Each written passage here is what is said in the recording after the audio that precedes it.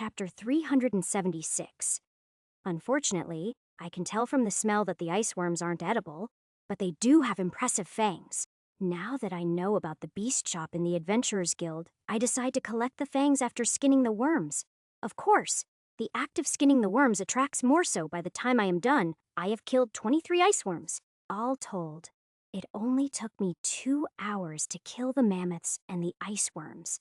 So I decide to swing west on my way back and see if I can find the giant foxes. I would like to complete all the hunts and deliver the materials to Raindrop before the captain's meeting if I can. Since there is no quest for the foxes, all I have to go on is the basic description in Raindrop's list. So all I really know is that they can be found in a certain forest in the west of the kingdom. As I head back south, I eat the mammoth's heart, which is almost as big as I am. Devour activated. Endurance plus 50, toughness plus 15, fortitude plus 10. Well, since mammoths are basically walking tanks, the stats make sense. I keep eating the heart, even though I know Devour will only activate once, just because it is tasty. With the amount of meat I got from the 2 mammoths, I am probably going to have to stop by the meat store and get it made into jerky. By the time I reach the forest, I am looking for the sun has gone down and it is fully dark. However, that shouldn't be a problem. From what I can remember, foxes should be nocturnal. I am thinking that it will take a while of searching before I find the foxes. But it doesn't. Soon after I enter the forest, I am attacked by a group of what looks like were foxes. Whether it is because I smell of cat or they are just really hungry, I don't know. Since they are attacking with tooth and claw, I respond in kind. Mainly because they can't hurt me. Between my new armor and my fortitude score at best, all they can do is scratch me a little. Only after they are dead do I manage to get an accurate count. There were 13. The problem is, I would think these would be called foxmen or something, not giant foxes. So I head deeper into the forest to look and see if there is something different running around. As I go, I eat one of the hearts, but nothing happens. I guess they don't count as strong enough. When the next group attacks, I draw my new swords. No point wasting time. The disturbing thing is their bodies are very similar to mine. It makes me wonder if something like this was the origin of my body. Eventually, long after I have lost track of how many foxmen I have killed, I find a giant fox. It definitely suits the name. The thing is as big as a tank and it looks hungry. There are also around 20 foxmen with the thing, and they work together well. The fight drags on because the foxmen keep getting in the way when I try to kill the giant fox. I finally get sick of it and focus on killing all the foxmen before fighting the giant fox. Doing so allows the giant fox to hit me a couple of times, but I am not too worried about it. After all, I have regen now, not to mention a healing spell if I actually get low on health. I just wish the foxmen had cores like the shadow apes, then they would be worth killing. Once the fox is dead, I start skinning it. Raindrop didn't ask for it, but the fur is really nice. I am sure she can use it. When I remove the tendons, I am very careful, so I don't have to waste time hunting another. Once I am done butchering the fox, I turn and make my way out of the forest as I eat the heart. Devour activated. Agility plus 50. Cold resist plus 10. Luck plus 5. Luck doesn't make sense. After all, the fox was really unlucky since it met me. As soon as I am out of the forest, I start running, heading back to town. I need to turn in the ice worm quest, sell off the extra monster parts, and pick up the quest for the snake monster. The streets are empty when I get to town, but it is around midnight, so it is no surprise. Luckily, the Adventurers Guild is open at all times, so I don't have to waste time waiting for it to open. The redemption counter seems weird since Maple Leaf isn't there, but her replacement takes care of my quest turn-in. Then I head to the beast shop to sell the bones, tusks, fangs, and other parts I don't need. All in all, I make a little over 500 gold, but all the other shops and guilds are closed, so I can't spend it right now. Instead, I pick up the quest for the snake monster and leave town again. This time, I head south. According to the quest details, the beast lives in a swamp just before the southern border.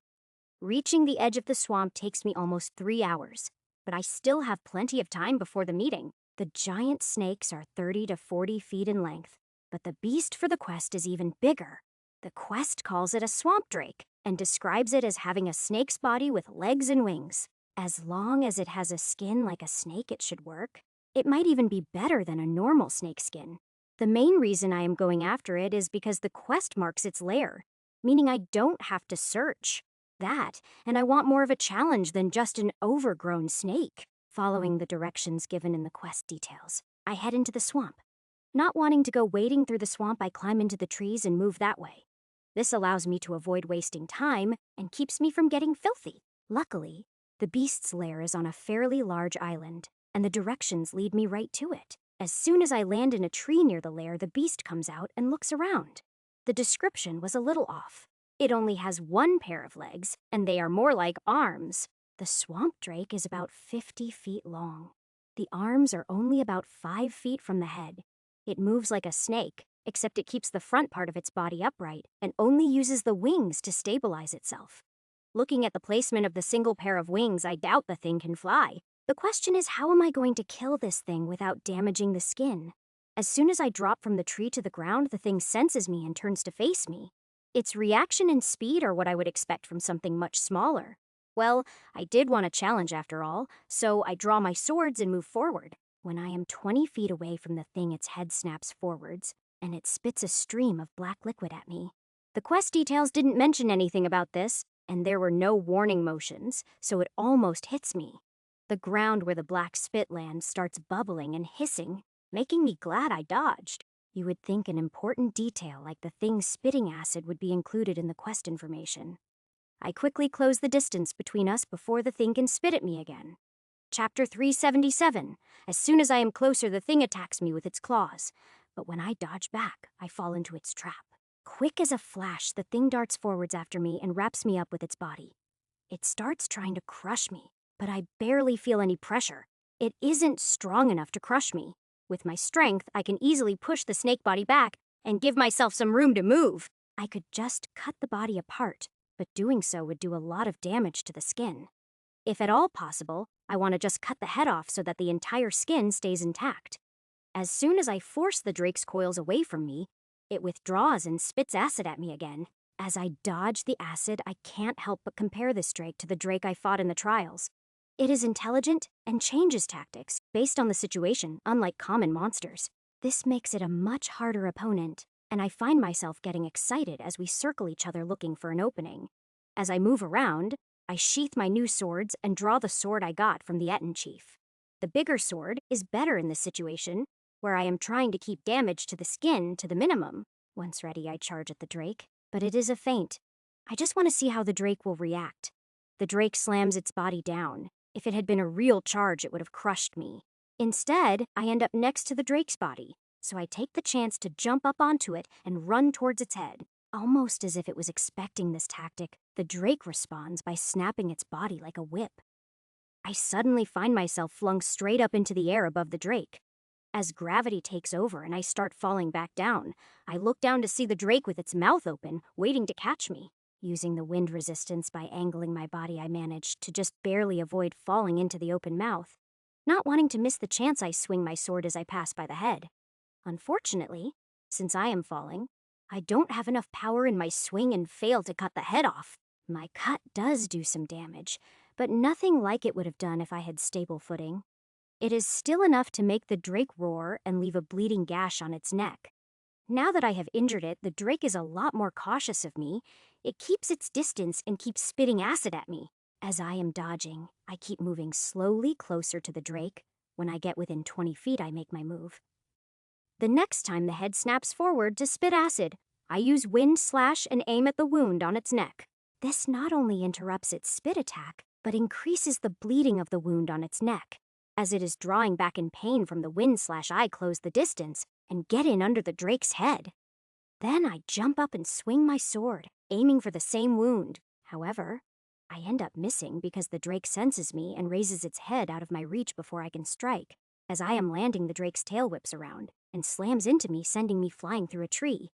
The falling tree comes down on top of me, but I am able to avoid most of it. The tree hides me from the drake's sight, so I hunker down using the fallen tree as cover. The drake, thinking it is won, approaches the tree, probably looking to eat me. As the head appears over the tree, I pop up and strike before the drake has a chance to realize I am there. This time I have my footing and am able to execute a proper swing, and the Drake is unable to dodge. Hiding congratulations! Skill Beast Slayer has progressed to level 4. Beast Slayer level 4, all street ATS plus 4, you do 20% additional damage against beasts. That seemed a lot easier than when I fought the Fire Drake. Then again, I am a lot stronger than I was back then. Worried about it being acidic, I do my best to dodge the Drake's blood that goes everywhere when I remove its head. Luckily, it isn't acidic because I am unable to dodge all of it.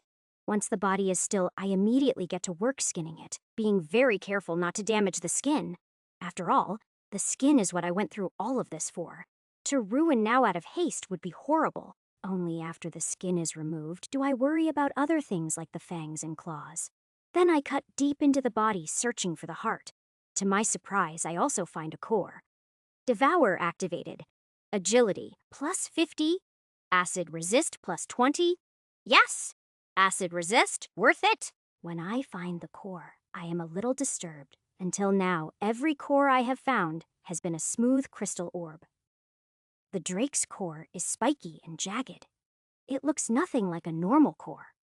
I am somewhat reluctant to eat it, but eventually I decide to just do it anyway. Core upgrade progress, 92%. Wow, 20%. If only I had another one. Once I am done butchering the Drake, I leave the swamp as quickly as I can. As soon as I am out, I take off running, heading for the location where I met Raindrop last time. By the time I get there, the sun is rising. Not sure if she will be awake yet, I find a nice spot to sit and wait. Raindrop says, "Welcome back and good morning." "Hello and good morning. I have everything you asked for, I think." Raindrop says, "You think?" Well, instead of a giant snake skin, I got a swamp drake skin. I hope that is okay. Raindrop says, "You killed the swamp drake." "Yeah, here is its skin. I hope it will work." Raindrop says, "Yes, it will work even better." While she is examining the drake's skin, I start taking out and piling up all the other materials. When she finally looks away from the drake's skin and notices her eyes go wide, Raindrop says, "This is way more than I asked for. You can consider the extra as part of your payment." Raindrop says, "Does that include the rest of the drake's skin?" "Yes, of course." Raindrop says, "Then you can consider me paid in full. I will begin work immediately." "How long do you think it will take?" Raindrop says, "A few days at least." "All right. I will check back in a few days then." She seems really happy as she gathers up the piles of materials, glad I put in the extra effort. After that, I return to town and turn in the quest, earning another 250 gold. Then I head back to the castle to rest for a few hours until the captain's meeting. Chapter 378. Meeting the other captains has me a little nervous. They probably don't like me much. After all, it has been 2 weeks, and I have only met Shard and Fallon. The rest have avoided me. I am expecting them to mostly be prejudiced against me because I am a beast. That wouldn't matter, except I need them to listen to me during the war, or it will make things difficult. Even if they hate me for what I am, I need them to at least respect me enough to listen to what I have to say. As I am thinking of how to accomplish that, Shard finds me. Shard says, "Are you ready for the meeting?" "As ready as I can be, I guess." Shard says, "I stopped by because I thought I would give you a rundown on the other captains before the meeting." "I would appreciate that." Shard says, "All right. I will go from bottom to top." The 9th captain, and the only female captain, is Salona. She is probably the strongest of the captains when it comes to combat. But she is stuck at 9th because some of the other captains suppress her. They don't like the idea of a woman joining their boys' club. "Well, that is typical," Shard says. "True." The 8th captain is Alan. He doesn't have much talent, but he works hard to make up for it. He spends at least twice the amount of time training with his troop as any of the others, Shard says. The 7th captain is Drake. Watch out for him. He is a sneak and won't hesitate to use dirty tricks. The competition is judged by nobles, and Drake is a noble's son, so he can cheat and get away with it. I will keep that in mind, Shard says. The 6th captain is Brock. He is a meathead just like Fallon. They only really care about competing with each other, Shard says. The 4th captain is Zikal. He is the best swordsman. Don't let his skinny appearance fool you. He is very skilled and quick. I never judge by appearance, Shard says. The second captain is Roland. You don't have to worry about him. He is absolutely fair and honorable. He isn't a knight, but he is everything a knight should be. Sounds like a good guy. Shard says, yeah, he is. He is the opposite of the first captain, Cretan. Cretan is a knight, but he inherited the title, he didn't earn it. He spends most of his time in the court and his personal skills are crap, but his troops are the best. They have the best gear and training. They get all the support they could possibly need. Let me guess, he is friends with most of the nobles who are judges, Shard says. Yeah, the nobles do whatever it takes to keep him as the first captain. He has strong backing and is arrogant about it, so be careful of him. Thanks for all the info. I will keep what you have said in mind. Since it is time for the meeting, we leave my room, and as we walk to the meeting, I think about everything Shard said. I have no doubt that my team is strong enough to take first place in the competition. The only question now is, are we going to be able to, considering how corrupt things seem to be? Becoming first captain is the easiest way to achieve what I need to before the war. But it isn't the only way. Once the war starts, I can easily get rid of certain people if they get in my way. In the competition, I just have to impress the good captains enough that they will listen to me. The meeting is going to be a good opportunity to figure out who is worth working with and who my enemies are going to be. From Shard's description, I am already thinking that Roland, Zikal, and Salona are going to be worth working with, while I am fairly sure Drake and Cretan are going to end up as my enemies. Brock, I consider neutral. Fallon and Shard I already consider as being on my side. Alan, I am not yet sure of. He could go either way depending on his attitude. Anyway, it is still too early to know anything for sure. We will see how things go. When Shard and I enter the meeting room, I see that 7 people are already sitting at the table with another standing at the head, like he just arrived. From how he is dressed, I can already guess that he is Cretan. And from the looks of it, we just ruined his grand entrance.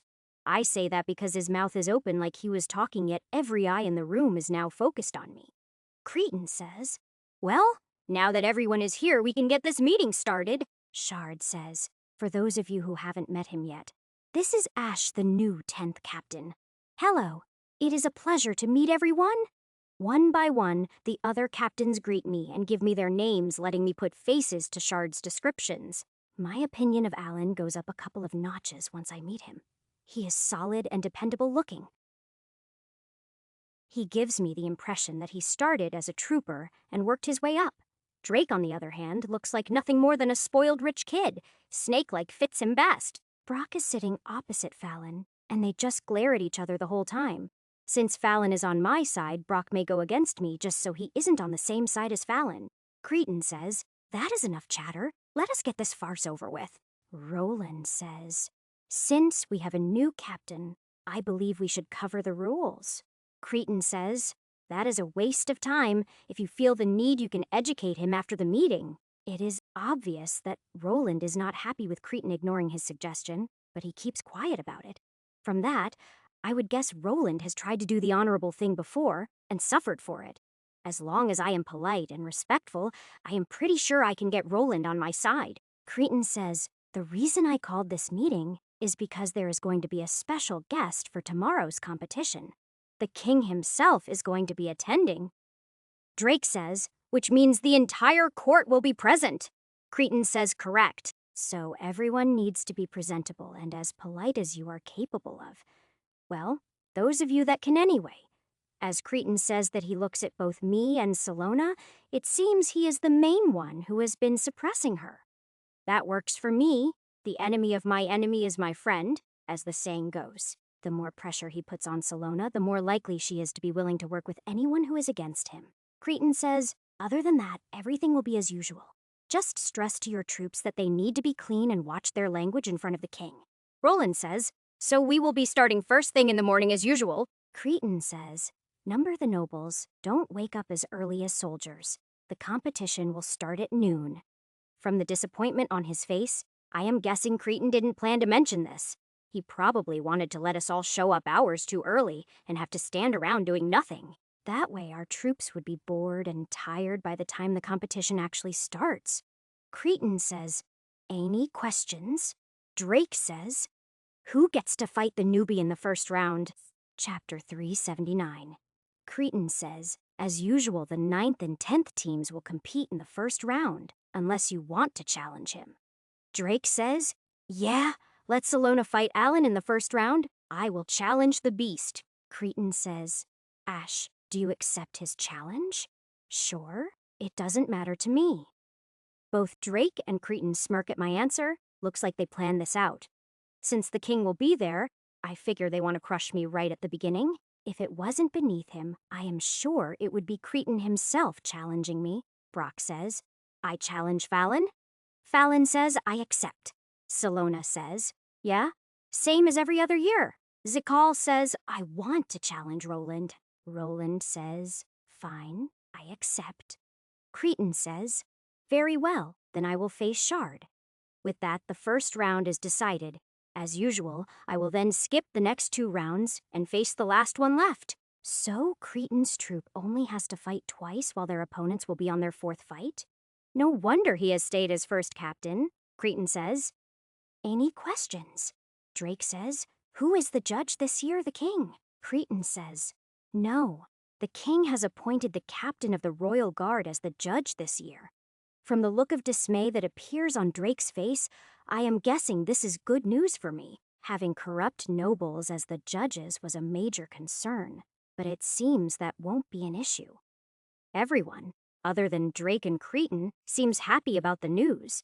Cretan says, "Since there is nothing else, this meeting is adjourned." Cretan walks out of the room as soon as he has finished speaking. The others start moving as well. Shard and Fallon both give me a nod before they leave, and soon only Roland and I remain in the room. Roland says, "Now, let me explain the rules for you. First, I want to ask, what do you think of the other captains?" "There appear to be a couple of bad eggs, but the rest all seem dependable," Roland says. "I agree. However, you should be wary when you face Drake. He is not honorable. Shard already warned me, but his tricks won't amount to anything." Roland says, "Such confidence. I had heard rumors that you trained your soldiers in an unusual way." "Their training and equipment are going to change the way all of you think." Roland says, "Be that as it may, I feel I should warn you. If you show too much power before the king, then you should watch your back. It shames me to admit it, but this kingdom is lacking in honor." "Yes, I have already seen the corruption of the court." Roland says, "Good. Then you should understand how they will react if you show yourself to be superior to a human. That is unavoidable at this point. But I will take your warning to heart and make some contingency plans." Roland says, "I don't get your meaning but well enough." Now the captain is to accompany his troop onto the field. However, you can only issue orders. You cannot personally fight. There is only one exception to that rule. What is the exception? Roland says, "A losing captain can challenge the winning captain to a fight." This allows the captain to show his power and lessen his loss a little. "Ah, so I am likely to be challenged after every win. Good to know." Roland says, "Are you that sure of your troop or are you overconfident? Wait and see. Tomorrow will open your eyes." Roland says, "All right, I will look forward to it." "Anything else I need to know about the competition?" Roland says. "After the first round is complete, there will be a break while the king and his court eat lunch. It normally lasts around an hour, and then there will be no more breaks until the competition is over. If you pass the first round, you will have to be careful of your troops' stamina." "No worries. I have put my troops through stamina training," Roland says. "Stamina training? Is there such a thing?" "Oh, absolutely," Roland says. "Well, I will see tomorrow if you are as good as you seem to think you are." "Yes, everyone will." That ends our conversation, and Roland takes his leave. Very politely, I might add. I am already convinced that when the invasion comes, he will do whatever is best for the people. If this were real life instead of a test, I would probably make him the king. He would be a good ruler. His advice is probably accurate. I should set up some contingencies in case the nobles act against me. With that in mind, I head straight to the Adventurers Guild and head to the beast shop first. Gull is behind the counter. But as soon as he sees me, he runs into the back and soon returns following Rockskull. Judging by the smile on your face, the work is going well? Rockskull says, the work is done. It is the best work of my life, and I am more happy than I can describe. It is thanks to you that I was able to craft such a masterpiece in my life. He lays a wrapped bundle on the counter and then slowly unwraps it to reveal the crossbow. The crossbow is all black, but that doesn't stop it from being beautiful. As I pick it up, I am surprised to see that it is actually a double crossbow. The horns have been split to make 2 sets of arms. The arms are stacked, making it an over and under, meaning you load 1 bolt from the bottom and 1 from the top. As I handle the crossbow, I can easily tell that the balance is perfect. It truly is a masterpiece. Even though the crossbow isn't my usual type of weapon, I am sure I can use this well. Rockskull says, it is a thing of beauty, but unfortunately I haven't been able to test it. How come? Rockskull says, the strength required to draw the strings is far too high. I am working on a tool to help, but it isn't ready yet. Giving the bow another look, I hook a finger through both strings and easily pull them back until I hear a click. Rockskull's chin hits his chest, and I am worried his eyeballs are going to fall out. It takes a minute for him to get over his shock, at which point he orders Gull to set up a target while he hands me a quiver of bolts. While I am loading the crossbow, Gull sets up a stand with a suit of full-plate armor on it. After moving to the far side of the room from the target, I take aim and pull both triggers at the same time. Both bolts cross the distance in a flash and punch right through the armor and the wall behind it. As Rockskull is laughing and examining the 2 massive holes in the armor, Gull runs out of the room to make sure no one was hurt. Even I am amazed at the power of the crossbow. Even Drake's scales wouldn't be enough to stop it. This thing might even be able to hurt a dragon. It is too bad I can't take it out of the test with me. Chapter 380. Rockskull says perfect. Its power is even beyond my expectations. It is truly a magnificent weapon. Are you sure you want to part with it? Rockskull says. It is fine. It needs to be used. This isn't meant to sit on a wall and be admired. All right. Have you named it? Rockskull says. No, that is the privilege of the owner. Okay. How about Rock Splitter? Rockskull says. Are you naming it after me? Yes. The crafter of such an item must be acknowledged. Rockskull says, I am honored. Allow me to carve its new name onto it. As I hand back the crossbow, Rockskull takes out his carving tools and gets to work. As he is working, Gull returns to inform us that no one was injured, but the bolts went through 3 walls before stopping. It only takes a few minutes for Rockskull to carve the name into the crossbow, but he does it beautifully. Rockskull says, now it is truly complete. Thank you. I will use it well. Once I leave the beast shop, I store the crossbow and bolts in my backpack. Then I head to the front counter and ask Lily if Zimmy has the time to see me. To my surprise, I am taken directly to Zimmy's office without being asked to wait. Zimmy says, Ash, what can I do for you? A problem is likely to arise tomorrow, and I am taking precautions. Zimmy says, tomorrow? Do you mean at the ranking competition? Yes, exactly. You see, I am likely to become the first captain tomorrow, but I have been warned that the nobles are not going to like it. Zimmy says, yes, if you become first captain, there will certainly be problems. How can I help? First, do you trust me? Zimmy says. I trust you. Why? Okay. I can't explain how I know, but in about a week this kingdom will suffer a monster invasion. Zimmy says, what?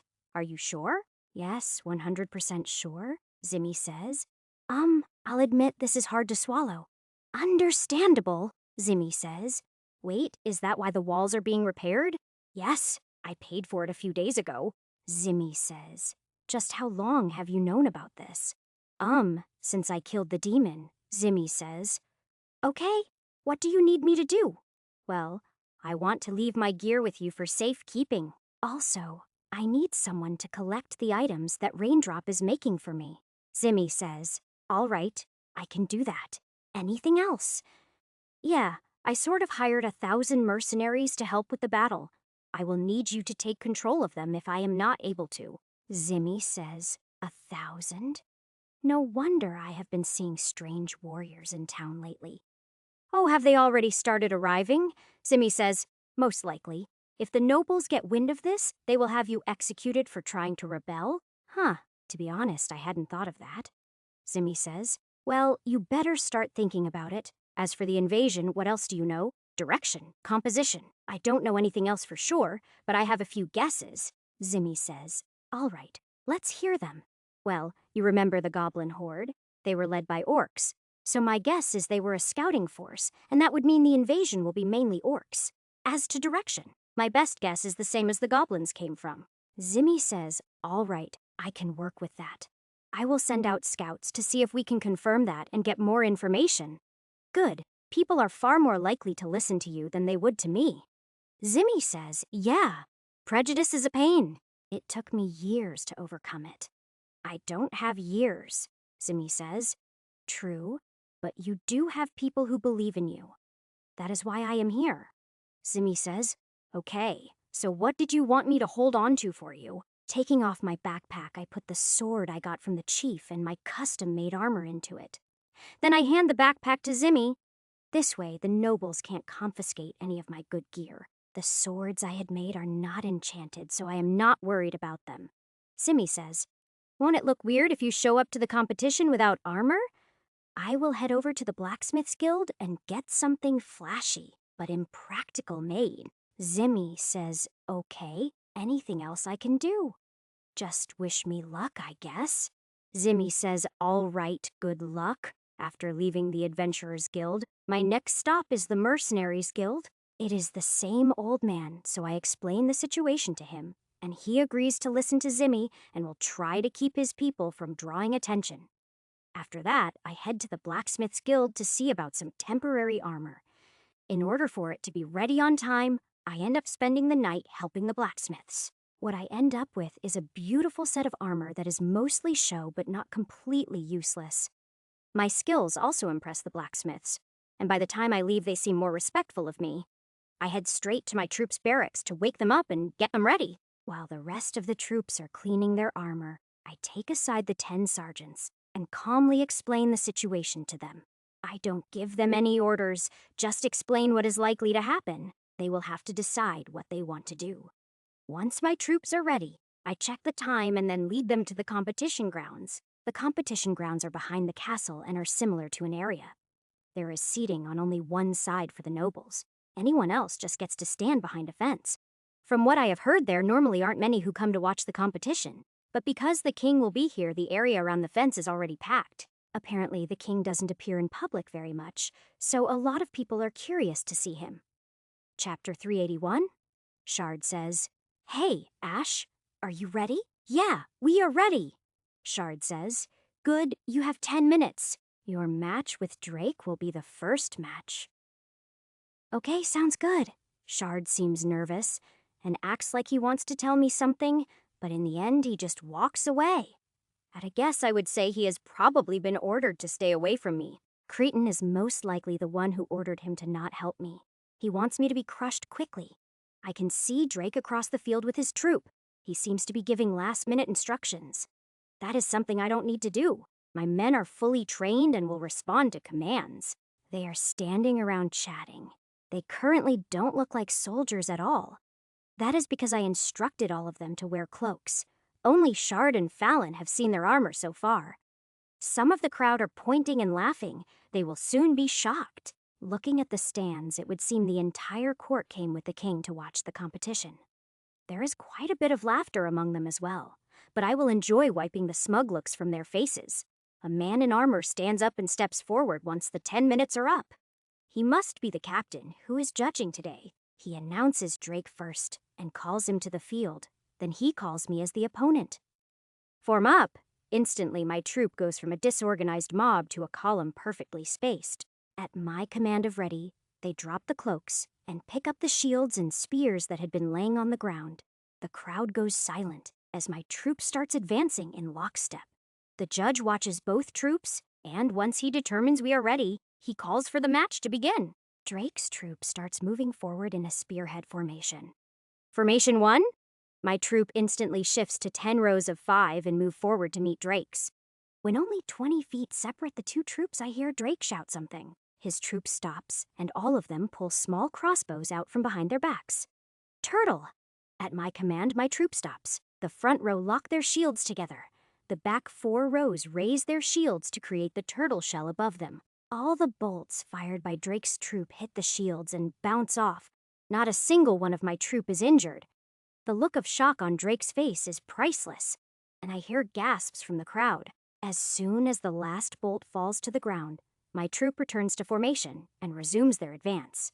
When only 10 feet separate the two troops, my troop brings their spears down and picks up speed. For the competition, all weapons used are blunted. But being hit by a blunt spear with a person's full weight behind it still hurts a lot. Before Drake's troop can recover from the shock of their trick failing, my troop hits them. Almost half of Drake's troop goes down under the spears in the first impact. Swords! My troop as one drop their spears and draw their short swords as they advance into Drake's troop. The remaining enemies try to fight back, but the long swords they are using are rendered ineffective. My people work together in pairs. One will block with the shield while the other stabs with the short sword. The main problem with a long sword is the amount of space needed to wield it. By using short swords, my people can stand shoulder to shoulder and still fight without any problems. This is how Rome conquered the world back in their day. Discipline triumphs over strength. Even I would have trouble facing my troop. The only reason I could win is because of my overwhelming strength. Not even 5 minutes have passed since the match started, and all of Drake's troops have been defeated. What is more, my troop didn't suffer a single casualty. A flawless victory. Reform. At my command, my troop retreats to where they drop their spears. After sheathing their short swords, they pick up the spears and stand in perfect formation. They don't look like they are even winded after wiping out the enemy troop. The spectators are completely silent. It even takes a minute for the judge to remember his place and announce me as the victor. There is no applause. The crowd is still staring in shock and trying to figure out what happened. Drake yells, "Impossible!" Reverse march. My troop spins around in perfect sync and starts marching back to the waiting area. Behind me, I can hear Drake cursing at his men, trying to get them on their feet to attack again. The royal captain again announces me as the winner, and this time people wake from their daze to start clapping. Drake yells, "Losser's challenge!" I stop and turn around to face Drake as my troop continues marching. His face is beet red, and he looks like he is about to start foaming at the mouth. "Are you sure?" Drake yells, "Yes, I challenge you." Fine. Drake doesn't even wait for the duel to be announced. He just charges straight at me. When he gets to about 5 feet away, he suddenly stops, pulls out a hand crossbow, and fires at me. The bolt is aimed right at my eye, and as it is flying at me, I can tell it is not blunted. He actually means to kill me. He will claim afterwards that it was an accident, I am sure. Unfortunately for him, I am far too quick for such a cheap trick to work. Instead of dodging the bolt, I simply grab it out of the air, mainly because it will be more impressive. Chapter 382. Both Drake and the watching crowd are shocked when I snatch the bolt out of the air. Drake overcomes his surprise quickly and dashes at me with a dagger in each hand. Considering his nature, the daggers are probably poisoned. So I don't drag out the fight. Before he can even attack with one of the daggers, I lightly backhand him across the face. Drake flies through the air while spinning, and from the way he hits the ground, it is easy to tell he was already unconscious. The crowd is silent once again, and the only movement is the clerics that were on standby rushing over to the fallen Drake. By the clerics' actions, the crowd can tell that Drake isn't dead, but they do carry him away. To the crowd, this means his injuries are bad enough that he will need treatment over time. So everyone now understands that I dealt critical injuries to a captain with a slap. As I move to rejoin my troop, I can feel the eyes of the crowd on me, and the gazes of the nobles are hostile. After a few minutes, order is restored, and the judge calls for Alan and Salona to enter the field. My troops are in a celebratory mood, and I let them enjoy the win for a few minutes before telling them to calm down. They settle down once I remind them that there are more fights yet to come. Then, I turn my attention to the fight that is about to start on the field. Today is the perfect opportunity for me to analyze and understand the abilities of my fellow captains. As the fight begins, I pay attention to the training level of the troops and the command ability of the captains. Alan's troop has the higher level of training, but Salona is a more imaginative commander. Alan is like a rock, hard to move. He would be best used defending a position. Salona is the opposite. She moves constantly and would be best used as a mobile strike force. In the end, even though he has better trained troops, Alan cannot keep up with Salona's rapid changes in formation. Salona ends up winning, but the fight takes a long time, and only a quarter of her troop is left standing at the end. As the next fight is being prepared, I walk over and congratulate Salona. I also explain several training techniques that will improve her troop's stamina and mobility. By the time I am done, the fight between Brock and Fallon is about to start. The fight is about what I expected, with no tactics used at all. The two troops just charge at each other and slug it out. Fallon ends up winning, maybe because of the extra training he did with me. As soon as he is declared the loser, Brock challenges Fallon, which surprises no one. As the duel starts, it is easy to tell that they are very closely matched in both strength and skill. It ends up being a long, drawn-out fight that the crowd enjoys thoroughly. In the end, Brock gets tired first, allowing Fallon to come out as the winner. Brock seems confused by his loss. It would seem their previous fights have been a much closer match. As soon as they clear the field, the match between Zikal and Roland is announced. The audience reacts with surprise, since normally it would be Zikal versus Shard. Once the fight starts, it doesn't take me long to realize that these people are all idiots. Zikal's troops have a very high level of skill with the sword, but almost no tactics are used. Roland quickly wins, even though one-on-one his troops would lose. From this, I can tell that Zikal is wasted as a captain. He should be the sword instructor for the entire army. Roland, on the other hand, is a master of understanding the battlefield and would make an excellent general. His only current limit is the fact that there is only so much that can be done when commanding only 50 soldiers. Roland is the type of commander that will only be able to show his true skills when commanding an army. If I end up fighting him, it will be interesting to see what tactics he has thought up to try and counter my troop. When the fight is over, Zikal chooses to use the loser's challenge to fight a duel with Roland. The crowd gets really hyped up once the duel is announced, and it is obvious, once it starts, that it is going to be a show. Roland is highly skilled in personal combat, but Zikal is truly a master of the sword. Zikal is truly impressive. His skill is almost on the same level as Vakker's. If it was possible, I would love to take Zikal out of here and introduce the two of them. While I am imagining the fight between the two of them, I almost miss watching the actual fight. Luckily, it isn't a quick fight. Both of them are showing excellent skills and putting on a great show. Zikal is obviously better with a sword, but that isn't all there is to a fight. Roland is better at moving and manages to drag out the fight by constantly moving around. If they were in a ring where space was limited, Zikal would win much faster. In the end, Zikal does end up winning, which isn't too surprising since Roland can't get through his defense. After they bow to each other and clear the field, the judge announces the last match of the first round, Shard versus Cretan. Of course, everyone is expecting Cretan to win, even me, but I am also expecting Shard to make it harder on Cretan than anyone expects. Considering how few magical items I have seen so far, I am shocked when I realize all of Cretan's troops have magical gear. It may only be minor magic, but still the cost of that much magical gear is astronomical. It turns out that the level of his troops' gear is the only thing Cretan has going for him. His command abilities are subpar at best, only a little better than Zikal's. He is totally dependent on his troops, who are admittedly well-trained as well as being well-geared. Based on what I can see, anyone who had that troop would be first captain. Shard does manage to surprise everyone, and by the end of the battle, half of Cretan's troops are defeated. Shard completely outmaneuvered Cretan's troops and his tactics were excellent. He only lost because his troop isn't as well trained and geared. As they clear the field and the judge announces a 1-hour break, I can hear a lot of people discussing the fight. Overall opinion seems to favor Shard over Cretan. People noticed how bad Cretan is as a commander. The general populace comes to the conclusion that Cretan bought his place as first captain.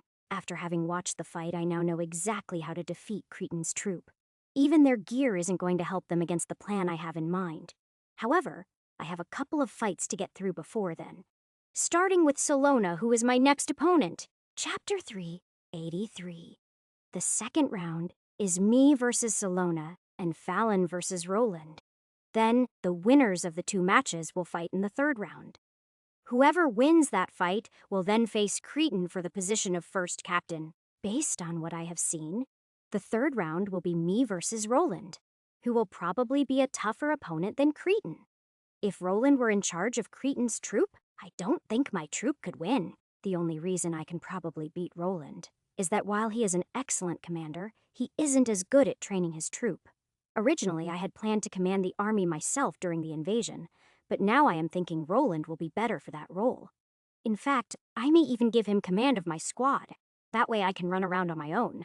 After all, that is where I will be the most useful and where I can kill the most monsters.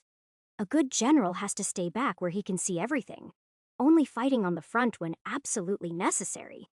That would drive me insane. Sitting still while a battle is going on. I just can't do it. That is why I am convinced that I will make a horrible general better for Roland to do it. This is also going to be an issue when the Demon War starts. I need to find a general before then. After all, thanks to the Beastmen I rescued from the mines, I already have an army of my own. In fact, with this much time having passed there, probably even more than I know about. I don't really want to think about that, though.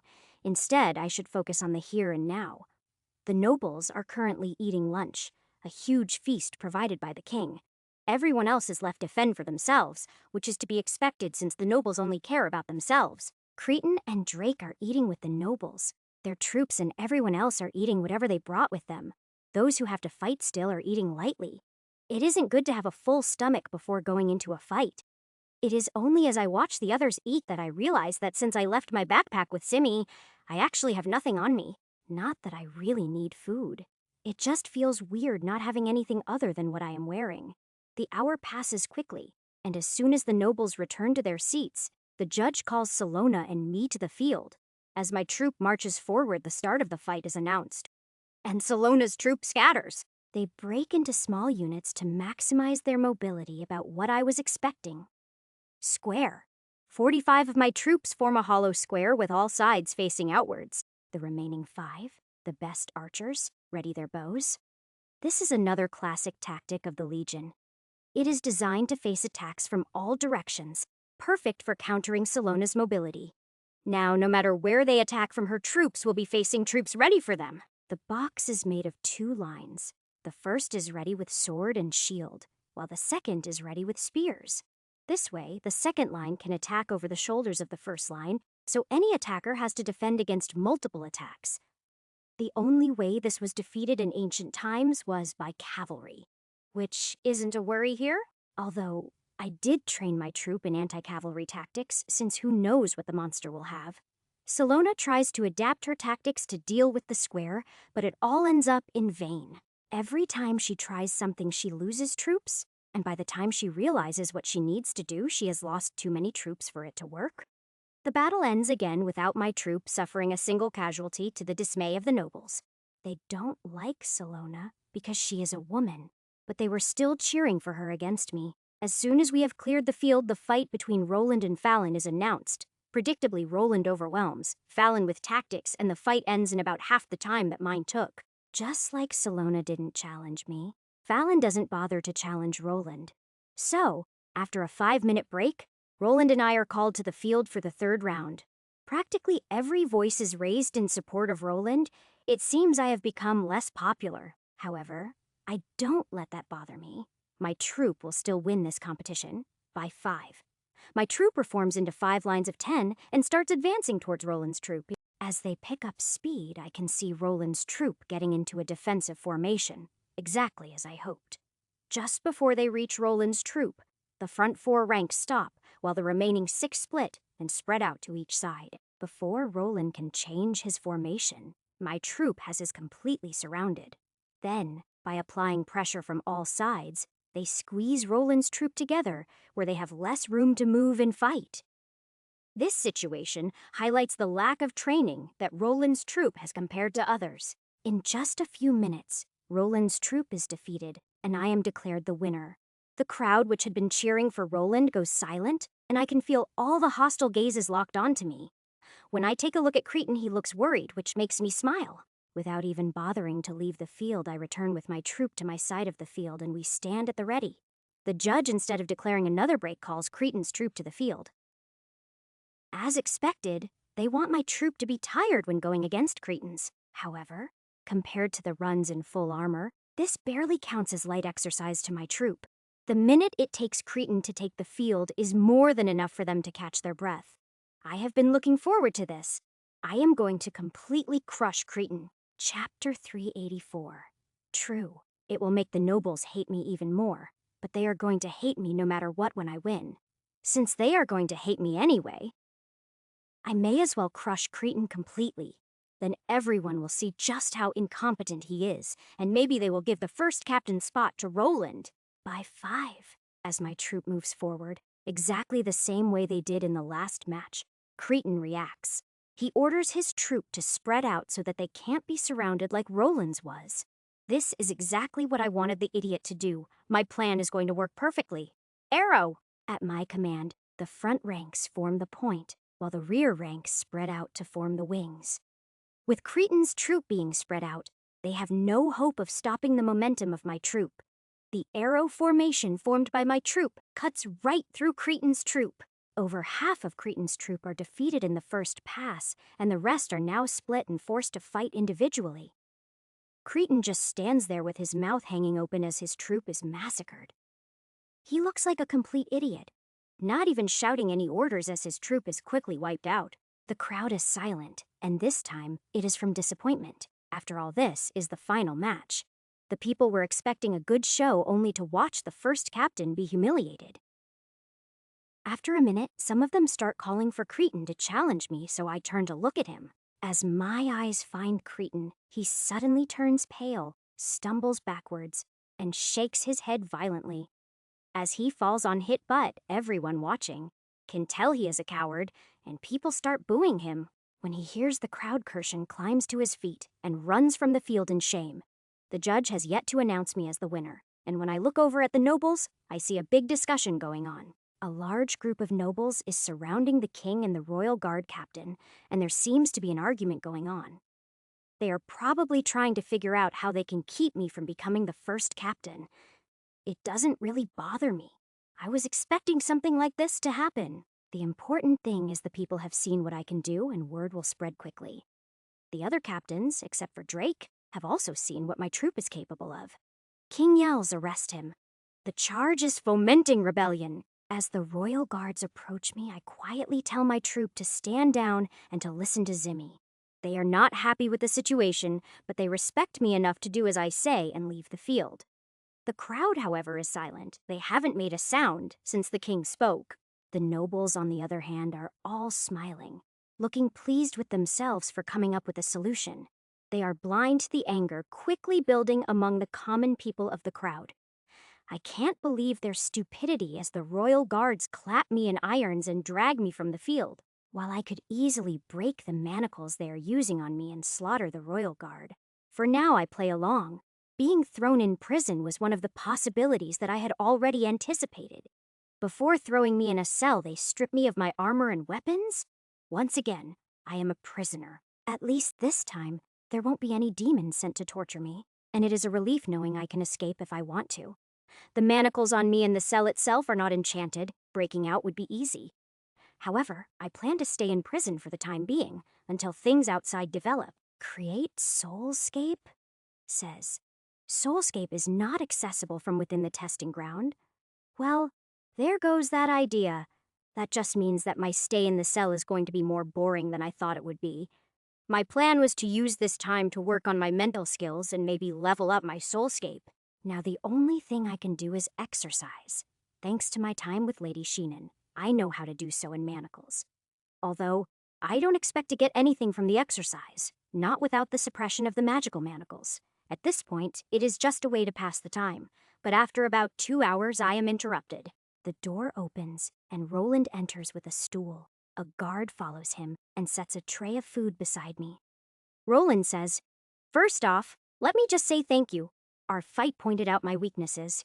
You are welcome. If you want to improve your training methods, I suggest you speak with Shard."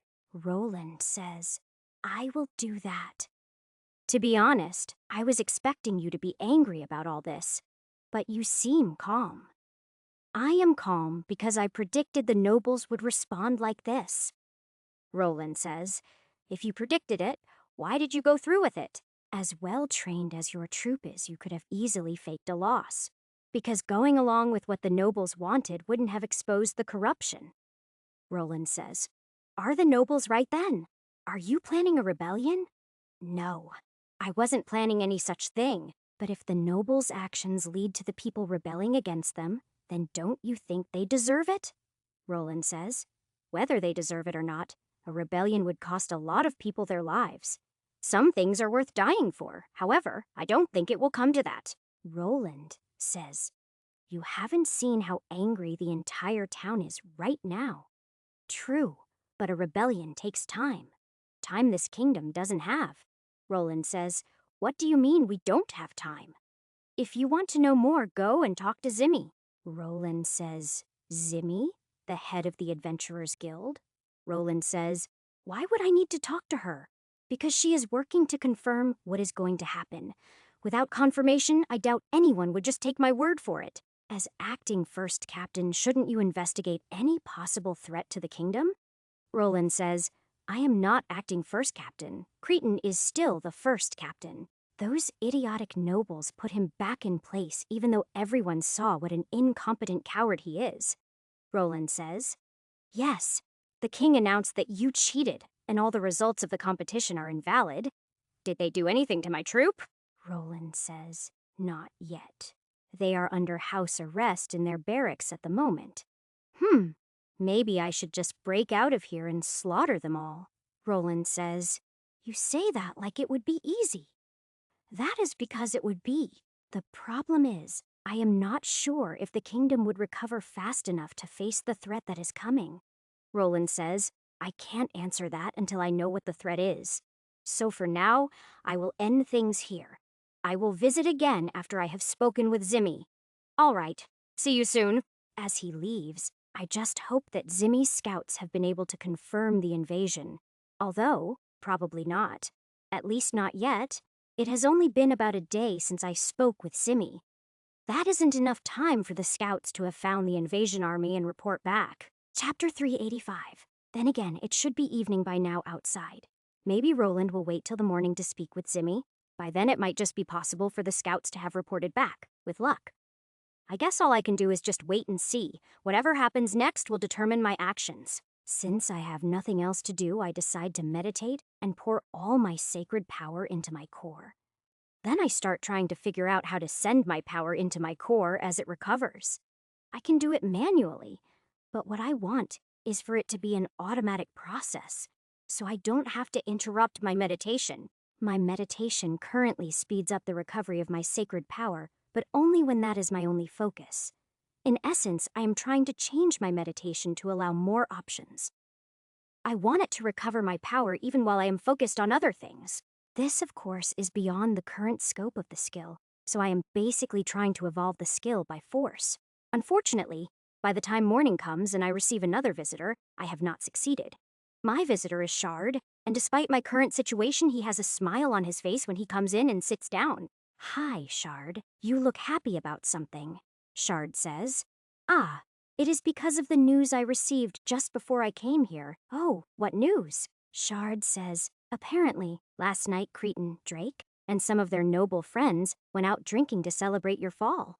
What happened? Shard says. As they were leaving the bar, they were stoned by a large group of people. They weren't seriously injured, but now they are hiding in the court. Heh, they didn't think the people's anger could touch them. Typical arrogance. Shard says, true. Word has already spread. None of the nobles are leaving the inner castle. Any response from the king? Shard says. Only that he ordered the royal guard to increase security. I take it people aren't buying his claim that I cheated? Shard says. Nope. In fact, it has only made people more angry. Wait, how do you even know about that? Oh, Roland told me when he visited last night. Shard says. Roland visited you. That is a surprise, Guard says. You have 5 minutes left. As much as I appreciate the news, is that why you came? Shard says. No. I came to ask if there was anything I could do for you. Actually, there is. Can you stop by the Alchemist's Guild and see if my order is ready yet? Shard says. Sure, I can do that. Good. If it is ready, take it to my troop. They are to take the cleansing pill on the first day, the restoration pill on the second day, and the nutrient pill on the third day.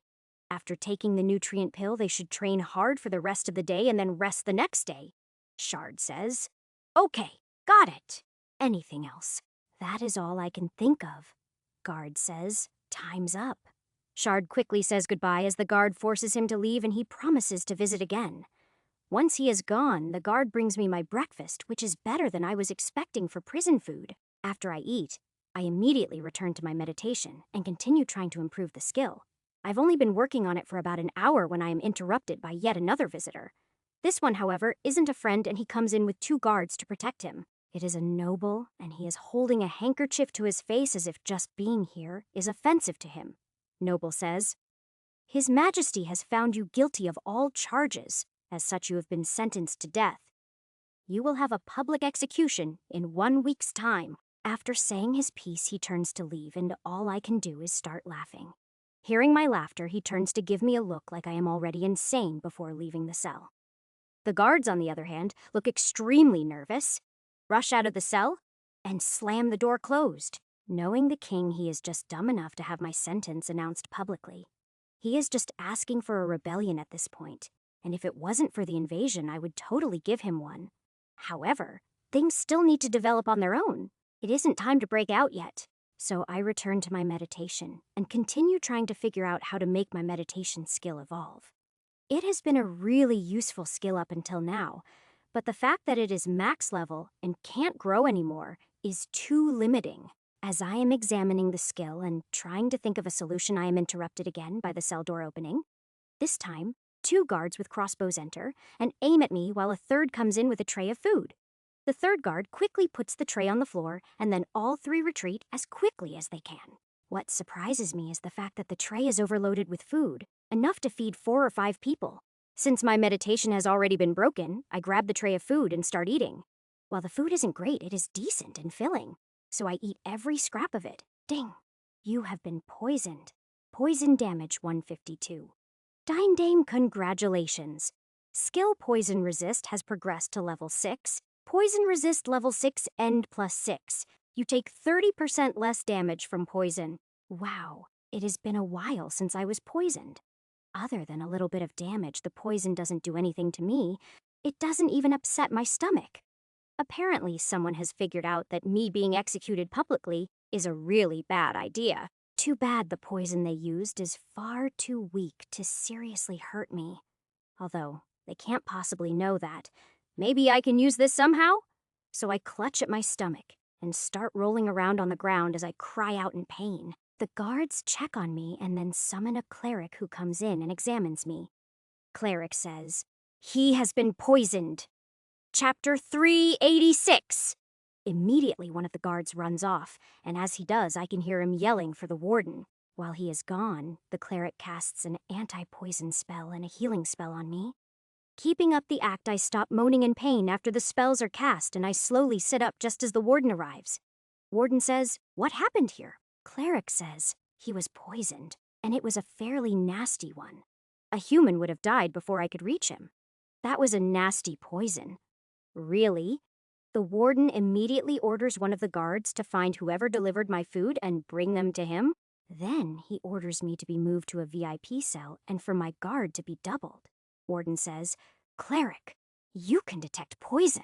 Yes, Cleric says, of course. Warden says, then you will also be on guard outside his cell. You are to check all food before it is delivered. Cleric says, understood. Warden says, can you stand? Or do you need to be carried? I can stand. Warden says, just so you know, I don't care if you are guilty or innocent. I will never allow a prisoner under my care to be killed. I can respect that, Warden says. Good. Then don't cause any trouble. I don't intend to. With that, the warden leads me surrounded by guards, from my cell to a new one. The new cell is about twice the size, has a bit bigger bed, and is much cleaner. It doesn't really matter to me, but it is good to know that the warden is an honorable man. If you manage to find out who tried to kill me, I would very much like to know. Warden says, I guess it couldn't hurt. All right, I will tell you what I find out. Thank you. With that, the warden leaves and I am locked into my new cell, with 4 guards and the cleric stationed outside. It looks like the warden is taking the attempt on my life as a personal insult. I shouldn't have to worry about any more attempts on my life. Not that I was really worried. Although, I kind of hope someone tries. If nothing else, it might shift the warden more to my side. Either way, I guess it doesn't really matter. It will all be meaningless once the invasion starts. Just as I am about to start meditating again, I hear voices outside. And then the door unlocks. One of the guards comes in and places a stool down, and then Zimmy comes in. As the head of the Adventurers Guild, I figured she would be far too busy to come and visit me, especially now with the invasion looming and her knowing about it. Zimmy says, Hi, Ash. How are you holding up? I am fine, thanks for asking. How are things outside? Zimmy says. My scouts found the army, but it hasn't crossed the border yet. How bad is it? Zimmy says about as bad as it can be, honestly. The scout reported around 20,000 orcs and goblins, with more still arriving. That is more than I was expecting. Zimmy says, It is enough to wipe this kingdom off the map. What are we going to do? Did you already report the situation? Zimmy says. Roland came to see me not long after I received the reports. He has sent out the military scouts to verify the reports. Good. Once the military verifies the invasion and starts moving, I want you to make sure the information is leaked to the people. Zimmy says. That will cause a panic. Yes, it will. Once the panic starts, then, I want you to leak the information that I am the one who paid for the defenses to be repaired and hired the mercenaries to fight the invasion. Zimmy says, What good will that do? Don't underestimate the power of the people, Zimmy says. Are you trying to start a rebellion? Number the one who will start the rebellion will be the king himself, Zimmy says. Is this really the time to have a rebellion, though? How long, once they cross the border, until they would get here? Zimmy says, Depends on their march speed. 3 days at least, maybe 4 or 5. Do you think the king and his court can organize a defense during that amount of time? Zimmy says, Not an effective one. Number, can you think of any other way to get me released so that I can fight? Zimmy says, Couldn't you just break out of here? Oh, easily. But then I would be a fugitive, and no one would listen to me. Zimmy says, The adventurers and mercenaries would. So would some of the captains. That wouldn't be enough. Everyone is going to have to work together if we are going to survive this. Zimmy says, Okay, I will trust you. What else do you want me to do? For starters, set up some quests. The army will need food, so they will send out advanced foraging parties. Have the adventurers hunt those parties? Also, as soon as the military confirms the invasion, tell Roland to evacuate everyone in that quarter of the kingdom. They should burn anything they can't take with them. Zimmy says, That is a tall order, but I will do what I can. Anything else? No, that should be enough for now. Zimmy says, All right, then I better get to work. Tell your people to be careful. It is better they run away and live to fight again than to kill a few extra monsters. Zimmy says, I understand. All right, I will see you later. Zimmy says, Oh, by the way, I got your items from Raindrop. You are going to love them. Oh, I can't wait to see them. Zimmy gives me a smile as she stands up and knocks on the door and waves just before she leaves. Then, the guard comes in to retrieve the stool before closing and locking the door again. Finally alone, I settle down and enter meditation, and go back to trying to improve my meditation skill. Chapter 387. After a while, I realize that what I am doing isn't going to work. I can't alter the skill by force, so I sit back and try to think of another way to go about it, one that works with the system. So far, my skill system has always responded to my efforts, as long as I put in the appropriate effort. The trick is I need to push my meditation skill in a way that the system will recognize. If I can do that, then the system should upgrade the skill for me, or the test will. So basically, right now I have two systems to work with. Both are capable of upgrading my skill.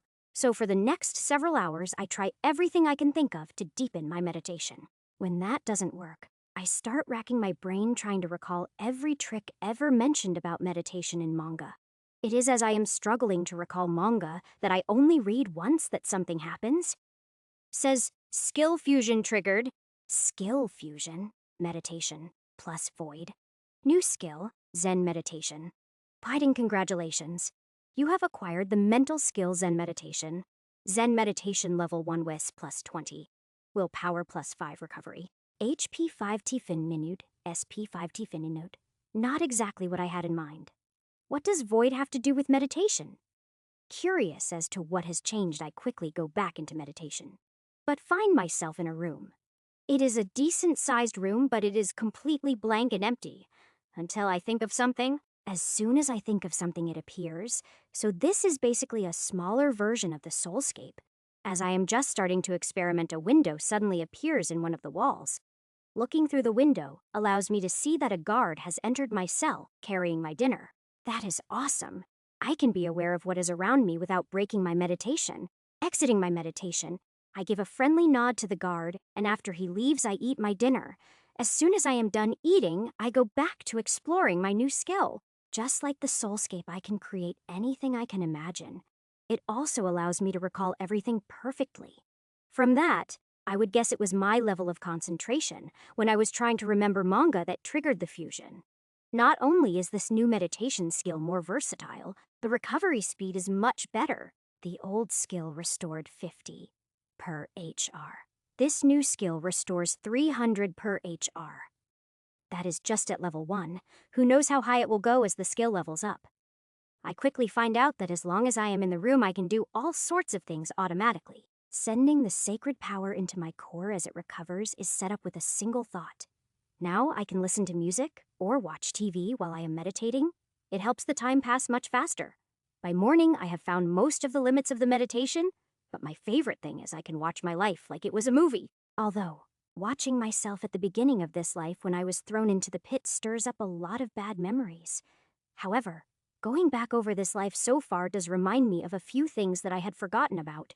For example, I still have the cores and gear I got from the 2 angels I killed. I wonder if now that I am a sacred creature, instead of a demon, I can do something with those. I also promised to introduce Rachel to the goddesses, but never did, because I got distracted. After a little experimenting, I find that I can create a mental list of things I need to do, and it will stay in the room until I do it.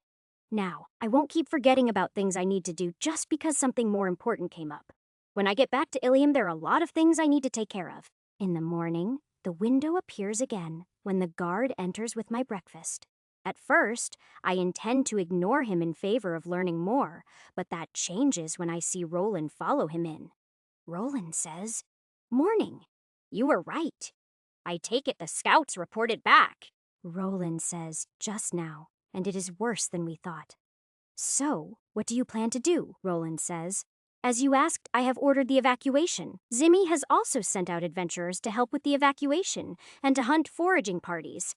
"Okay, that is a good start," Roland says. "What should we do next?" "Why are you asking me? I am just a prisoner, remember?" Roland says. "You are not going to help.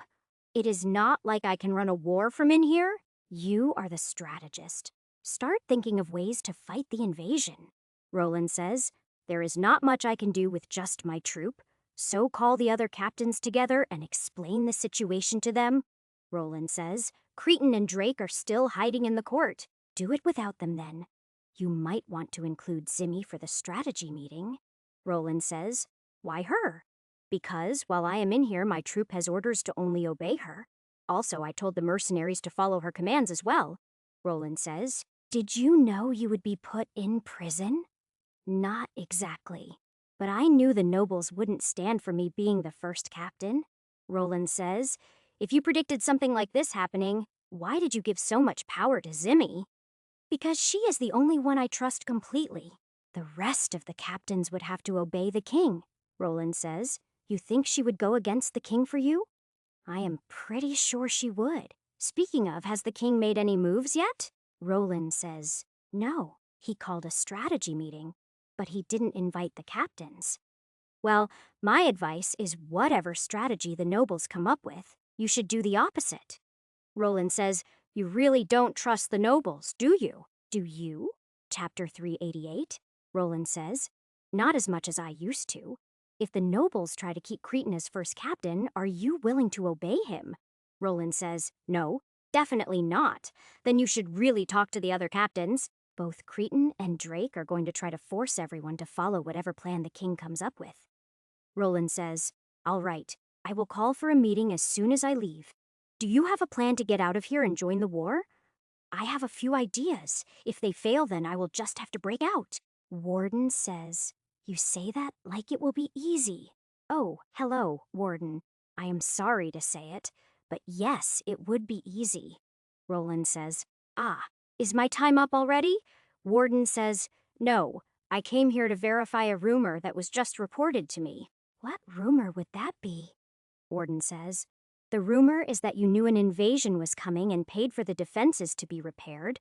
That is true. Roland says, wait, how did you hear about the invasion? That shouldn't be common knowledge. Warden says, I don't know where the information comes from, but everyone knows about it. Roland says, Ash, is this your doing? Yes. The people have a right to know what is about to happen. Besides, ordering the evacuation of a quarter of the kingdom is not something you can keep quiet. Roland says, this is going to cause a panic. Better for them to panic now than when the enemy arrives at the gates. Warden says, the king and the nobles aren't going to like this. Roland says, if the king doesn't react properly to this, then the people might revolt. Exactly. The king and the nobles are more likely to cause us to lose the war than help win it. With them out of the way, we would have a much better chance of winning. Warden says, but if the invading army arrives while the revolt is going on, we won't stand a chance. Roland says, that is why you want me to turn the captains to my side. You want us to work on slowing the advance of the invasion. Correct, Roland! I want you to buy time for the people to act and for things in the town to be settled, Warden says. If the king falls, then you would be freed. This is a huge gamble on your part. Not really. The king could free me and let me fight the invaders. That would calm the people and prevent a rebellion. Roland says, you think that is likely? Number, not at all. I believe the king is an idiot and will do something to make things worse rather than better. Warden says, with the rumors going around, if the king does something stupid, then a rebellion is almost guaranteed. Roland says, so you set everything up so that the king is the one who decides how things will go. Yes, he will determine what happens based on how he responds. If he makes a wise move, he will keep his throne. If he does something stupid, he will die. Simple as that. Warden says, you dare set a test for the king? If the king is as stupid as I think he is he really worth following? Roland says, no, a king is supposed to protect the people, not lead them to destruction. Warden says, I happen to agree. In peace, it doesn't really matter how bad the king is, but war is a different story. Roland says, but if the king and the nobles fall, who is going to lead the kingdom? For now, it would be a combination of the guildmasters and the army. Once the threat is over, then, you can worry about finding a new king, if the kingdom survives. Warden says, you think we will fall, even if we don't have the king messing things up. It is possible the invasion force far outnumbers us. Also, if we win but are severely weakened, then another kingdom may invade. Roland says, I hadn't even thought of that. This just keeps getting more and more complicated. Warden says, you have thought about what happens after the war even though it hasn't even started yet. I must admit I have underestimated you.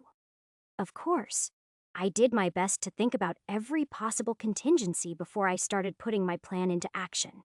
I learned the hard way that not thinking things through all the way can lead to disaster. Warden says, if you were human, you would make an excellent king.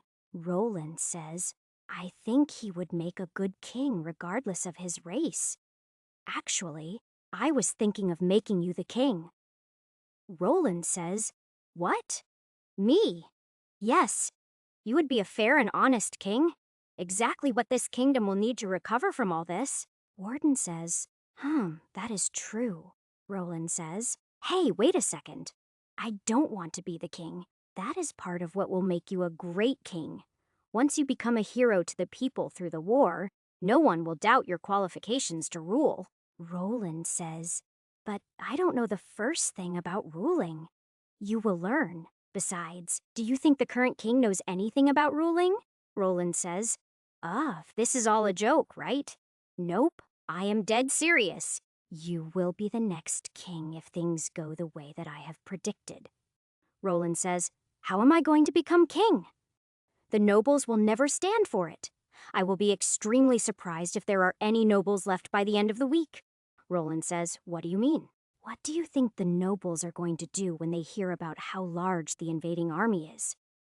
Roland says, join the king and help work out a plan. Warden laughs and says, you haven't met many nobles, have you? Most of the nobles are going to grab as many valuables as they can carry and flee just as fast as they can. Roland says, no way. The nobles will defend the kingdom. The warden and I bust up laughing, and Roland just stares at the two of us with a confused look on his face. The worst part is that I know Roland is an honest man and sincerely believes what he just said. The fact that he is so naive is the only drawback I can see to him becoming king. But he will have his eyes opened soon. Chapter 389. Roland. For now, don't worry about all of that. Just focus on talking to the other captains. Once they are on your side, come up with tactics to slow the advance of the enemy.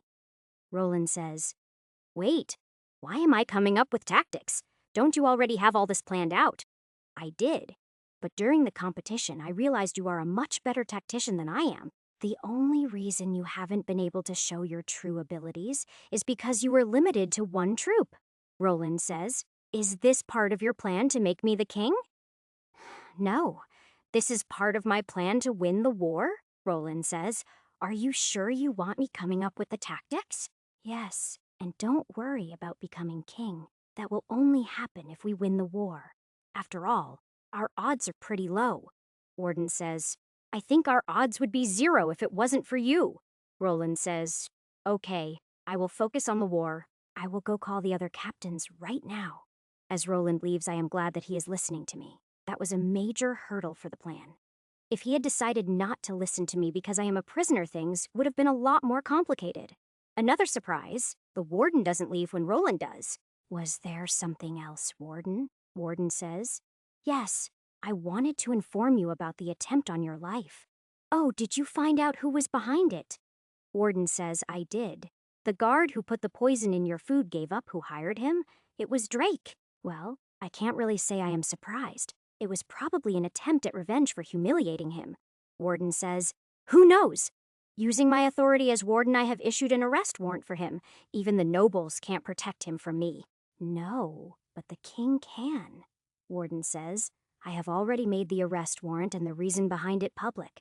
If the king does counter it, that might just be the spark you are waiting for. While I appreciate what you have done, I will admit to being curious about your motivation. After all, you didn't know me before I became your prisoner. Warden says, in addition to being the warden of this prison, I am also in charge of the town guard. I am responsible for enforcing the law, and I am a firm believer in law and order. The fact that the king declared you guilty and sentenced you to death without a trial tells me you are most likely innocent. Innocent or guilty? Does it really matter? Warden says, of course it does. No one should be above the law, including the king. If that is how you feel, the nobles must drive you insane. Warden says, that is putting it mildly. Although, I will admit that if there wasn't an invasion looming, I would take issue with your methods. I am aware that doing things this way is going to cause the deaths of a lot of people. While I regret that, I could find no other path that didn't lead to the fall of the kingdom, Warden says. So it is a case of a few deaths in the rebellion versus everyone dying when the kingdom falls. Yes, although it will be more than just a few deaths, Warden says. If it were just an unorganized mob, that would be true. Do you have something in mind? Warden says. Yes, as a matter of fact, I do. Anything that will lessen the deaths is a good thing.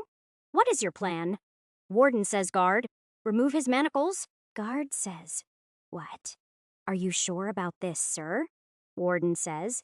Yes, I am sure. Remove them. From now on, Ash is our guest. When the guard reluctantly comes over to remove the manacles, I act as meek as a kitten. For a second, I think about just snapping them to show how useless they are. But I resist the temptation. While the look on the guard's face would be amusing, I would much rather have the warden as an ally. Thank you, Warden says. It is not like they were doing anything. I noticed how careful you were to not snap them accidentally. You are very observant, Warden says. Part of the job description. Now, how can I help? Well, if the town guard joins the rebellion and helps to organize it, that would greatly reduce the casualties. Warden says exactly what I was thinking.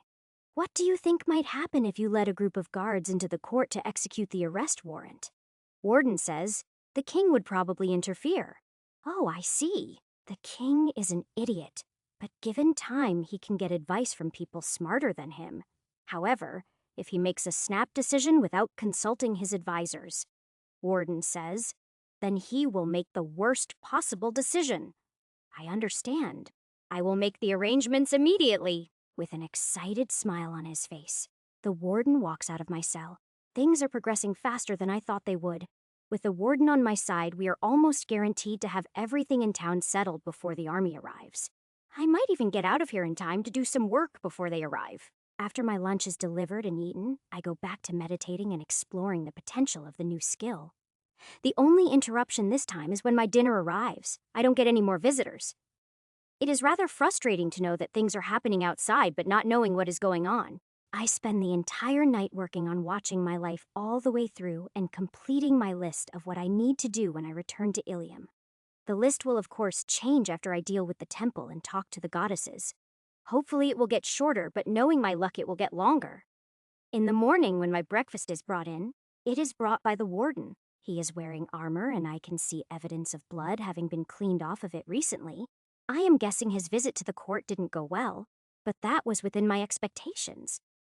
You look like you have been busy, Warden says. The king actually ordered his royal guard to arrest me. Chapter 390. From the blood on your armor, I am guessing you resisted, Warden says. At first, I didn't intend to, but my men had other ideas. And once they started the fight, you couldn't just stand there, Warden says. Correct. Considering what I saw of the royal guard, I am guessing you didn't have too much trouble, Warden says. Yeah, we always heard how superior the royal guard were, but they couldn't even match the skills of my people. So, what happened? Warden says. We defeated all of the royal guards that were present and withdrew while the king screamed like a madman. Did you get Drake? Warden says. Yes, we did. He is currently enjoying a cell in the basement. Good. One less factor to worry about. Warden says, what do you think will happen next? I think you should be ready for the king to strike directly at you. He won't let what he sees as an insult go. He will either send the royal guard to attack you, or he will send Cretan to rally the captains to attack you. Warden says, all right. I will send word to Roland and prepare our defenses here. Anything else I should do? Spread word of what happened. Make sure the people know the truth before they hear the king's lies. Warden says, okay, I better go get to work. All right, if possible, keep me informed of what is happening outside. Warden says, I will do what I can. After he leaves, I eat my now cold breakfast and then return to my meditation. Normally, not knowing what is going on would drive me crazy, but now not being involved directly is actually relaxing. This way, I don't have to waste any of my energy and can just prepare to face the monsters. A little while later, a guard comes in and informs me that they just repelled an attack by the royal guard and soldiers of Drake's family. He also tells me that groups of people are gathering all over town and are being organized by the city guard and the adventurers. Things are progressing much faster than I thought they would. This could be over today. It seems my original worry about the rebellion interfering with the war was totally incorrect. If the rebellion wins in just one day, we will still have at least 3 days to organize before the invasion reaches the town. That is not accounting for Roland's tactics being able to slow down the enemy. If I get out of here tomorrow, I can head out and directly attack the enemy myself. I should be able to reduce their numbers significantly in the next couple of days. As I am planning what to do once I am free to guard comes in with my lunch. Guard says, the warden wanted me to tell you that Cretan showed up at his barracks and tried to lead his troop to attack us here. You said? He tried to lead them? Guard says. Yes, Roland had already spoken with his troop. They captured Cretan and handed him over to us. Ha ha ha. I wish I could have seen his face. Guard says. Cretan is now in the cell next to Drake's. Roland has full control of the army. All the other captains are supporting him. Good. Thank you for the update. After the guard salutes and leaves, I happily eat my lunch as I try to imagine Cretan's reaction when his troop turned against him. That idiot probably never even thought about the fact that his troop was all made up of commoners. Not to mention all their families are commoners. They are not going to ignore what is going on right now. Knowing Roland, while he could end the rebellion in an hour, he will most likely march against the invasion. To his mind, the people will deal with the king. The army's job is to slow the enemy advance. If he does well, it could be as long as 5 days before the enemy reaches the town. That is plenty of time for things to be cleared up after the rebellion, which was always my concern. The only reason I didn't plan on a rebellion from the beginning was because I didn't think it would be finished fast enough. It seems I seriously underestimated just how incompetent the king really is. Deciding that the rebellion succeeding is pretty much a given. I go back to planning ways to deal with the invading army. In particular, I want to try out my new AoE skill against them and hopefully level it up some. Come to think of it, now that I have an AoE magic skill, attempting the next mage test might be possible. Once the test is over, I will definitely have to ask UI what she knows about the commander's test, as well as the other mage tests. While I don't want to spend too much time, the amount of strength I can gain in the tests is massive. Although, maybe I should talk to her about an easy way to come back instead. That way I can go back to Ilium and take care of some things before taking any more tests. Besides, if I can bring the girls here to take the tests, then they can grow in strength as well. With my mind made up, I put talking to Yui at the top of my mental to-do list. Then I am distracted by the window opening again, especially when I see that it is Zimi who has entered. At first, I don't recognize her, though. I have never seen her in armor before. By my best guess, it has been a couple of hours since the guard came in and updated me, enough time for major events to happen. Hello, Zimi. You look like you have been through a lot, Zimi says. It has been a busy day. How are things going outside? Zimi says. It just ended. The king is dead. So soon. That was even faster than I expected. Zimi says. Well, I offered a bonus to your mercenaries, and they agreed to join in. With 1,000 veterans on our side, the king and his nobles didn't stand a chance. So, what is happening now?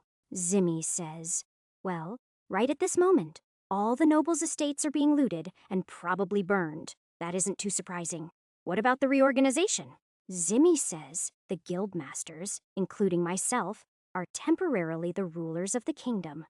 We have already agreed that Roland has full control of the army. We also agreed that you are to be set free. Good. That means I can start killing monsters. Zimi says. Well, wait just a few more minutes. The official orders are being delivered to the warden as we speak. We are doing our best to keep everything as legitimate as possible. Sure, I can do that. So, what is Roland doing right now? Zimi says he took the 9 troops and marched out a few hours ago. 9 troops? Zimi says, your troop is still here. They are the ones who broke the king's defenses. It only took 5 minutes. I had no idea you had trained them to be such monsters. I thought you would have sent them with Roland. Zimi says, I thought about it, but I decided to keep them here so you could lead them when you are released. Warden says, it is official. Ash, you are now a free man. Good. Thank you. Now, it is time for war. Chapter 391. Warden says, the look on your face almost makes me feel sorry for the monsters. Zimi says, I agree. They have no idea what they are about to face. Warden says, if they did, they would be invading another kingdom. Hey, I am just doing my job. I just happen to enjoy it. Zimi says, you are also very good at it, hence why we feel sorry for the monsters. While I go work on slowing them down, you two, should focus on preparing the town to face a siege. Gather volunteers and do what you can to give them basic training. Also allow those who want to run away to do so. Warden says, why let them run? Zimmy says, most of the nobles already ran off before the rebellion. We want the cowards gone. If we face a siege, they will be mouths to feed, and they are bad for morale. I was expecting the nobles to run off. Once you have a new king, you can strip them of their lands and titles. Zimmy says, all right. Anything else we need to do? No, that should be enough. I will trust you two to take care of the town while I go delay the monsters. I will buy you as much time as I can, Warden says. Be careful. Your presence will do a lot for morale during a siege. Zimmy says, don't worry, we will handle things here. Thank you. Oh, right? Do you have my gear? Warden says, hold on, I will have it fetched. No, don't bother. The stuff you took was a decoy. Zimmy says, I have it here. As I start pulling my armor out of the backpack and putting it on, the warden's eyes widen. Not as much as mine do when I find the bundle containing what Raindrop made for me. The bundle contains 3 items, a pair of boots, a tabard, and what I think is a cloak. However, when I go to put it on, I find out it isn't exactly a cloak because it has short sleeves. The only thing I can compare it to is the overcoats worn by the captains in Bleach. As I put all 3 on, I find out that they fit perfectly, and just from touching them, I can tell they are already enchanted. Zimmy, didn't Raindrop go a little overboard with these?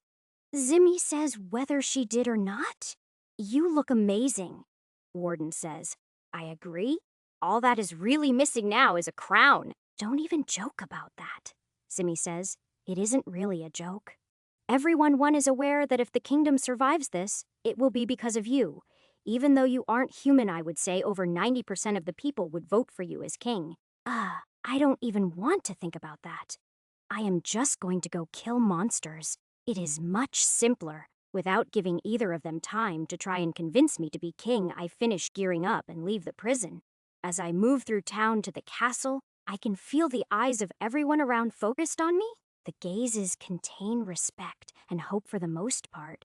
It is an uncomfortable feeling. At this point, I would be more comfortable if the gazes went back to containing disgust and fear.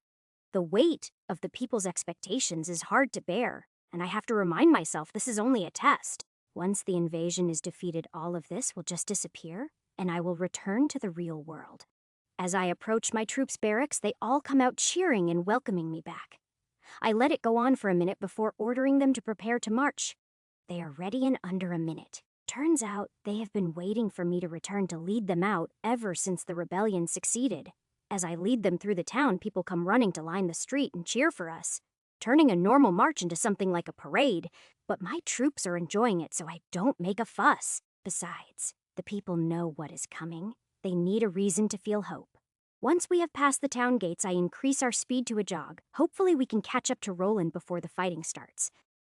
It shouldn't be too hard. The rest of the troops, except Shard and Fallons, haven't had stamina training. At a jog, my troop should be able to catch up fairly quickly, and they will still be fine to fight. In a little less than an hour, the other troops come into sight. As I expected, they are marching slowly. On the way, I already explained the plan to my troop. They didn't like hearing I would be fighting on my own. However, they can't argue with the fact that they can't keep up with me, and they will still get plenty of fighting in. Roland says, good to see you, Ash. Shard says, about time you showed up. Hi, guys, what is the plan? Roland says, according to the scouts, the enemy is moving and has crossed the border. We are headed to a pair of hills that will make a good defensive location. We can tie them down and do some damage before retreating. What are their numbers like? Shard says, from what the scouts saw, they number around 30,000. 10,000 orcs with almost 20,000 goblins. They will use the goblins as cannon fodder. They aren't important. What about other monsters? Roland says, nothing has been reported yet. I would suggest that you send teams to eliminate any monsters along the enemy's route. Anything too big for them to handle, let me know, and I will deal with it, Salona says. Why bother? To prevent the enemy from recruiting them. Roland says, you think they plan to gather more as they advance? Absolutely. That is why I took the extra time to eliminate almost all of the Ettins. Shard says, so you have been working against them since that long ago? I had a hunch this would happen since I destroyed the force of over 9,000 goblins. So I have been working on the problem since then. Roland says, that is some amazing foresight. I am not human. My instincts are different, and I trust them, Salona says. Well, I for one am glad you did, Shard says. We all are. I can't imagine what would have happened if you hadn't been around. Roland says, I can. We wouldn't have known anything until they were almost to the town and Cretan would have led us to our deaths. Shard says, probably. Anyway, Ash, what are your plans? I plan to leave my troop with you guys, under Roland's command, Roland says. Then what will you be doing? What I do best. Killing monsters. Chapter 392, Salona says alone. Yeah, that is what I am used to. Besides, no one else can keep up with me. Raindrop says. That isn't entirely true. Raindrop, Shard says, an elf. Relax. She is on our side. Salona says. Is that a unicorn? When I hear Salona's comment, I turn and take a look at Raindrop's mount. Sure enough, she is riding on a unicorn. Just a glance is enough for me to sense the power coming from it. Although, for some reason, I don't feel threatened by the unicorn. If anything, it feels friendly. So, you want to go hunting with me? Raindrop says, yes, don't worry about us keeping up. All right. Before leaving, I tell Roland all the commands my troop is trained to respond to. I also explain to him how to best make use of them. I will leave him to decide specific tactics. Then, once I am satisfied that he understands, I take off running ahead of the army. It only takes a few seconds before Raindrop pulls up next to me, but there is a look of surprise on her face as she does. The unicorn is galloping to match my pace, but it doesn't seem to be straining at all. It is obviously faster than me, but I find myself wondering who would win a race if I had Lizzie here. Raindrop says, how are you so fast? Most people can't even match a unicorn's walking speed.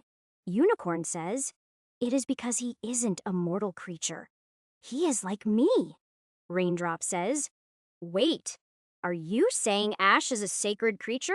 Unicorn says, yes. I don't know how, but there is no mistaking it. Raindrop says, Ash? What are you exactly?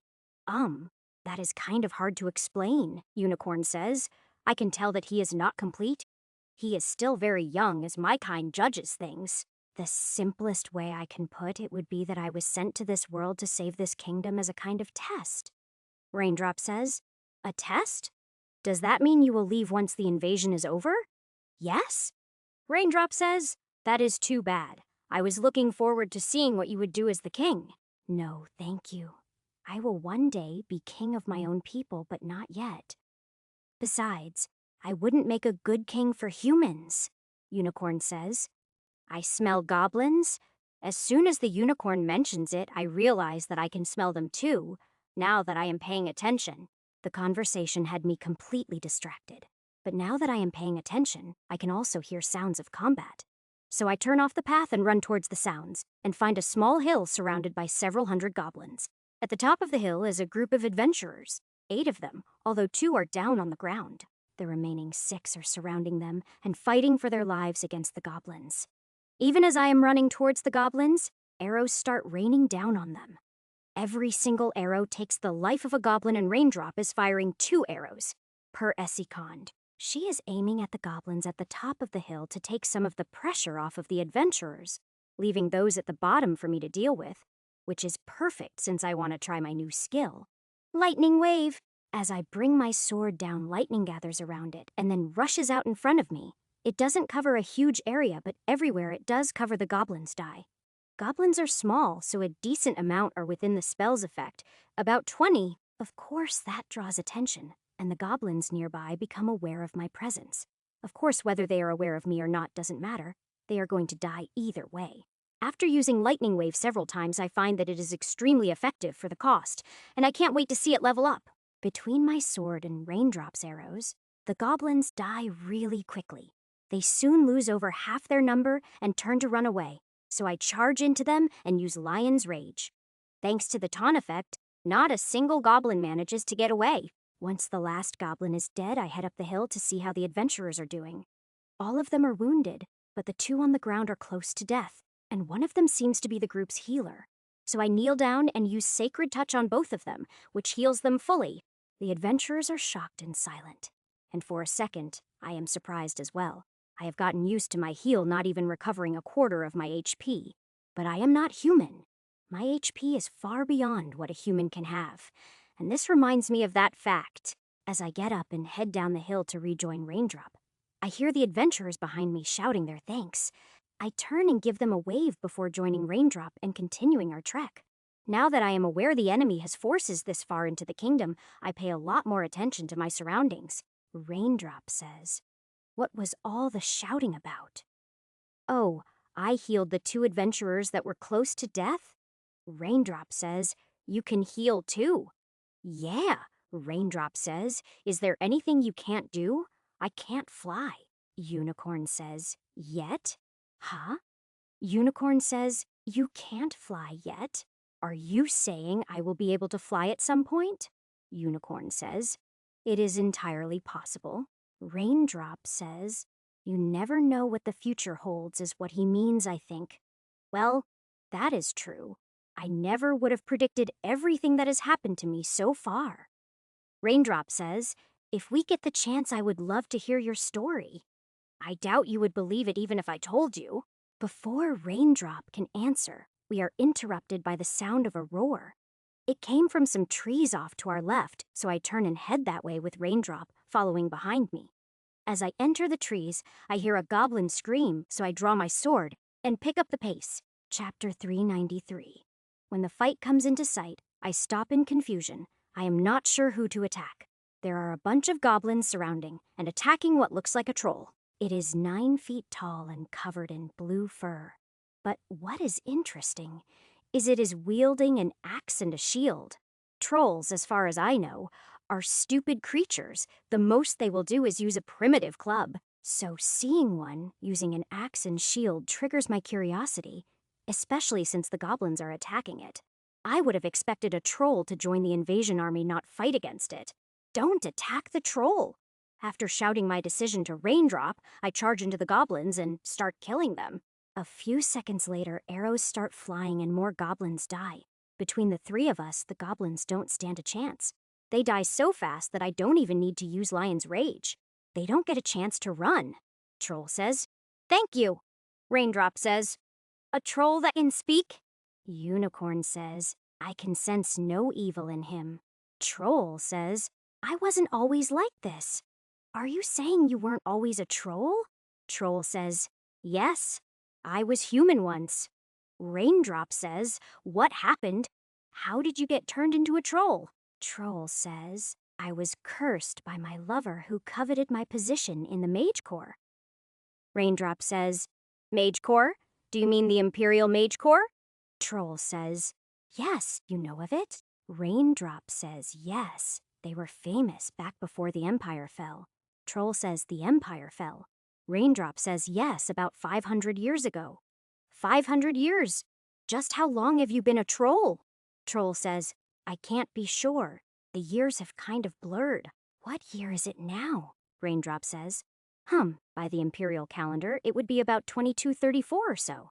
Troll says, "Then I was cursed more than 1,000 years ago. That is a long time." "Wait, if you are a mage, why are you using an axe and shield?"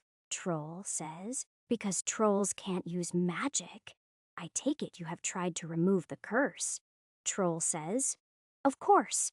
But any time I tried to approach a mage for help, I was attacked.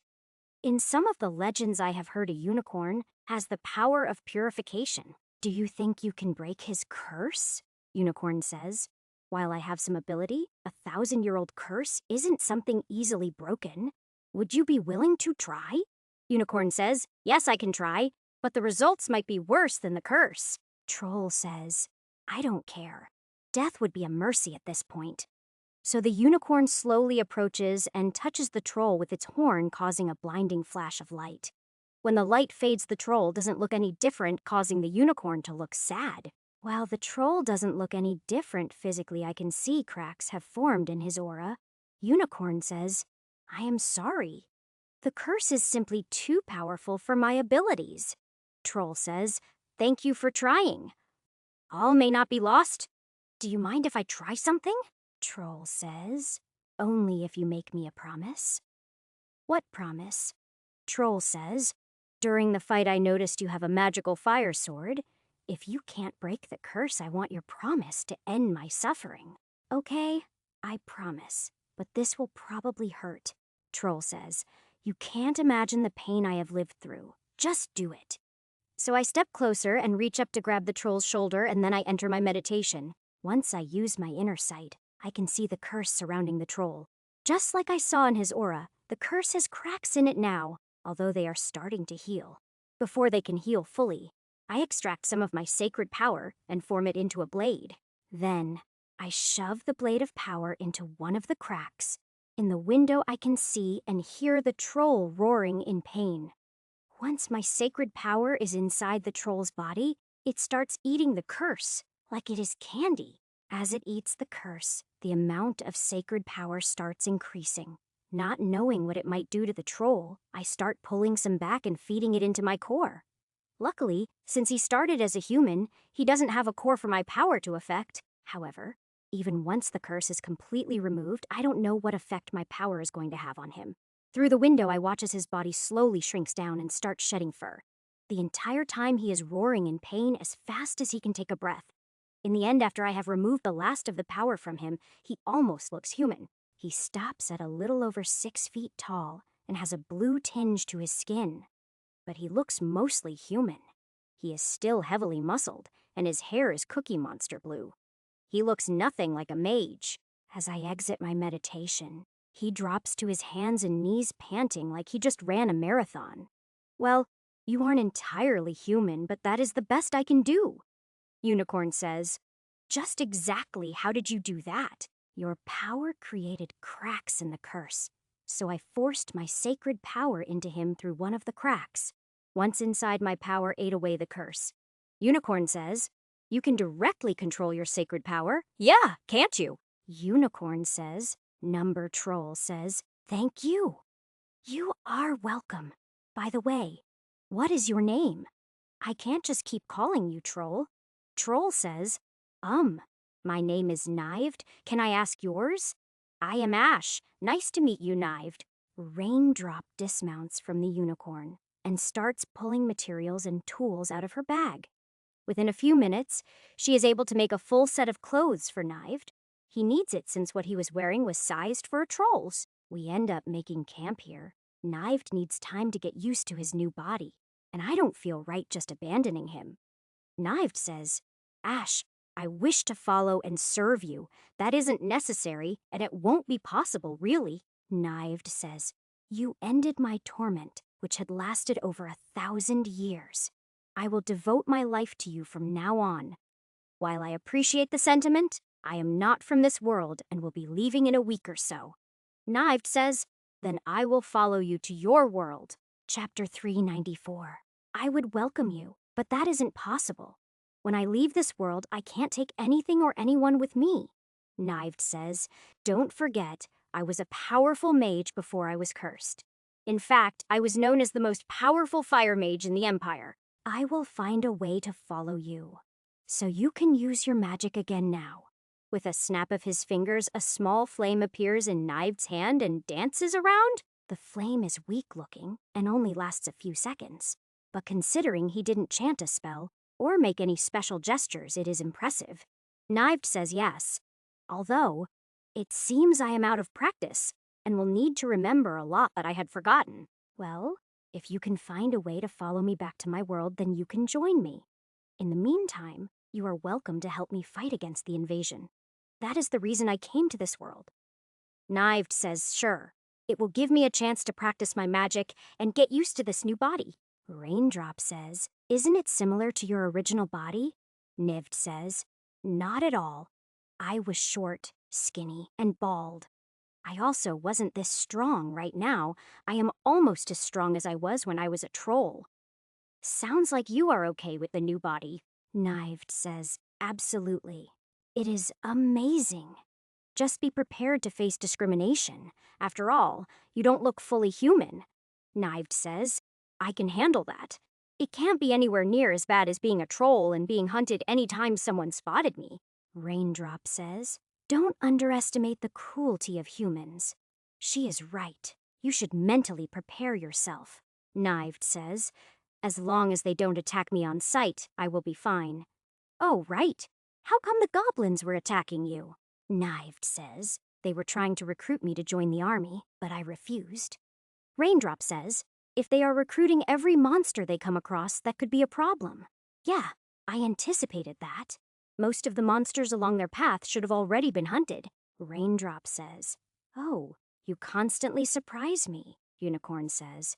At first, I thought you were insane with your claims of coming from another world, but now I am starting to think maybe you are telling the truth? I am. Can't you sense the truth? Or do you not have the ability to detect a lie? Unicorn says, I do have the ability, but it doesn't work as well on other sacred creatures. That is good to know. Unicorn says, why? In case I ever need to lie to a sacred creature. Unicorn says, aren't you worried about being lied to as well? I have no ability to detect lies. I will just have to rely on my instincts. Unicorn says, how do you not have the ability? Probably because I wasn't born a sacred creature, Raindrop says. Then how did you become one?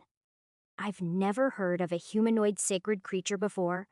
That is another really long story. Raindrop says, we seem to have some time now.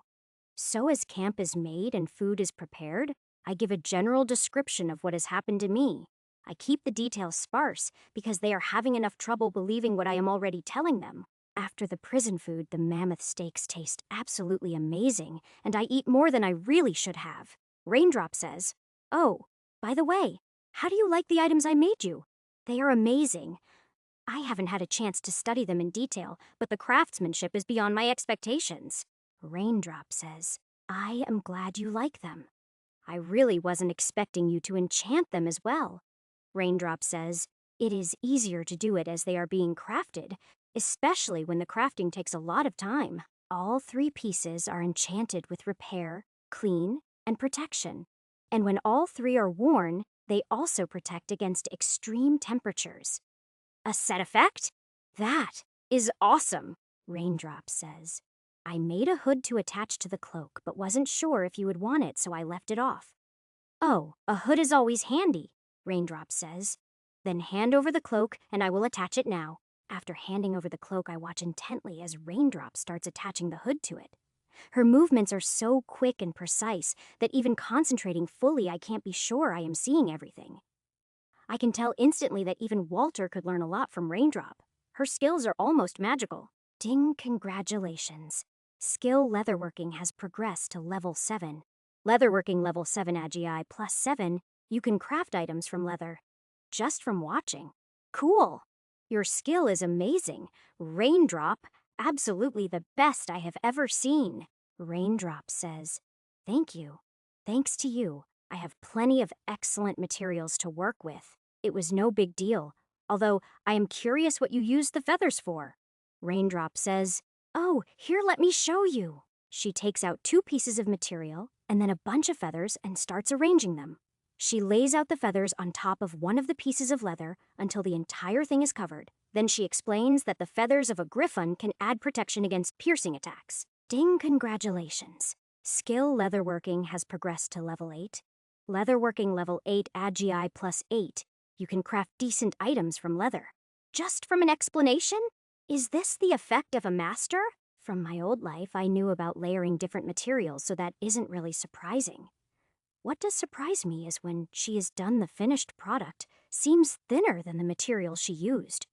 What doesn't make sense is I never once saw her compress the materials. How did it end up so thin? The leather you used was thicker than that. Raindrop says, oh, this specific type of stitching is tight enough to compress the materials together. You got it that thin just from the type of stitch. Raindrop says, oh, yes. There are thousands of types of stitches. You choose the type based on the material you are working with and the type of item you are making. Huh, I never knew leatherworking was so complicated. Raindrop says, well, human leatherworking isn't as complicated. Mine isn't even as good as a human's. I've only ever used one type of stitch, Raindrop says. You practice leatherworking. Not compared to you. I am self-taught. It is too crude to be called real leatherworking. Raindrop says, well, if we have time, I wouldn't mind teaching you some of the basics. I would love that. Unicorn says, I smell goblins. Chapter 395. All three of us jump to our feet and ready our weapons as we look around. It doesn't take long for me to hear the goblins approaching, and when I turn to face their direction, the other two do as well. From the sound of it, there are at least a couple of hundred goblins, enough for a light workout at least. They come charging into our campsite eager for blood, only to die in droves. Knived gets in trouble a couple of times, but Raindrop and I manage to help him out. As the fight progresses, he gets better at using his new body and has less problems.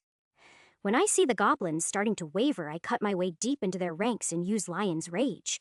It doesn't quite get all of them, but in the end, only a couple of dozen manage to run away. My original estimate of their numbers was a little low. By dawn, we have killed a little over 600 goblins.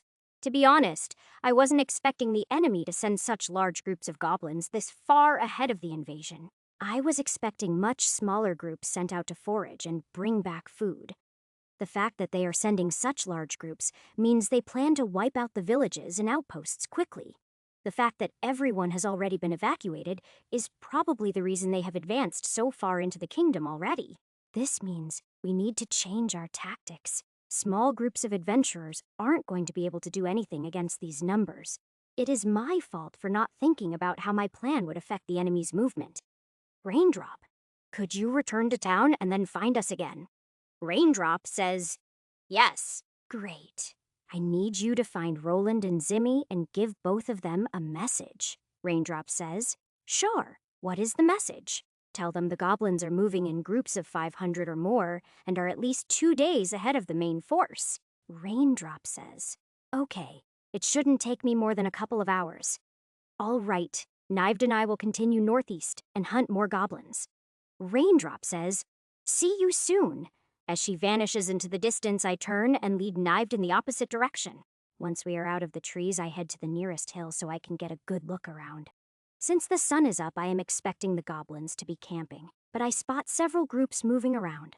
Over the next 3 hours, Nived and I hunt down several groups and kill over 2,000 goblins. By the time we are fighting our 7th group, I have used lightning waves so many times that I am out of sacred power.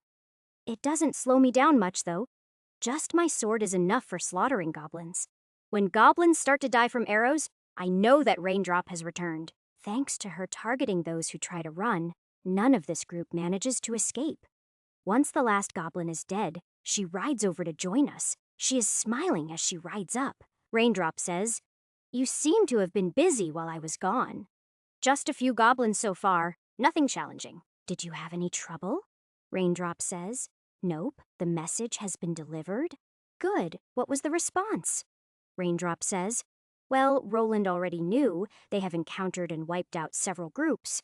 Zimmy marched out of the town with the mercenaries to go help her adventurers. I feel like I am missing something, Raindrop says. What do you mean? The way the goblins are acting doesn't make sense. Something else is going on, but I can't tell what. Knived says, yeah, they seem a little too willing to die. Only a few try to run. Exactly. That and the fact that they are moving during the day, Raindrop says, that is unusual for goblins, but you think there is more to it. Yeah, this is a tactic, but I can't figure out the objective. Knived says, are they just using the goblins to wear us down? No, they don't have enough goblins for that, Knived says. Well, what else are they accomplishing by doing this? Wait, you said Zimmy marched out with the mercs? Raindrop says, yeah, as well as all her remaining adventurers. That is it. They are drawing all our forces out and away from the town. Knived says, what would be the point of that?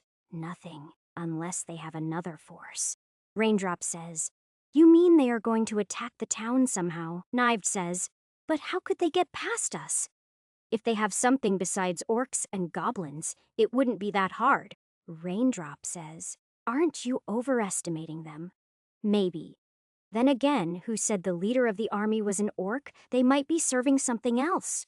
Knived says, "So, what should we do?" "Let's head back to town, just to be on the safe side." Raindrop says, "Do you really think something else is leading the army?" "Yeah, if it was just orcs, they wouldn't be using tactics." Knived says, "I will follow your lead." "Okay, let's go." We turn and head for town once I make up my mind. We are delayed a couple of times by groups of goblins. In the end, the town comes into sight just as the sun is going down, and things don't look good. The town's gates are closed, and the town is surrounded by an army of undead. Raindrop says you were right, but where did they come from? No idea. But all that is left in town is poorly trained militia. We need to do something fast. Knived says, "What is the plan?" From what I can see, it is mostly low-level undead, zombies, and skeletons. They aren't hard to deal with, but something has to be controlling them. Raindrop says, "The walls seem to be holding them back for now, but that won't last." Yeah, we need to deal with them, and at the same time, look for the leader. Unicorn says, "If I circle around, I should be able to sense where the evil is most concentrated." Okay, Knived and I will start killing the undead. Raindrop, you two circle the army and try to find the leader. Raindrop says, "Okay." So Knived and I charge into the undead and start destroying them as quickly as we can. When the townspeople on the wall spot us, we can hear them cheering. Meanwhile, Raindrop rides off to see if she can locate the leader, probably a lich or something. Chapter 396, the undead are a little harder to kill than goblins, but they are easier to distract. As soon as Knived and I get close, they all turn to focus on us. This takes the pressure off the town. At least on this side of the town, there are thousands of undead surrounding the town. After about 20 minutes, Raindrop comes riding back around to where we are. When I look over at her, she shakes her head at me. They didn't find the leader. That means it is smart enough to be hiding somewhere nearby. That makes things more difficult. For now, all I can really do is keep killing the undead as fast as I can, and wait for the leader to show itself. Luckily, since the walls are repaired, the undead don't have a way into the town. If I hadn't paid for the walls to be fixed, then they would have probably been inside the town before we showed up. In fact, this kind of army is almost completely useless against a walled town. Which tells me this was planned based on the walls before they were repaired. That would mean the enemy had information about the town, but not the fact that they were recently repaired. It makes me wonder if the leader isn't around because of the change in the situation. Maybe when it saw the walls it left because it knew the current army would be useless. If that is the case, why leave the army here? Unless it plans to come back with a way to deal with the walls. If that is the case, then it would make sense to leave the army here to keep the people contained in the town. Just then, I have a horrible thought and quickly look around for Raindrop. Raindrop, head up the trade road real quick and check for more undead. Raindrop says. Sure, Knived says. Do you think there are more on the way? Yeah. I think the leader left to get something that could bring down the walls. Knived says. Okay, what should we do? We need to kill as much of this army as we can before backup arrives. So the two of us separate so that we can kill more undead faster. On my side, lighting on his fire. I am sure the people standing on the walls are getting quite the light show. I am kind of disappointed that, despite how much I have used it, Lightning Wave still hasn't leveled up. By my best guess, we are a little short of having half the army destroyed. When I see Raindrop riding back, she is heading straight for me and she has a worried look on her face. Guess I was right. I quickly cut my way free of the undead and head over to meet her. Raindrop says, You were right. Undead Edens are coming down the trade road. This is my fault for not cleaning up the corpses. There should be around 200 or so. Raindrop says, No, thousands. Thousands. But how? Never mind, it doesn't matter right now. How long do we have? Raindrop says, Well, they're moving slowly, so maybe 5 hours. Okay, help us clean this army up then. We will plan for the next one. Raindrop says, Sure. Raindrop starts riding around and picking off the zombies, which makes sense since it is hard to kill a skeleton with an arrow. With her clearing out the zombies, all I have to do is smash the skeletons. So I sheath my sword and just use my fists. Each punch easily destroys a skeleton. Since the skeletons can't really hurt me, I don't bother dodging, and just focus on destroying them as fast as possible. The zombies I am a little more wary of. After all, I have no idea if they are like movie zombies. I don't really want to let one bite me to find out, especially since I have no idea if I would be immune or not. With Raindrop's help, I clear my side of the town a lot faster than Knive does his side. So I am working on the back side of town already when he finishes clearing his side. When he is close enough, I yell to tell him the situation that is coming so he can save some of his energy. From what Raindrop says, we should have about 2 hours left when we finally finish off the last of the undead around town.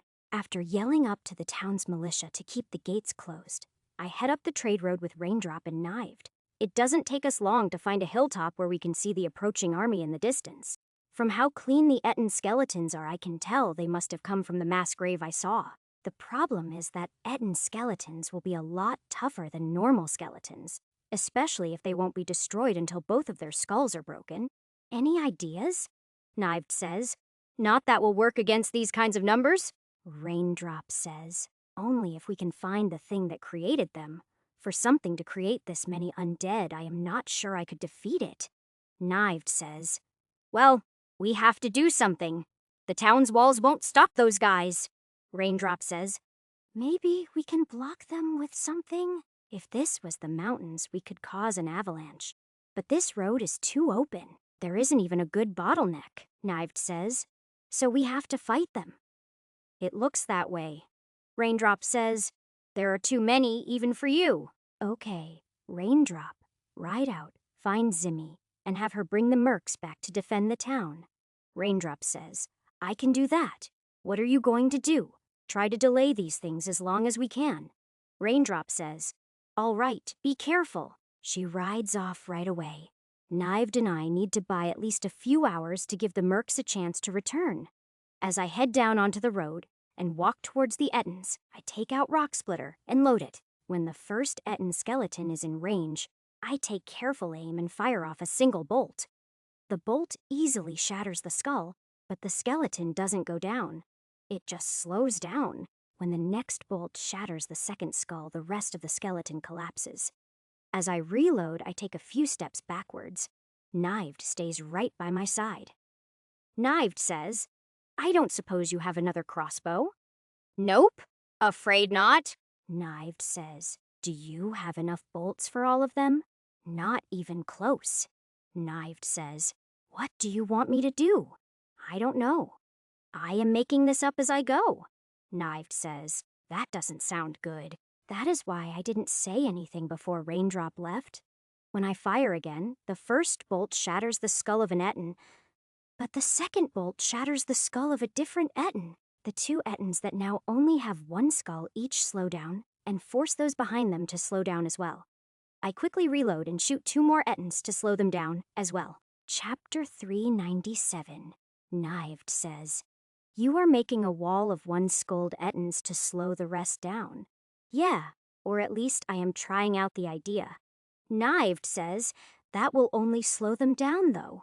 I know. How is your magic? Knived says, I've got a decent amount of mana left. Why? Would it be enough to blast a trench around the town? Knived says, no, not even close. Then what about a trench across the road? Knived says that I can probably do. Okay, run ahead and find the best spot you can. Make the trench as deep and as wide as you can. Knived says, got it. As he runs off, I continue shooting the crossbow, only targeting the Ettins that have both skulls. The Ettins with only one skull move at about half the speed. So if this works, it should take them 4 hours to reach town. I just have to hope that is enough time for Raindrop to find Zimmy and for them to get back to town.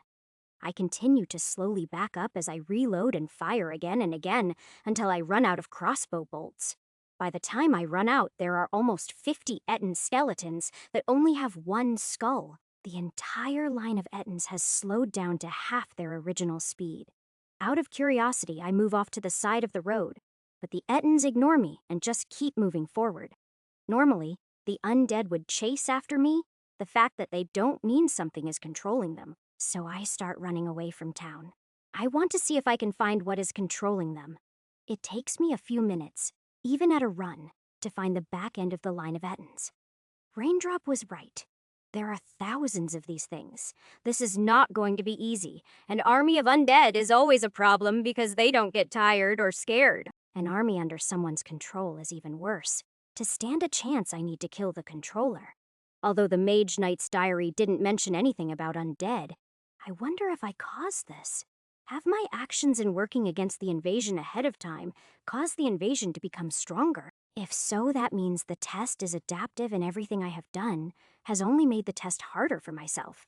If I had just stayed quiet and waited patiently, then I could probably have defeated the invading army by myself. Well, too late to worry about it now. I'll just have to deal with things as best as I can. Ahead, I finally spot something that isn't an Ettin skeleton, but as I get closer, I can see it is living Ettins. However, when they spot me, they all turn and run away. Guess they remember me. Them running away reveals an armored figure on a skeletal horse who I am guessing is the controller. It ignores the fleeing Ettins and turns its attention to me, and I can feel its gaze. It turns its skeletal horse off the road and starts charging towards me. As I draw my sword and wait for it to come to me, I can see the twin cold blue lights inside the helmet. Its aura is pure black and at least twice the size of its actual body, probably a Death Knight. Which means while it might be in control of the army, it probably didn't raise the army. So it must be an intelligent servant of whatever created the army, but killing it will still weaken the army. As it charges at me, the Death Knight draws a great sword off of its back. Its first swing makes me almost lay down to avoid it, but I still manage to cut the horse's legs out from under it. As the horse crashes down, the Death Knight jumps free, lands on its feet, and turns and slashes. The entire process is smooth and almost catches me off guard. It is skilled. As I lean back slightly to avoid the slash, I can feel a cold burning sensation on my chest. Even though I dodged the slash by a couple of inches, I can still feel the power of the sword. After the miss, the sword loops around and comes at me again and again without a break. This is definitely the most skilled opponent I have faced inside the test so far. When I finally bring my sword up and parry a swing instead of dodging my feet slide back a few inches, while it might not be as strong as I am, the Death Knight is at least as strong as a bear. It makes me wonder if one day Bones will become this strong. When I finally see an opening and counterattack, my sword cuts through the Death Knight's armor. It is only when the Death Knight lets out an unearthly shriek that I remember my sword does extra damage to undead. In the distance, I see about 20 of the Ettin skeletons stop and turn around. As the Death Knight swings at me again, I see the Ettins start running in our direction. It seems that since I was able to hurt him, he now sees me as an opponent that he needs help with. Fighting him and a bunch of Ettins at the same time is obviously not a good idea, so I start attacking more. Each time I hit him, he lets out another shriek which really hurts my ears. As pieces of its armor fall away, I can see that inside is just a human skeleton. That surprises me since, with its strength, I was expecting it to be a monster, not a human. Then again, I guess the undead have rules of their own, so I can't judge them based on normal rules. Either way, I keep attacking and hacking away at the thing, but I don't manage to kill it before the Ettins arrive. Instead of just attacking me, they spread out and surround me first. The Death Knight breaks away from me and moves out of the circle before ordering the Ettins to attack me. Dodging the Ettins' attacks isn't too hard, but as I do, I can see the Death Knight's armor repairing itself. If it takes me too long to deal with the Ettins, the Death Knight will be back to full strength. The main thing that makes the Ettins hard to deal with is the fact that I have to jump up to reach their skulls. By the time I have destroyed half of the Ettins, the Death Knight is fully recovered and has even healed its mount. Rather than joining in on the fight, it just mounts up and sits watching. It probably plans to wait until I have finished off the Ettins. Then once I am tired, it will attack me again. Chapter 398. Unfortunately, I don't have time to play around here. I need to get back and help defend the town. So instead of wasting time defeating the remaining Ettins, I grab one by the ribcage and throw it into the others. Then I charge past them and head straight for the Death Knight and take a swing at him. As he brings his sword up to block, I change the direction of my sword and cut the horse's head off. That was what I was aiming for from the start. Now he is forced to fight me on foot. He reacts well by jumping clear of the horse as it falls. But I was expecting that, and am already swinging at him before he lands. My swing connects right as he lands, but it only damages his armor, which I already know can heal. Somehow, I need to destroy him before the Ettins can get back into the fight. Unfortunately, despite going fully offensive, I am not able to do much damage to him. Most of my attacks are either parried or dodged. The few that hit don't do much besides damage his armor. Fighting against a skilled opponent, I find myself wishing I had taken more time to spar with Vacker. If my opponent was a human, the few hits I have managed to get would have already killed them. The Death Knight, on the other hand, isn't even slowed down by my attacks. Despite having the edge over it in both strength and speed, I haven't done any serious damage by the time the Ettins rejoin the fight. Again, the Death Knight retreats and heals while I am forced to deal with the Ettins. The only good news is that the army has marched out of sight by this point, so there should be no more reinforcements. By the time I finish off the last Ettin, the Death Knight once again looks perfectly fine. The only difference this time is he can't heal his horse, so he is still on foot. As expected, as soon as the last Ettin skeleton goes down, the Death Knight moves forward and attacks. Even though I am exhausted, I still manage to defend against its first series of attacks. The problem is, with as tired as I am already, if this fight drags out, I am going to lose. If I don't win quickly, I don't stand much chance. But to win quickly, I will need to take some risks. So the first thing I do is let the Death Knight get a light hit so I can see his sword's power. His sword cuts through my armor easily and then leaves a small cut on my arm. First, I feel a burning sensation as the sword cuts me. Then the wound freezes and is covered by a layer of ice. Only after the ice melts do I start bleeding. But the wound soon stops bleeding and closes. At least his sword doesn't interfere with my regen. That was my greatest worry. Now that I know I can take a hit, it is time to gamble. So I let him get a solid hit in on my side. At the same time, I get a hit in on his helmet and send it flying, exposing his bleached white skull. Finally, I can see the cold blue orbs of light where his eyes should be. After a few more parries, I manage to manipulate the Death Knight into swinging low. Instead of parrying, I stab my sword into the ground and leave it there to block his strike. As his blade is hitting mine, I reach up and grab his skull with both hands.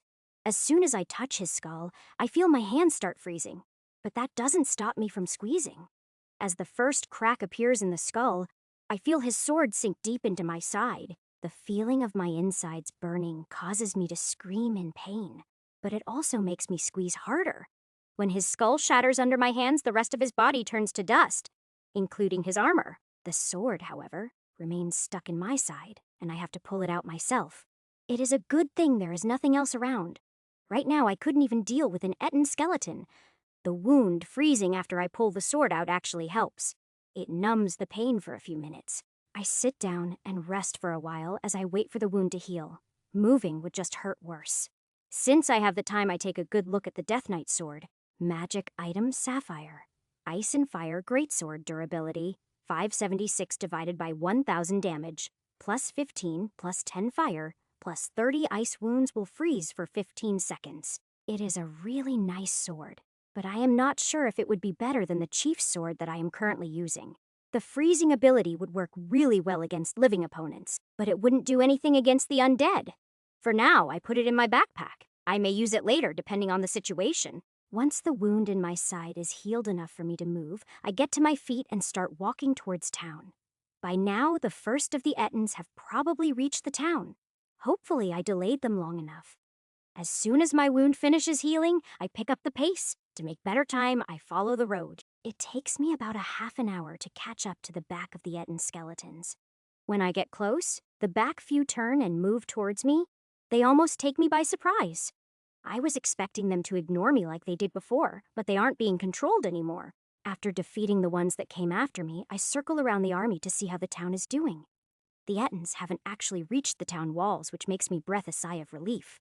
I was half worried I would get back and find the town in ruins already. When I see the mercs they are fighting against the Ettins at a trench cut through the trade road, that tells me that Knived got back and accomplished his mission, and so did Raindrop.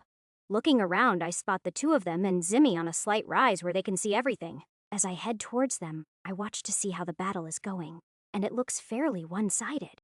The mercs are working together well and killing the Ettins one by one.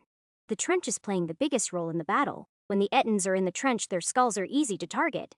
Zimmy says, "Ash, Good to see you, Knived says. You look like crap, Raindrop says. I don't see any wounds, but your armor is pretty torn up. The wounds have already healed. I am fine, just tired. Chapter 399, Zimmy says. Where have you been? I was fighting the Death Knight that was controlling the Ettins. Raindrop says. A Death Knight? Knived says, I knew I should have stayed with you? Yes, a Death Knight. Knived. If you had come with me, the town would have fallen. Zimmy says. He is right.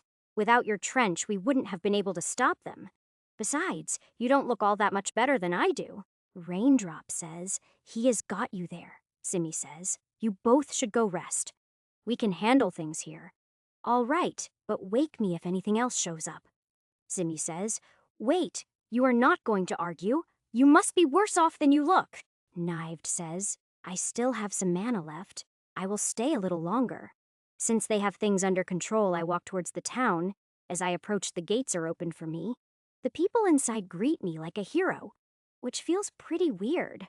But I am too tired to really care. I head straight back to my room in the castle and collapse on my bed. When I wake up and look outside to check the time, I realize I slept for about 12 hours. It is shortly after dawn, and the town is already bustling with activity. Honestly, I am surprised I was able to sleep so long. I was expecting another attack as soon as the Ettins failed. It looks like whoever is in charge of the invasion was caught off guard and didn't have another plan ready to go. That is a good thing for our side. It means the enemy isn't properly prepared and underestimated us. Since another attack wasn't launched against the town, it is likely that Roland will be targeted next. Before going looking for Zimmy, I head down to the main hall to get some food. As soon as I sit down, I am brought a tray piled high with food, and about 5 minutes later, Zimmy, the warden, and Knived arrive. From the looks of them, they also managed to get some rest. Maybe not as much as I did. Zimmy says, Well, you look a lot better. Knived says, Yeah, at least a few steps away from death. Haha! So, what happened while I was out? Warden says. The Ettins have all been destroyed, and since then, it has been quiet. Zimmy says, We sent out scouts in all directions, but have seen no signs of another attack. Any word from Roland? Zimmy says. He is slowly retreating towards town as planned. He has been fairly successful in bleeding the enemy. Well, if there is not another attack aimed at the town, then he might be targeted instead. Warden says, What do you mean? Our enemy isn't just going to sit by and do nothing. If he doesn't have anything left to throw at the town, he will strike at Roland instead. Zimmy says, Is this a guess, or do you have evidence? Just a guess based on what has happened so far. Zimmy says, Well, all your guesses so far have been spot on. So, what do you want us to do? If I was the enemy, I would move to stop Roland from returning to town. Knived says, That makes sense. If Roland is cut off and can't get supplies, he would have a hard time. Zimmy says, So we need to have the scouts look for a force moving to cut Roland off. Then we can take steps to stop them. Warden says, We should go a step further. Rather than just blocking them, we should ambush them and wipe them out if possible. I'll also send word to Roland to speed up his retreat, Zimmy says. Why? So his troops can get back here and get some rest before whatever happens next. Warden says, That is basically asking for the town to be put under siege. Yes, but on our terms, not theirs. Zimmy says, Right, Roland was only ever supposed to slow down the enemy, not stop them. Exactly. He bought us plenty of time. We got lucky with the Ettins. Better for the army to be back here before another attack comes. Warden says, Yeah, if the mercs hadn't returned, the town would be gone for sure. Zimmy says, All right, I will send the message. What do you want me to do next? Once Roland returns, we should begin preparing for the final battle. Knived says, You think it will be soon? Yeah. Once we are all gathered in town, there is no reason for the enemy not to attack. Warden says, Are we just going to wait for them to attack? Of course not. Once the scouts find the enemy we will attack, we will bleed them as much as possible before they surround the town. Zimmy says, Any other orders? What? These aren't orders, just suggestions. I am not the leader. Knived says, Funny. They sounded like orders. Warden says, I agree. They sounded like the orders from a king. Oh, I do have one other idea. Zimmy, Can you ask Rockskull if he can make some siege weapons out of the Etten skeletons? Zimmy says, sure, I can do that. Anything else? Not that I can think of. Hearing that, all three bow to me as if I was the king before they leave. It is only as I realize that everyone in the dining hall saw that I start to worry. Rumors about the current leaders bowing to me are going to spread, but there is nothing I can do about it now. If this wasn't a test, I would be a lot more worried, but they can't really make me the king. For now, I will just keep ignoring their hints. This will all be over soon enough. The only thing that really worries me is if the difficulty is going to go up since I beat the Death Knight. Once I am done eating, I head over to the Blacksmith's Guild to get my armor repaired. So far, it hasn't done me much good, but I should at least look the part since everyone is looking at me like a hero. After my armor is repaired, I try to pay for it, but the blacksmith refuses to take my money. While I may not be king, people are starting to treat me like I am, and it is only going to get worse, especially after all those people watched me defeat the undead and save the town. I may not have been the one to stop the Ettins, but I am sure the stories will say it was at my orders. Chapter 400. At this point, I don't really have any hope of convincing people. I am not the hero they think I am. Not that I should try. It helps with morale, and that will be important if we face a siege. Now that my armor is fixed, I realize I really don't have anything else I need to do. Since I can't think of anything else, I start wandering around town to get an idea of how things are going. Morale seems pretty good from what I can see. And the people I stop and talk to all seem hopeful. After I have been walking around for a couple of hours, a runner finds me and tells me Zimmy is looking for me. Following the directions I was given leads me into the inner castle where I find Zimmy looking at a map of the kingdom. The map is the size of a table and very detailed. This is probably the king's map. When I walk in, Zimmy is alone and she looks fairly worried. What happened? Zimmy says. Roland stopped. Around here? According to the report he sent, the enemy has stopped attacking him, but our scouts have found forces moving to get behind him. What kind of forces? Zimmy says. The force moving to his left are basic undead, skeletons, and zombies. The force on the right is goblins. Lots of them. The scout reported that he couldn't get close enough for an accurate count, but they are moving strangely. Strange how? Zimmy says. Moving day and night, no stops. They are probably undead then. Zimmy says. What should we do? Is Knived around? Can you summon him? Zimmy says. Sure. I study the map while waiting for Knived to arrive, learning the terrain between the town and Roland's force. Mainly, I am looking for good ambush points and terrain we can use to our advantage. Knived says, what do you need, boss? Do you have enough mana to burn, say, 10,000 goblins? Knived says, not all at once, no. But given a few days, I could do it. Zimmy says, where did you get that number? Just a guess based on how many goblins we should have killed by this point. Zimmy says, oh, I guess that makes sense. If the goblins were in woods that you had time to prepare beforehand, could you do it then? Knived says. If the woods were set to burn, then yeah, maybe. Okay, Zimmy, order Roland to fall back to about here. Give Knived what people you can spare. Go to this wood here and set the trap for the goblins. Zimmy says, I can spare 20 good men and a wagon load of oil. Knived says, oil won't work. They will smell it and avoid the trap. Undead won't. Knived says, oh, right. Zimmy says, Raindrop isn't going to like us burning down a bunch of trees. Where is she? I will explain it to her. Zimmy says, she went out scouting. She doesn't like staying in the town. I don't blame her. When she gets back, send her to talk to me. Zimmy says, okay. What about the second force?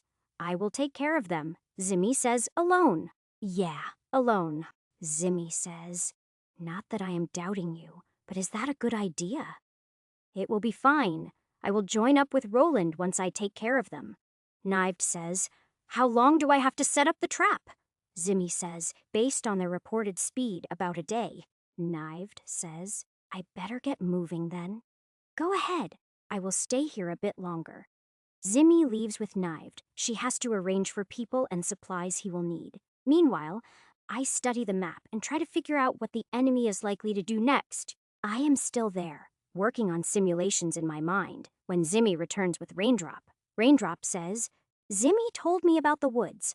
I don't like it, but I can see the necessity of it. Do you have the ability to communicate with animals? Raindrop says, I don't, but my unicorn does. Good.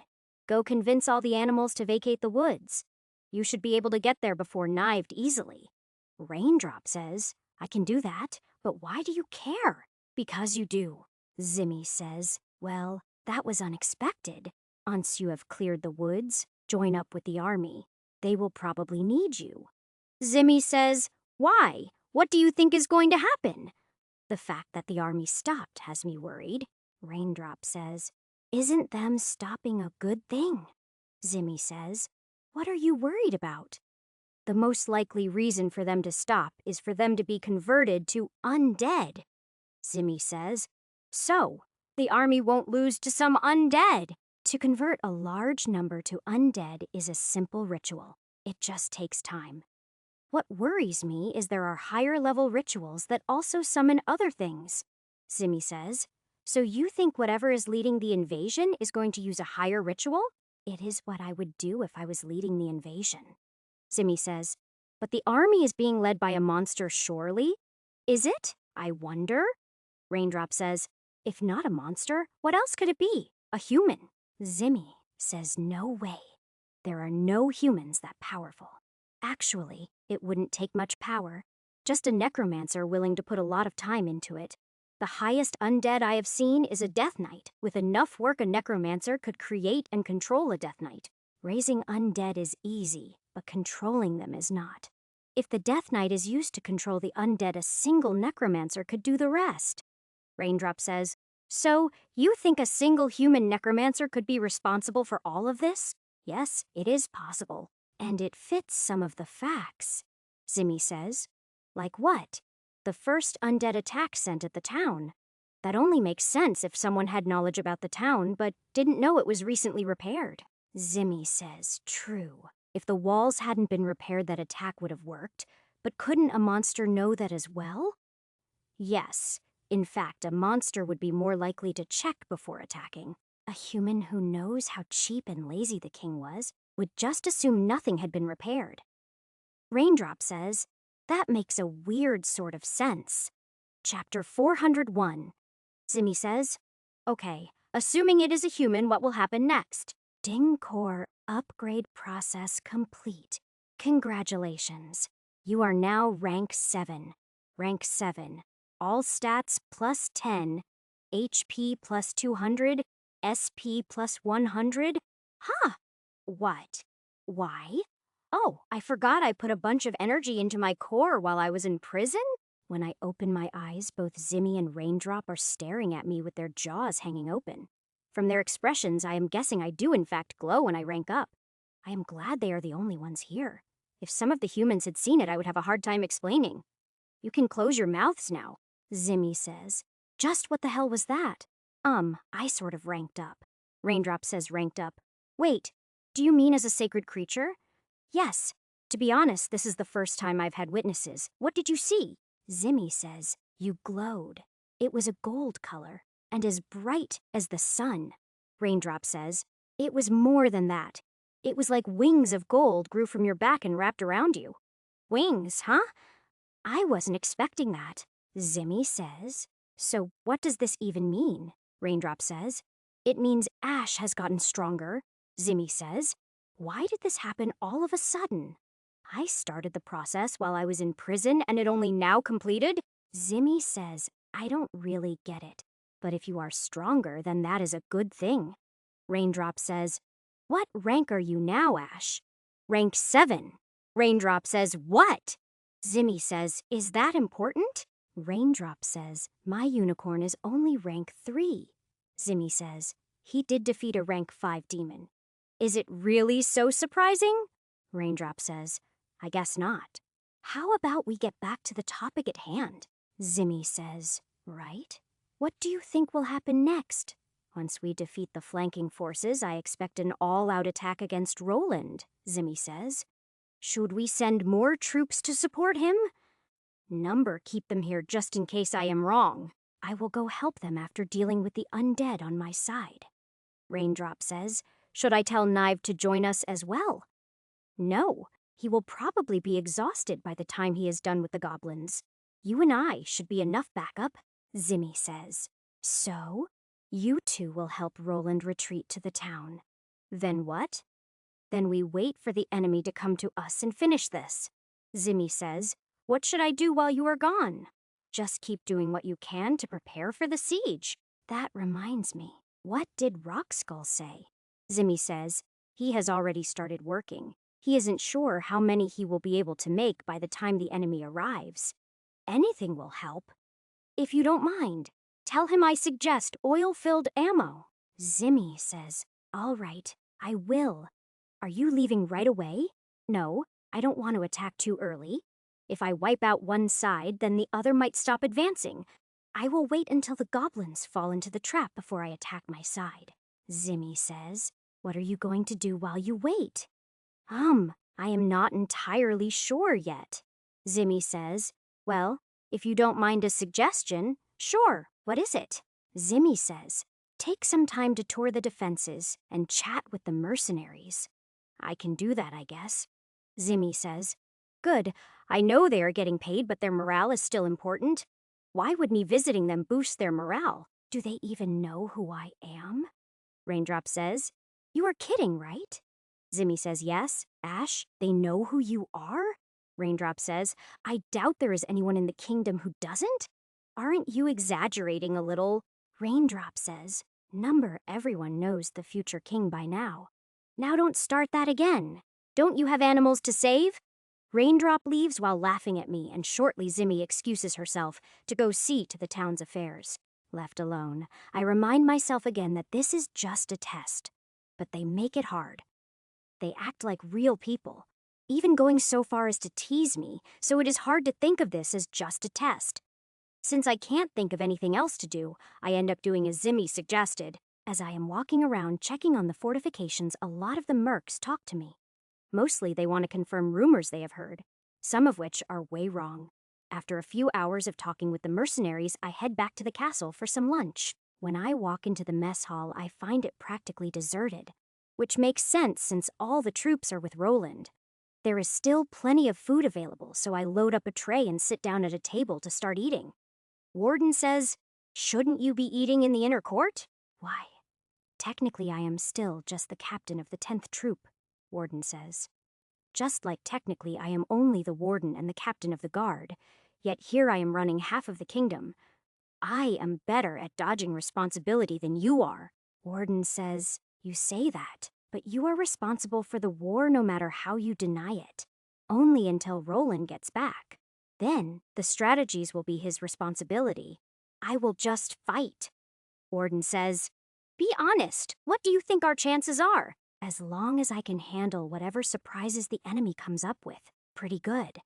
Warden says, that is reassuring. Is there anything you need help with? Warden says, nope, everything in town is running smoothly. Do you need anything?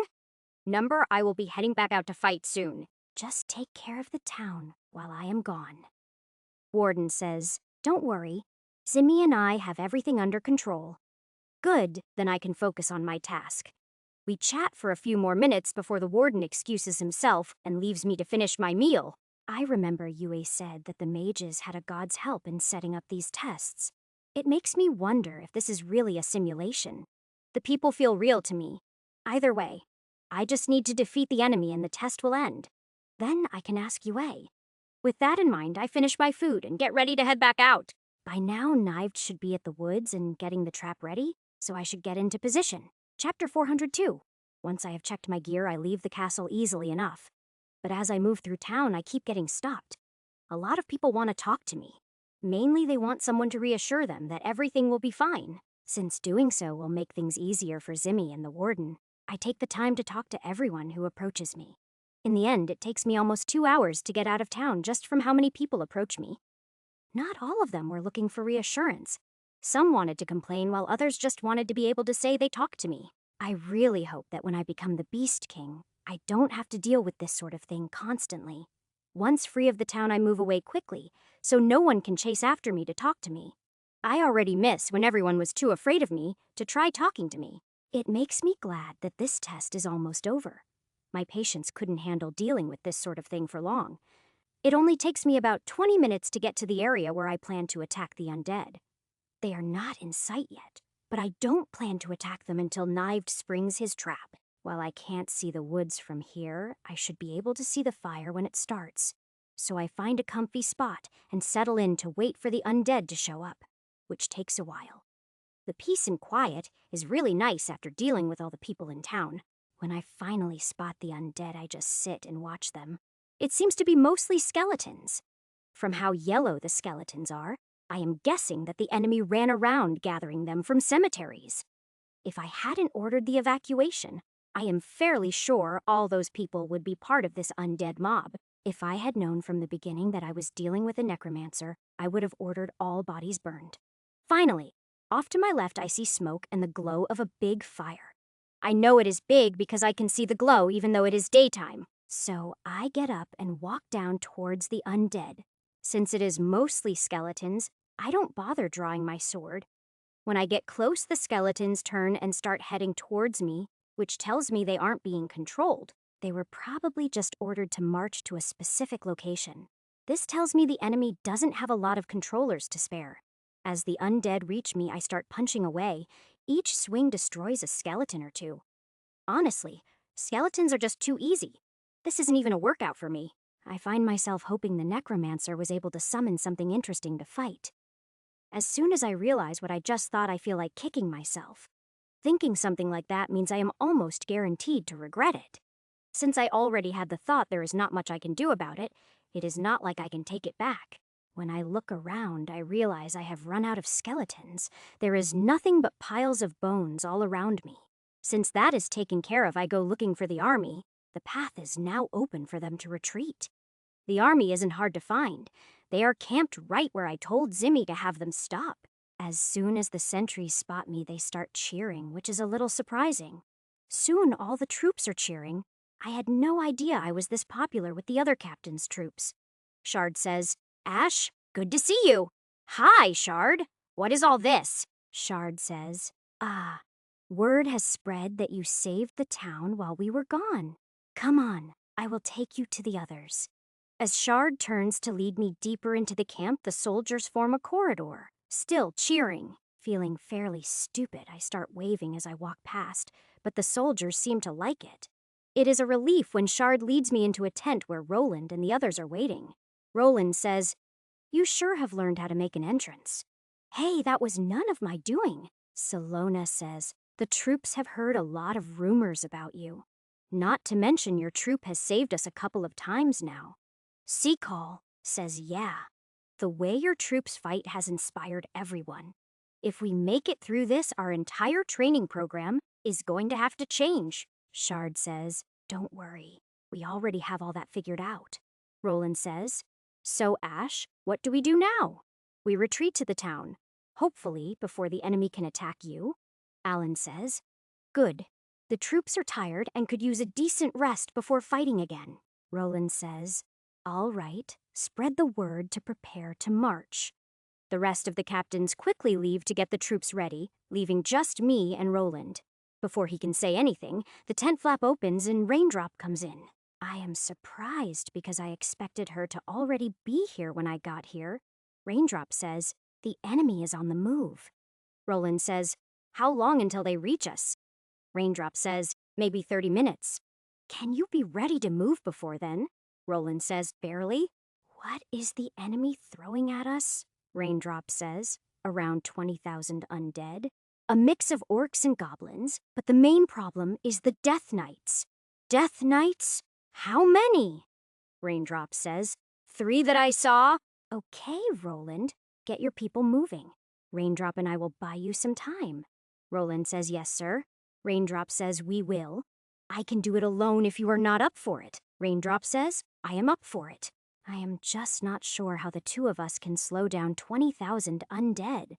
By attacking them, of course. As I walk out of the tent, I can hear Raindrop muttering something behind me. It is in Elvish, so I don't understand the words, but from the tone, I can tell that it isn't flattering. As soon as I leave the tent, my troop surrounds me. They all look excited. Their looks quickly shift to disappointment when I order them to be ready to march with the others. They perk up a bit when I tell them they can take the rear guard just in case I can't slow down the enemy. Once they move off to get ready, I walk out of the camp and head towards the enemy. Raindrop says, "You know this is crazy, right? Relax, I do this kind of thing all the time." Chapter 403. Raindrop says, "That just makes it worse. I will be the one attacking. You just stay back and cover me."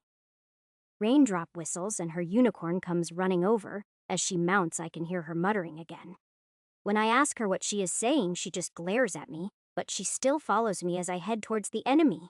When they come into sight, the sheer number of them almost makes me change my mind. Even for me, these kinds of numbers are way too much to deal with, but I don't have to defeat them. All I have to do is slow them down so the army can retreat. Not that it is going to be easy.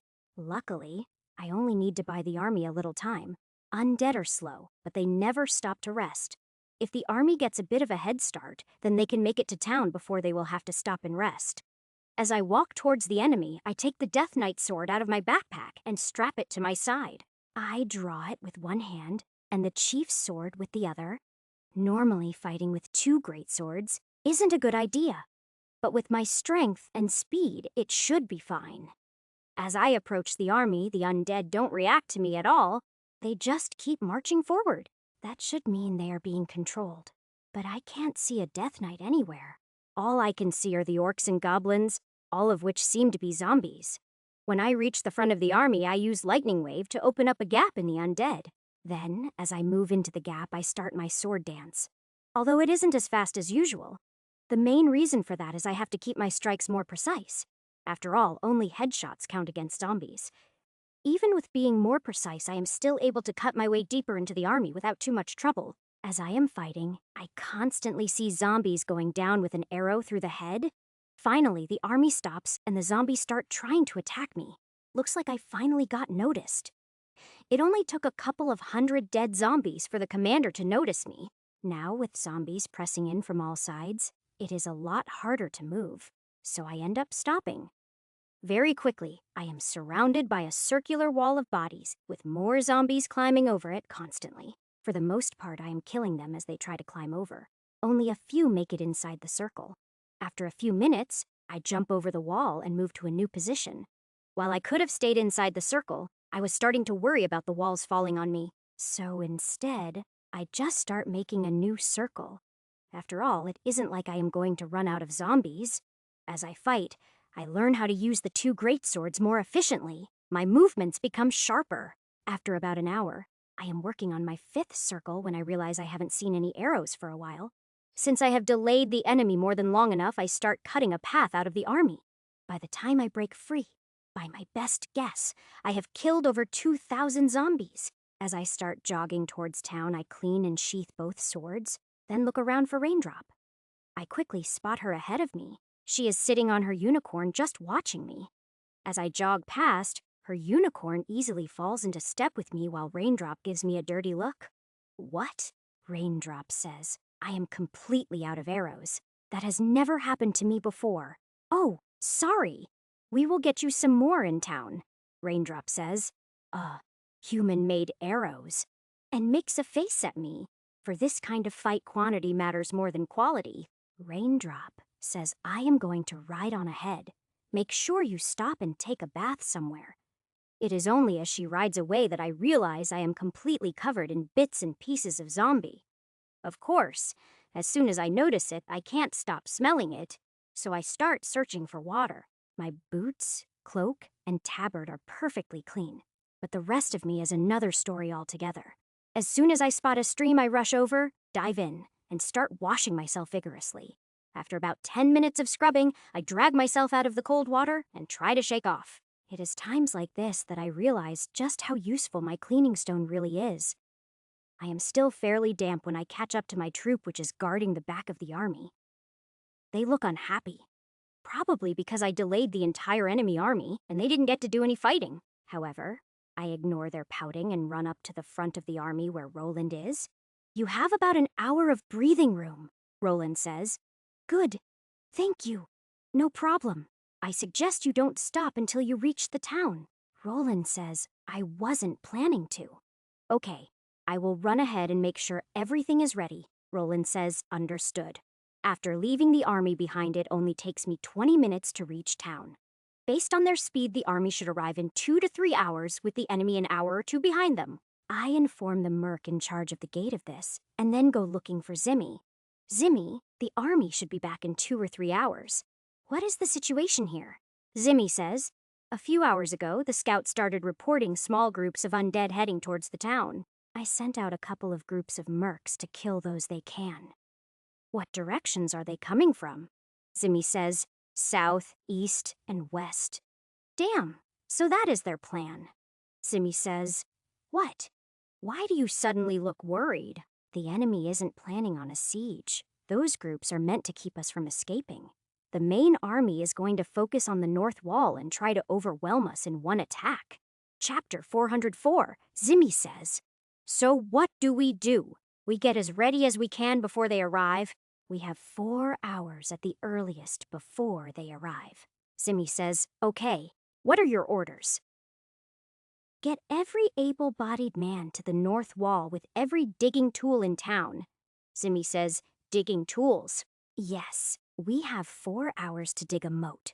Also, I want every torch that can be spared and every drop of oil left in town. Zimmy says, why? Because by the time they arrive, the sun will have set. I doubt the undead are going to stop and wait for dawn. Zimmy says, oh, we will be fighting in the dark. Yeah, the undead will have the advantage. Zimmy says, okay, I will issue orders immediately. Anything else? Whatever Rockskull has managed to make, move to the north wall. Zimmy says, okay. How should I position the troops? Move the majority of the mercs to the north wall? Spread the rest out along the other 3 walls with the militia? The army will man the north wall once they have rested. Zimmy says, understood. I will issue the orders right now.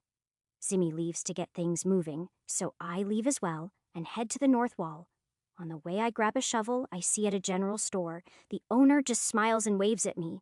When I get to the north wall, I don't even wait for them to open the gate. Jumping over the wall is quicker. As soon as I land, I start digging. Unfortunately, the shovel can't handle my strength. It turns into splinters in my hands, so I just start digging with my hands. It might not be dignified, but it works. It works really well. After a few minutes, the gates open, and men start coming out to help dig. Soon, hundreds of men are outside the walls digging. We end up having more men than tools.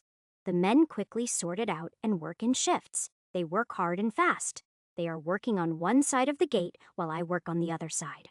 As hard as they are working, I am almost as fast as them. Of course, I have some advantages.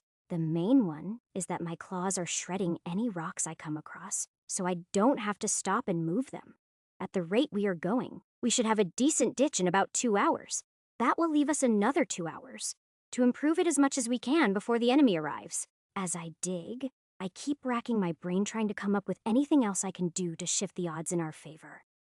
Then, as I am thinking about the enemy and how to fight them in the dark, I suddenly have an idea. Trip lines don't work well on humans because they will step over them, but zombies are stupid. So I send some of the men who aren't currently working to go fetch stakes and rope or wire. If we set up trip lines on the ground between the wall and the moat, it will slow them down even more. Unfortunately, while I have other ideas, none of them can be implemented in the time we have left. Most of them are traps I saw in movies, but it would take some trial and error to actually make them. So for now, it is better to just focus on what can be done in the time we have. I just keep digging and occasionally glance over to see how everything else is going. When the stakes and wire arrive, I instruct the mercs to set up the tripwires. Merc says, how many should we set up? As many as we have materials for. The more we slow them, the more we can kill before they reach the walls. Merc says, got it. Man says, we have the oil you asked for. Where do you want it? Just put it by the gate for now. We will pour it into the ditch once we are done digging. Man says, no way do we have enough to fill this ditch. We don't have to fill it. We just need enough for it to burn for a while. Man says, okay, we should have enough for that. As I go back to digging, I play out how the battle is likely to go in my mind. No matter how many times I go through it, I don't see our forces being able to stop the undead. We will be able to kill a lot of them, but not enough to stop them from getting over the wall. If I am on the wall, I will only be able to kill them as fast as they come to me. That won't be enough to alter the outcome, so I need to fight outside the wall. Zimmy and Roland are probably going to have a problem with that, though. The way I figure it, I need to kill about half of the enemy army to lower their numbers enough that the attack will fail. With this kind of all-or-nothing battle, if we can defend against the first attack, we win. Once we defeat the first attack, the enemy won't have enough numbers left to overwhelm our defense. The enemy's original plan was probably to wear us down with the living army, and then raise them as undead once we retired. It was a good plan, and would have probably worked, but they gave it up for some reason. As I am trying to think of why they changed tactics, our army finally comes into sight, and I see Roland running over. Roland says, "What are your orders? Bring the men inside and get them fed. Then they can rest until the enemy arrives." Roland says, "You don't want them to help with the defenses." "No, they have been marching all day. Let them rest for a couple of hours until the battle starts." Roland says, "You think they will attack as soon as they arrive?" "Yes, they are undead after all." Roland says, "True. All right, I will get the men fed and then we will have a strategy meeting. Okay." Seeing the army arrive safe and sound raises morale quite a bit, and the work speeds up. About a half an hour later, a runner summons me to the meeting. When I arrive, I find Roland, Shard, Zimmy, Raindrop, and Knive. Roland says, "Okay, I am assuming you already have a plan, so let's hear it. The army and the mercs will man the north wall. Once the zombies reach the wall, we will fire the trench?" Zimmy says, "Why not when they first reach the trench? We want to split the army. This way we can kill what is past the trench, and the fire will keep the others back." Shard says, "If we limit what reaches the wall, they will have a harder time getting up it." Knived says, "I get to fire the trench, right?" "Yes, although I have another job for you," Knived says. "What is that?" "Keeping the heat and smoke away from our men?" Knived says, "Okay, I can do that." Raindrop says, "And where will you be?" "Outside." Chapter 405. Zimmy says, "What?" Raindrop says, "Are you crazy?" Roland says, "It would improve morale to have you fighting on the wall where the men can see you." Knived says, "Settle down. I am sure Ash has his reasons, so let's wait until we hear them." Zimmy says, "Well, Ash, do you have a reason? If I don't fight outside, we are going to lose?" Roland says, "Why do you think that? Sure, they outnumber us by 10 to 1, but when defending, that is manageable. Against living opponents, maybe, but against undead, who need to be killed by destroying the head." Roland says, "True, that is going to make the fight harder." Shard says, "Not to mention, we will be fighting in the dark. There is something else to consider. Our losses can be raised by the enemy." Roland says, "Meaning the more losses we suffer, the stronger the enemy can become." Zimmy says, "I hadn't thought of that." Raindrop says, "How is you fighting outside going to change that? If I am outside where I can move around, I can reduce their numbers a lot more. I can probably take out a quarter of the enemy." Roland says, "You plan to kill 5,000 undead by yourself?" Raindrop says, "He can do it. You didn't see him fighting in the middle of the army to slow them down?" Zimmy says, "You think he should do it?" Raindrop says, "No, I still think it is insane. But what choice do we have? He is right that we cannot win as things stand. Have you forgotten about the Death Knights?" Knived says, "Good point. Ash is probably the only one who can defeat a Death Knight on his own." Shard says, "Yeah. If a Death Knight were to reach the wall, how would we stop it?" Roland says, "All it will take is one breach in the wall and we are finished." Zimmy says, "Does all this even matter? No matter what we say, Ash is going to go out and fight the way he wants?" Shard says, "True. It is not like any of us can stop him. Anyway, since I will be outside, Roland will be in command of the defense." Raindrop says, "So? What aren't you saying? What do you mean?" Raindrop says, "You are holding something back, I can tell. Chances are, the Death Knights are not the only thing the enemy has. I need to be outside where I can react and deal with any surprises." Roland says, "Shouldn't you take your troop with you?" Number as good as they are, they can't move like I do. Besides, you will need them on the wall, Shard says. Since there is no more point to arguing with him, we should get to work. No one likes it, but they can't think of any more arguments, so the meeting ends. Roland and Shard leave to organize the defenses. Knived goes to the wall to prepare, but Zimmy and Raindrop stay. Once the guys leave, they turn to me and glare at me like I did something wrong. Zimmy says, "This is not how a king should act. You forget. I am not a king. No matter what you may want, once this fight is done, I will be gone." Raindrop says, "Do you want me to go out with you?" "No, I want you on the wall firing thousands of arrows." "I am counting on you to thin the number of enemies who reach the wall." Zimmy says, "Are you really going to leave after everything that we have been through?" I have no choice in the matter. Once the fight is done, I will return to my world. Raindrop says, "If you had a choice, would you stay?" "Number, I have people waiting for me in a much larger war to fight." Zimmy says, "If you have a war to fight, why were you sent here? Basically, this is my training. In order to have a chance of winning my war, I need to become stronger?" Raindrop says, "What could you possibly need to be stronger for? You are already strong enough to face an army on your own." "My world is facing a demon invasion."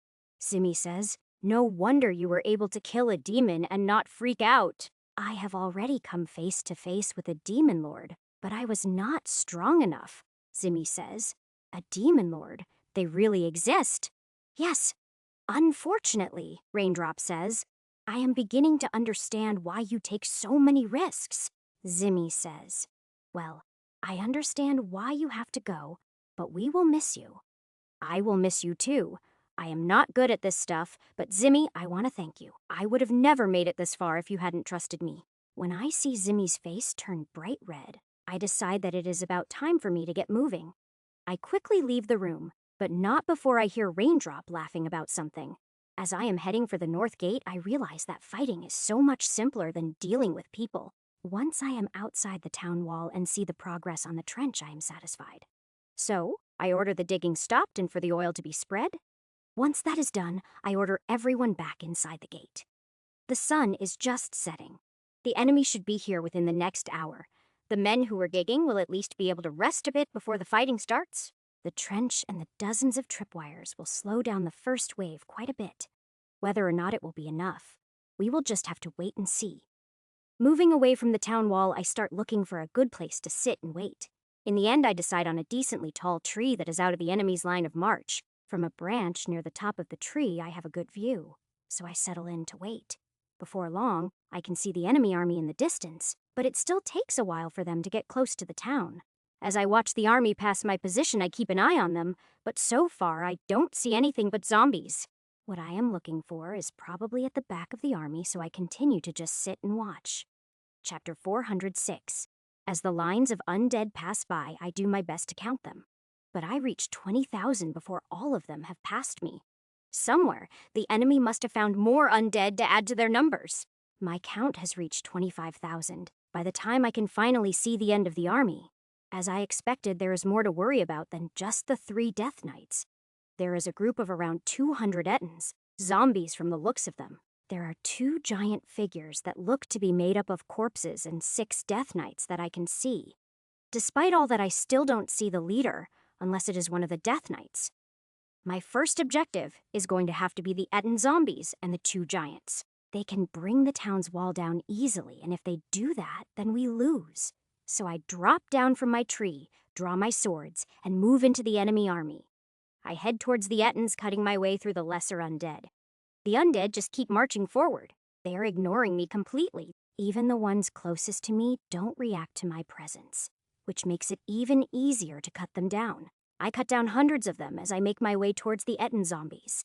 It is only as I get close that I realize I never got more bolts for Rock Splitter.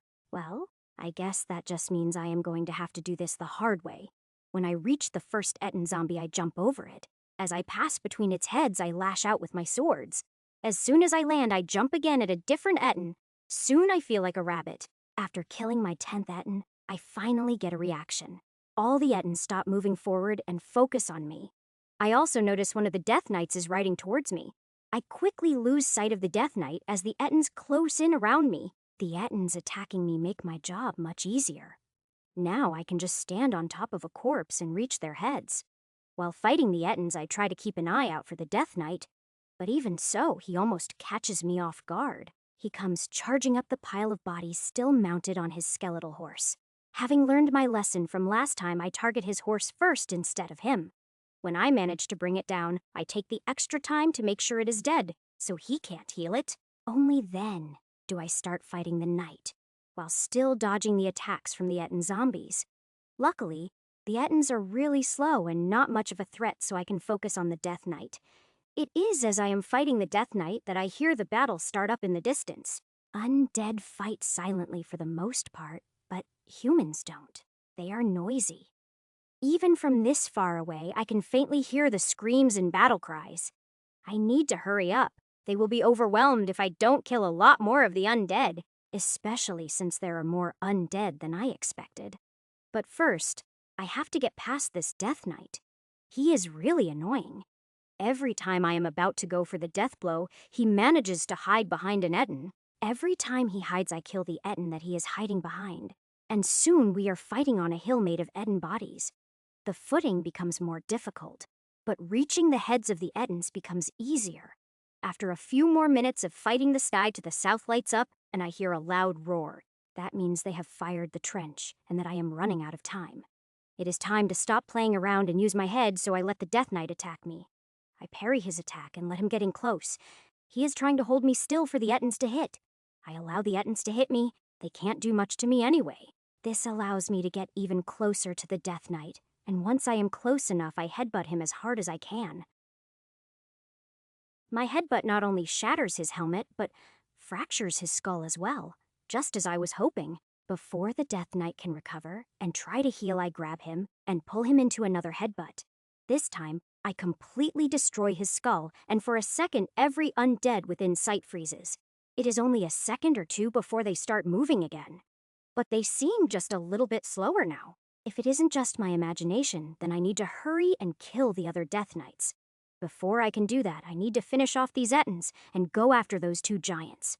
As I look around, I realize I still have about half of the Ettin zombies left to deal with. Although, without the Death Knight getting in my way, I can move a lot faster.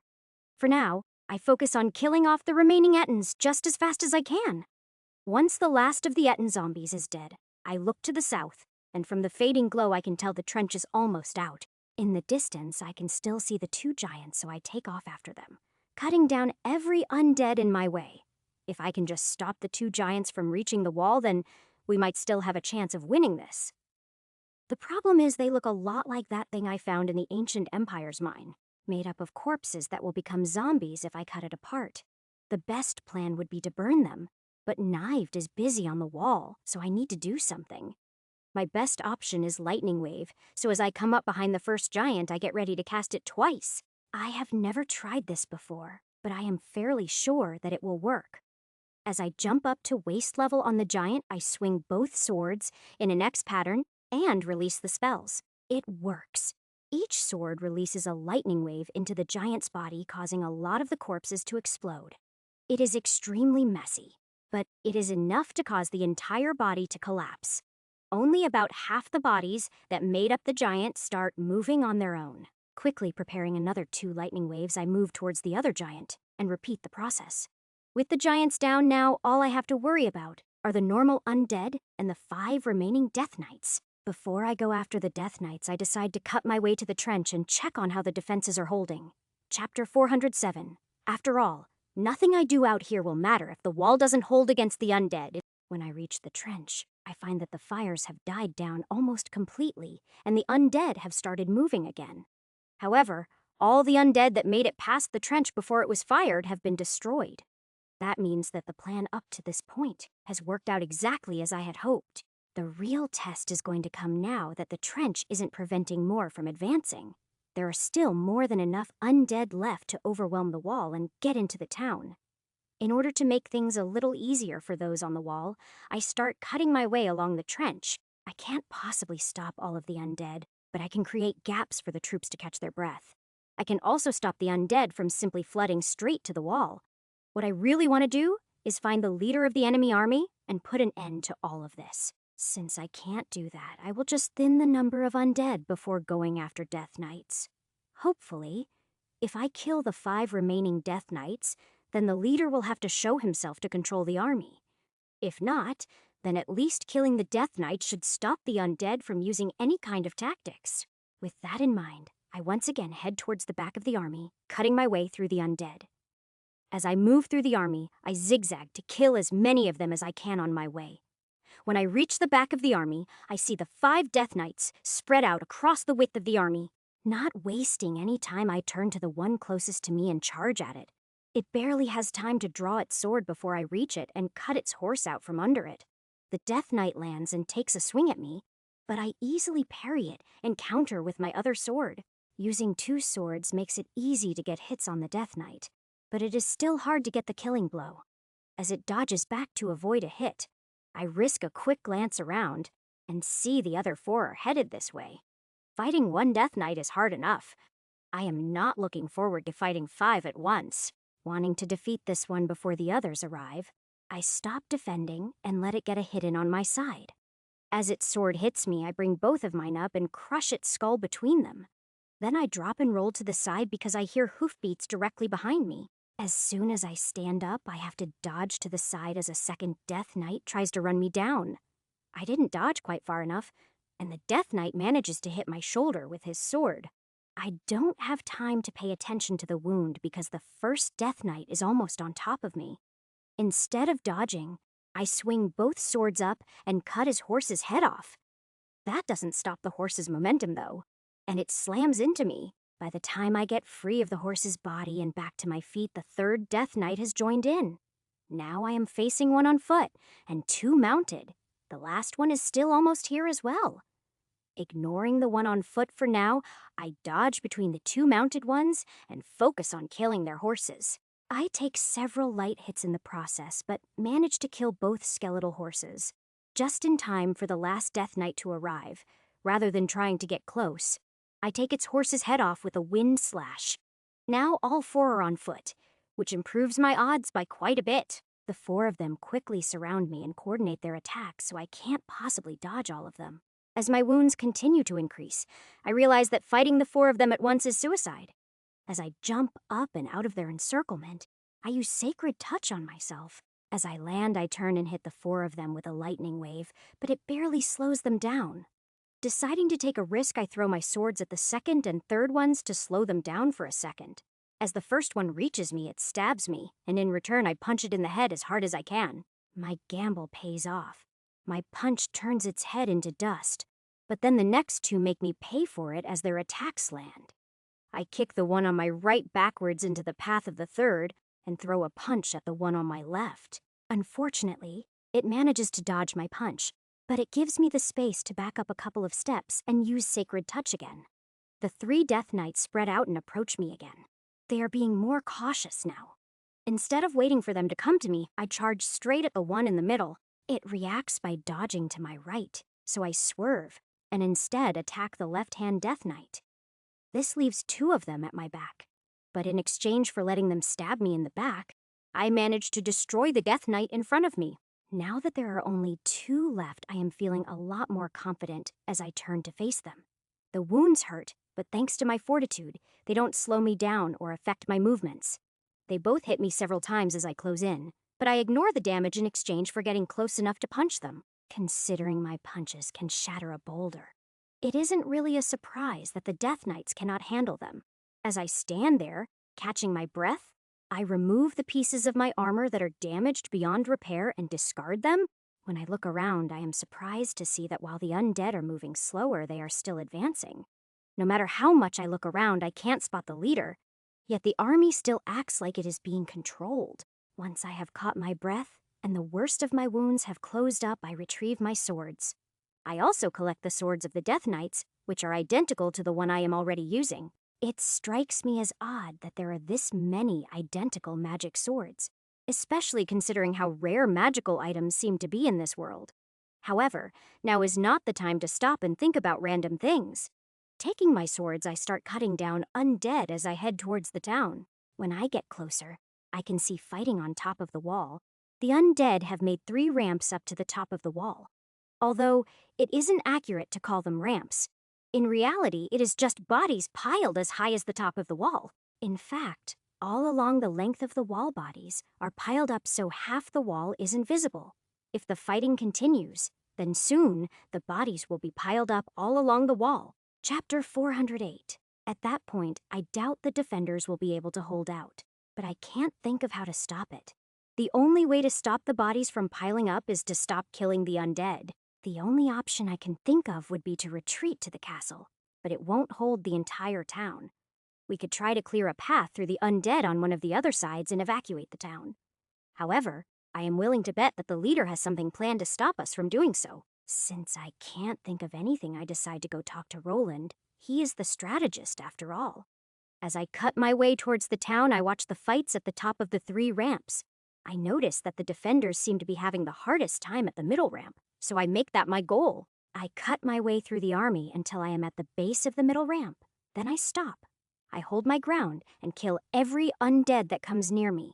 This allows the defenders to finish those that already went up. With me preventing more from going up, the defenders are able to catch their breath and tend to the wounded.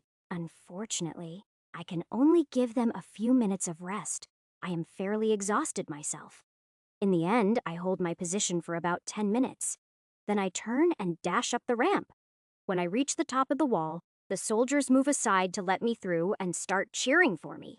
The cheering quickly spreads all across the wall and goes on for a couple of minutes. Once it dies down, I move to the far side of the wall and find a place to sit down. Then I pull some griffin jerky out of my bag and start eating. A few minutes later, I see Roland heading my way, followed by Zimmy and Raindrop. Roland says, "Ash, what is the situation?" 200 or so Etten zombies, 2 corpse giants, and 6 death knights all defeated. I still haven't been able to find the leader, though. Roland says 6 death knights. Zimmy says, so 7 death knights in total.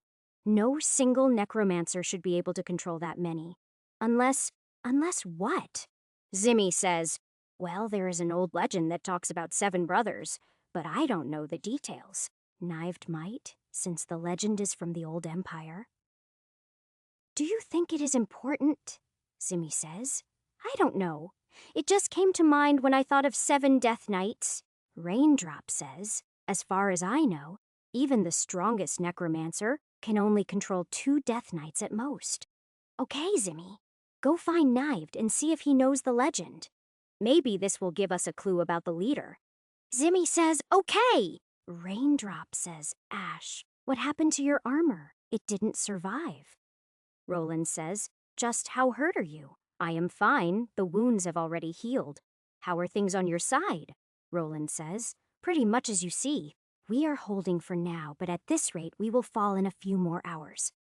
Yeah, it is my fault. I should have saved the oil for burning the undead under the wall instead of the trench. Roland says, it wouldn't have changed much. The amount of oil used on the trench wouldn't have been enough to burn all the bodies. At most, it would have bought us a few more hours. Have you thought of a strategy to get us out of this mess? Roland says. No, not yet anyway. Do you have any ideas? The only thing I could think of was falling back to the castle, Raindrop says. The castle can't hold everyone. I know that, but we might not have any other option, Roland says. We would be fine if we had a second wall to fall back to, Raindrop says. But we don't. No, we don't. But maybe we could make one, Roland says. What do you mean? How can we build a wall in a few hours? By tearing down the houses and using the rubble to make barricades? It isn't as good as a wall, but maybe it will be enough. Roland turns and looks down on the town behind the wall. He is studying the layout of the houses. While he is thinking about it, Zimmy returns with Knived in tow. Knived says, Hey boss, good to see you. Hi, Knived. So do you know this legend Zimmy was talking about? Knived says, of course. It is the story of the founding of the empire. Okay, can you give me the short version? Knived says, well, there was a being called the Emperor of Ice. The 7 brothers served him as his commanders. The many tribes of humans came together to defeat them and then founded the empire. This emperor, any more details about him. Knived says, there were many versions of the legend. The most popular one had him as the son of an old god of winter or something. How strong was the bond with the 7 brothers? What I mean is, if someone raised the emperor as an undead, would the knights rise to serve him?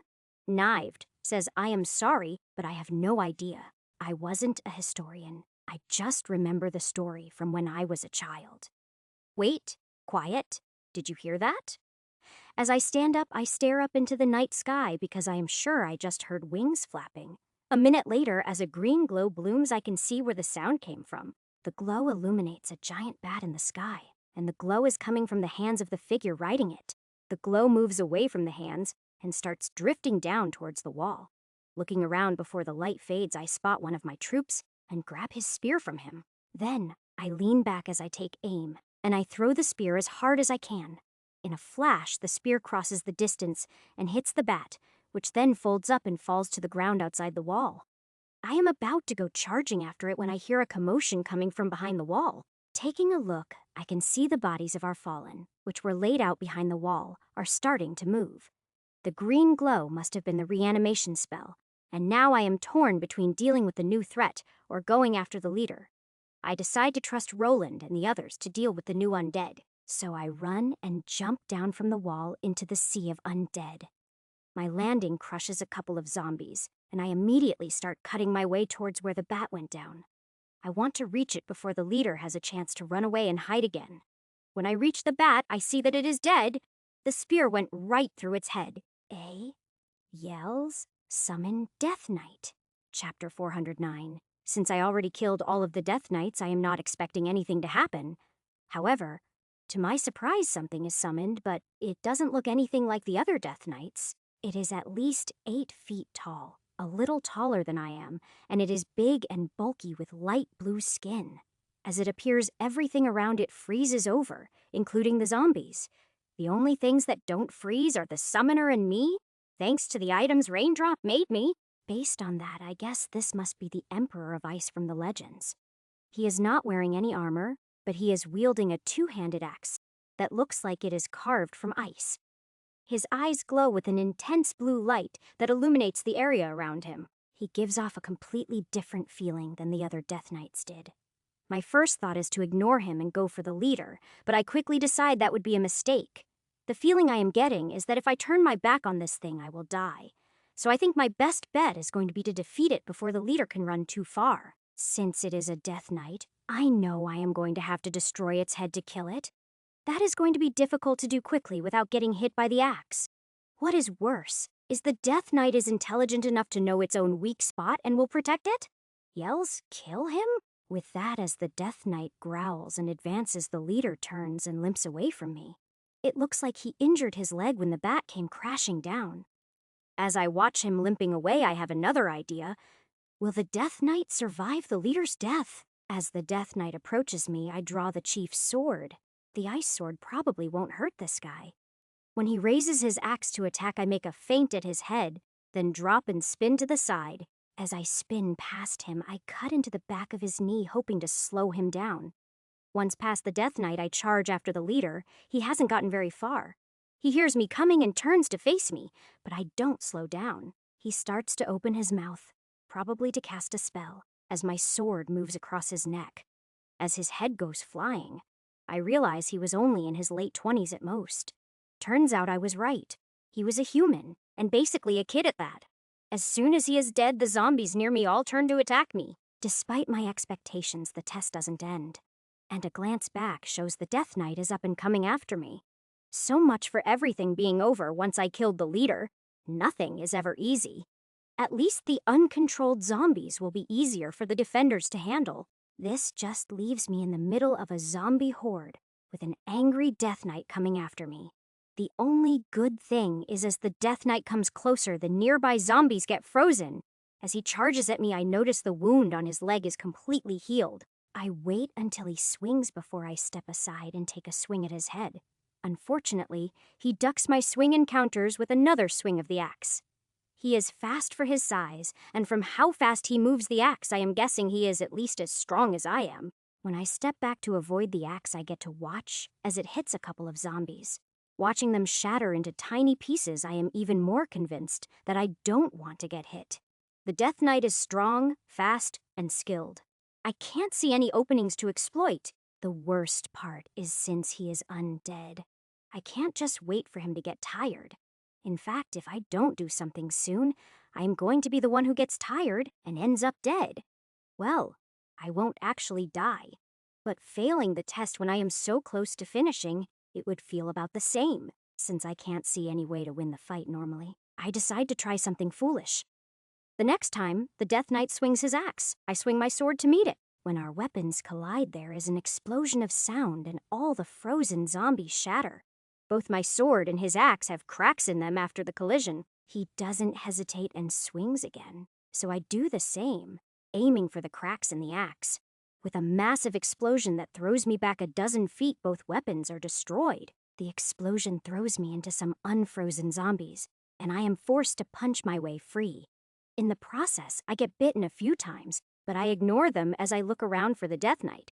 He was also thrown back by the explosion, but he is already up and charging at me. As he closes and the zombies freeze, and I am able to free myself from them just in time to get punched. The punch forces me to stagger back since I didn't have good footing. I quickly set my stance, and when the second punch hits me, I am able to retaliate. For the first time, I punch something full strength and it doesn't fall down. If anything, the Death Knight's return punch is even stronger, and I have never been hit so hard. However, I am not about to lose at this point. Every time he hits me, I hit him back as hard as I can. As we trade dozens of punches back and forth, I can't help thinking this fight must look epic. Unfortunately, the only witnesses are the zombies that aren't frozen solid. After dozens more punches fly back and forth, I start to notice something. Thanks to my regen and fortitude, the Death Knight's punches, while painful, aren't really affecting me. On the other hand, the Death Knight is starting to show signs of the damage adding up. So far, he has been able to avoid any damage to his head, but his body is showing damage. With that as encouragement, I start aiming my punches better, hitting the same spots over and over. Finally, with a loud crack, his left shoulder caves in under my punches and his arm goes limp. Now he is only punching me once for every 2 hits I get in, and he has a lot more trouble protecting his head. After I get a few hits in on his head, I notice his punches getting sloppy. Sensing that this crazy slugfest is almost over, I push myself to hit him harder and faster. After hitting him in the head about 20 times, I am finally rewarded with the sound of his skull shattering. The next few punches that manage to hit his head result in more cracking sounds. The shape of his head has shifted, and when my next punch lands, one side of his head caves in. As the light fades from his eyes and his body collapses, I drop to my knees panting. HP 519 divided by 6,813 says test completed. Everything around me fades to white, which is a relief since I was still surrounded by zombies. I am fairly confident that even without me, the town should be able to survive. I do kind of regret not being able to say goodbye to everyone, but I remind myself they aren't real. Says, calculating score. Please wait. Chapter 410 says calculation complete. Test score rank S. Rank S? I thought. Yui said the score only went up to a. Says calculating rewards. Yes, this is going to be awesome. I can feel it. Says stage 1 rewards. Skills. Lightning Wave plus 5 levels. Hand-to-hand basics plus 2 levels. Target weakness plus 6 levels. Storm armor plus 2 levels. Wind/+ plus 1 level. Sacred touch plus 2 levels. Basic evasion plus 3 levels. Mage Knight Blade plus 2 levels. Lion's Rage plus 3 levels. Weapon Master plus 1 level. Sword Dancer plus 2 levels. Sword Master plus 2 levels. Danger Sense plus 1 level. Dual Wield plus 2 levels. Beast Slayer plus 1 level. Zen Meditation plus 4 levels. Holy crap, that is awesome. And that is only stage 1? Says stage 2 rewards. Stats. Strength plus 50. Agility plus 50. Endurance plus 20. Intelligence plus 30. Wisdom plus 50. Charisma plus 20. Willpower plus 10. Luck plus 10. Fortitude plus 20. Leadership, plus 50. Congratulations. New stat unlocked. Leadership. Leadership effective when commanding troops or acting as a leader. Holy stats, Batman. And even a new stat. This test is awesome. Says stage 3 rewards. Choose an item. Huh? What does that mean? Just as I am feeling confused, a window appears in front of me with a long list of items. They are all the items that I acquired while going through the test, and it is asking me to pick one. My immediate thought is of Rock Splitter, but just before I select it, I decide to look through the list. The backpack is on the list, but I already have a bag of holding, and while another would be nice, I don't want to waste this chance. To my surprise, the Chief's sword is on the list even though it was destroyed. So is the axe the Emperor of Ice was using. And it is a really nice axe from the description. However, what catches and holds my attention is actually the 3-piece set that Raindrop made me. It is listed as a single item even though it is a set of 3, and I just can't manage to pass it up. There are other items that interest me quite a bit, but the set seems to be the best option. In the end, after going through the list several times, I go with the set Raindrop made. Clothing might not be as useful as some of my other choices, but considering what I already have outside it is the best choice. After all, none of the weapons are the equal of Blitz, and the armor can't even compare to what I have. Says stage 4 rewards, choose a follower. A follower, what? A new list appears before me, listing everyone I had contact with inside the test. This is going to be an even harder choice than the item was. I met some great people. My first thought is Raindrop. Having an elf on my side would be awesome. However, she would be the only elf in this world as far as I know, and that would be hard on her. Besides, in all honesty, I have enough women problems as it is. No need to add to them. Rockskull is also ruled out. Being the only dwarf would be a serious issue. Even though I already decided I don't need any more women, Zimmy is still tempting. She may not be as much use in a fight, but her manager abilities would be really useful in the future. However, the thought of her and Ruby in the same room quickly kills that idea. Roland is really tempting. As a strategist, he would be super valuable when the war starts. Then again, Knived would give my group a mage, which we are lacking. Depending on his potential, he may even be a candidate to inherit the tower. One by one, I go through the rest of the males on the list.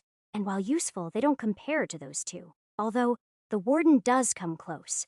So it comes down to a choice between Roland and Knived, and I can't make up my mind.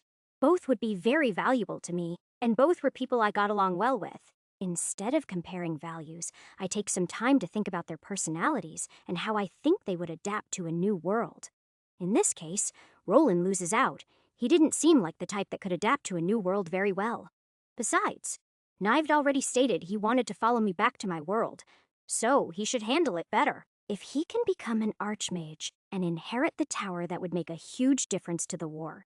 It would also affect things a lot after the war as well, much more than Roland would.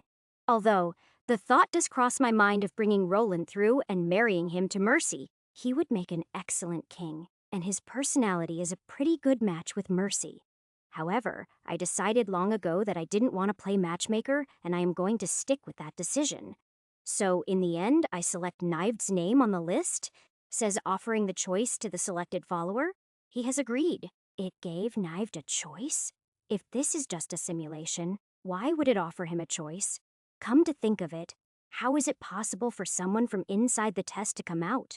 The more I think about it, the more confusing it becomes. Says Stage 5 Rewards title. New title. Magus Knight Captain. Magus Knight Captain. Upgradable. All stats plus 10. All resistances plus 10. Plus 20% to strength when wielding a melee weapon. Plus 15% to intelligence when casting a combat spell. Wow, that title is awesome. And it can still upgrade more. Says, rewards complete. Now exiting test world. The next thing I know, I am back in the gate room with a very confused looking Knived. I don't know what he was expecting, but this obviously isn't it. Apparently, he didn't get to keep any of his items. He is just wearing clothes. Yui says, Ash, you succeeded. Wait, who is this? Hello, Yui, I am back. This is Knived, a mage from the test. Yui says, from the test. How? How? Chapter 411. I have no idea. I do, however, have a lot of questions, Knived says. Who are you talking to? Oh, sorry. Yui is the spirit that controls this tower. Yui says, hello, Knived. It is nice to meet you, Knived says. Hi, nice to meet you too. There is a lot I need to explain to you. But first, I have some companions that look like monsters, but don't attack them. In fact, don't attack anything in this tower. Knived says, okay, you are the boss. Yui says, speaking of, I have informed them of your return. They are racing up here as we speak. With Yui's warning, I suggest Knived to stand to the side, since I am expecting to get tackled. He moves just in time as I spot Kachara charging down the hallway at full speed. She hardly slows before she hits me, knocking me onto my back in a full tackle.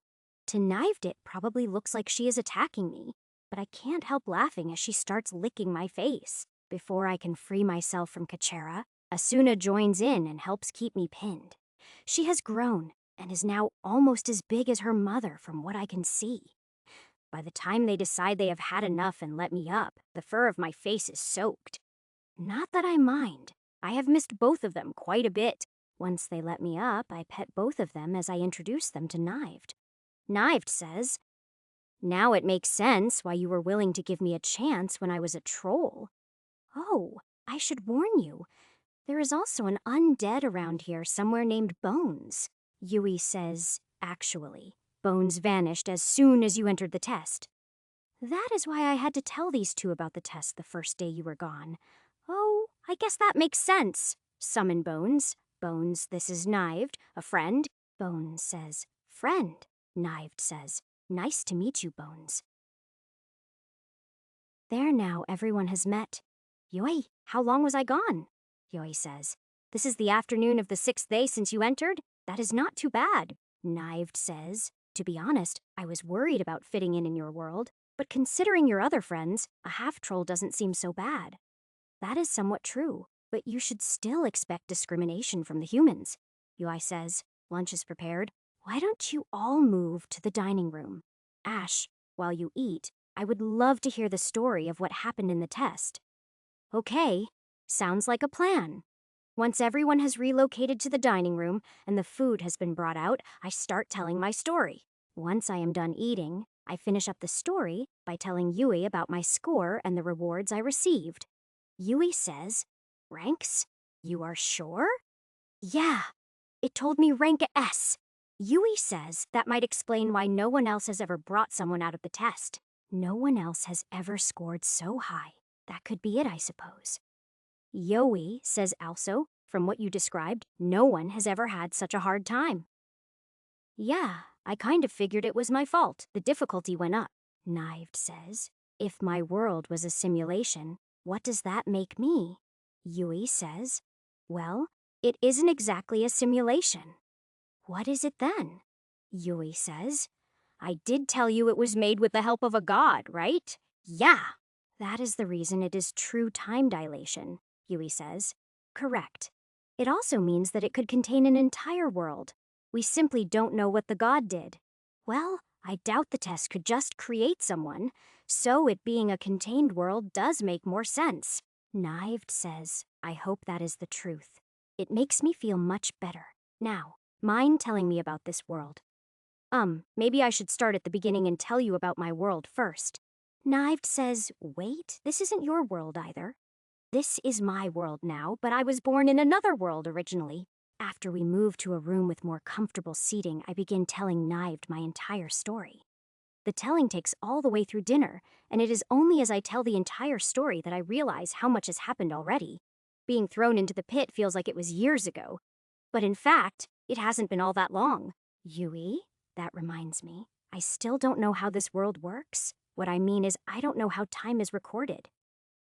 Yui says, well, like your world, each day is 24 hours, and each week is 7 days.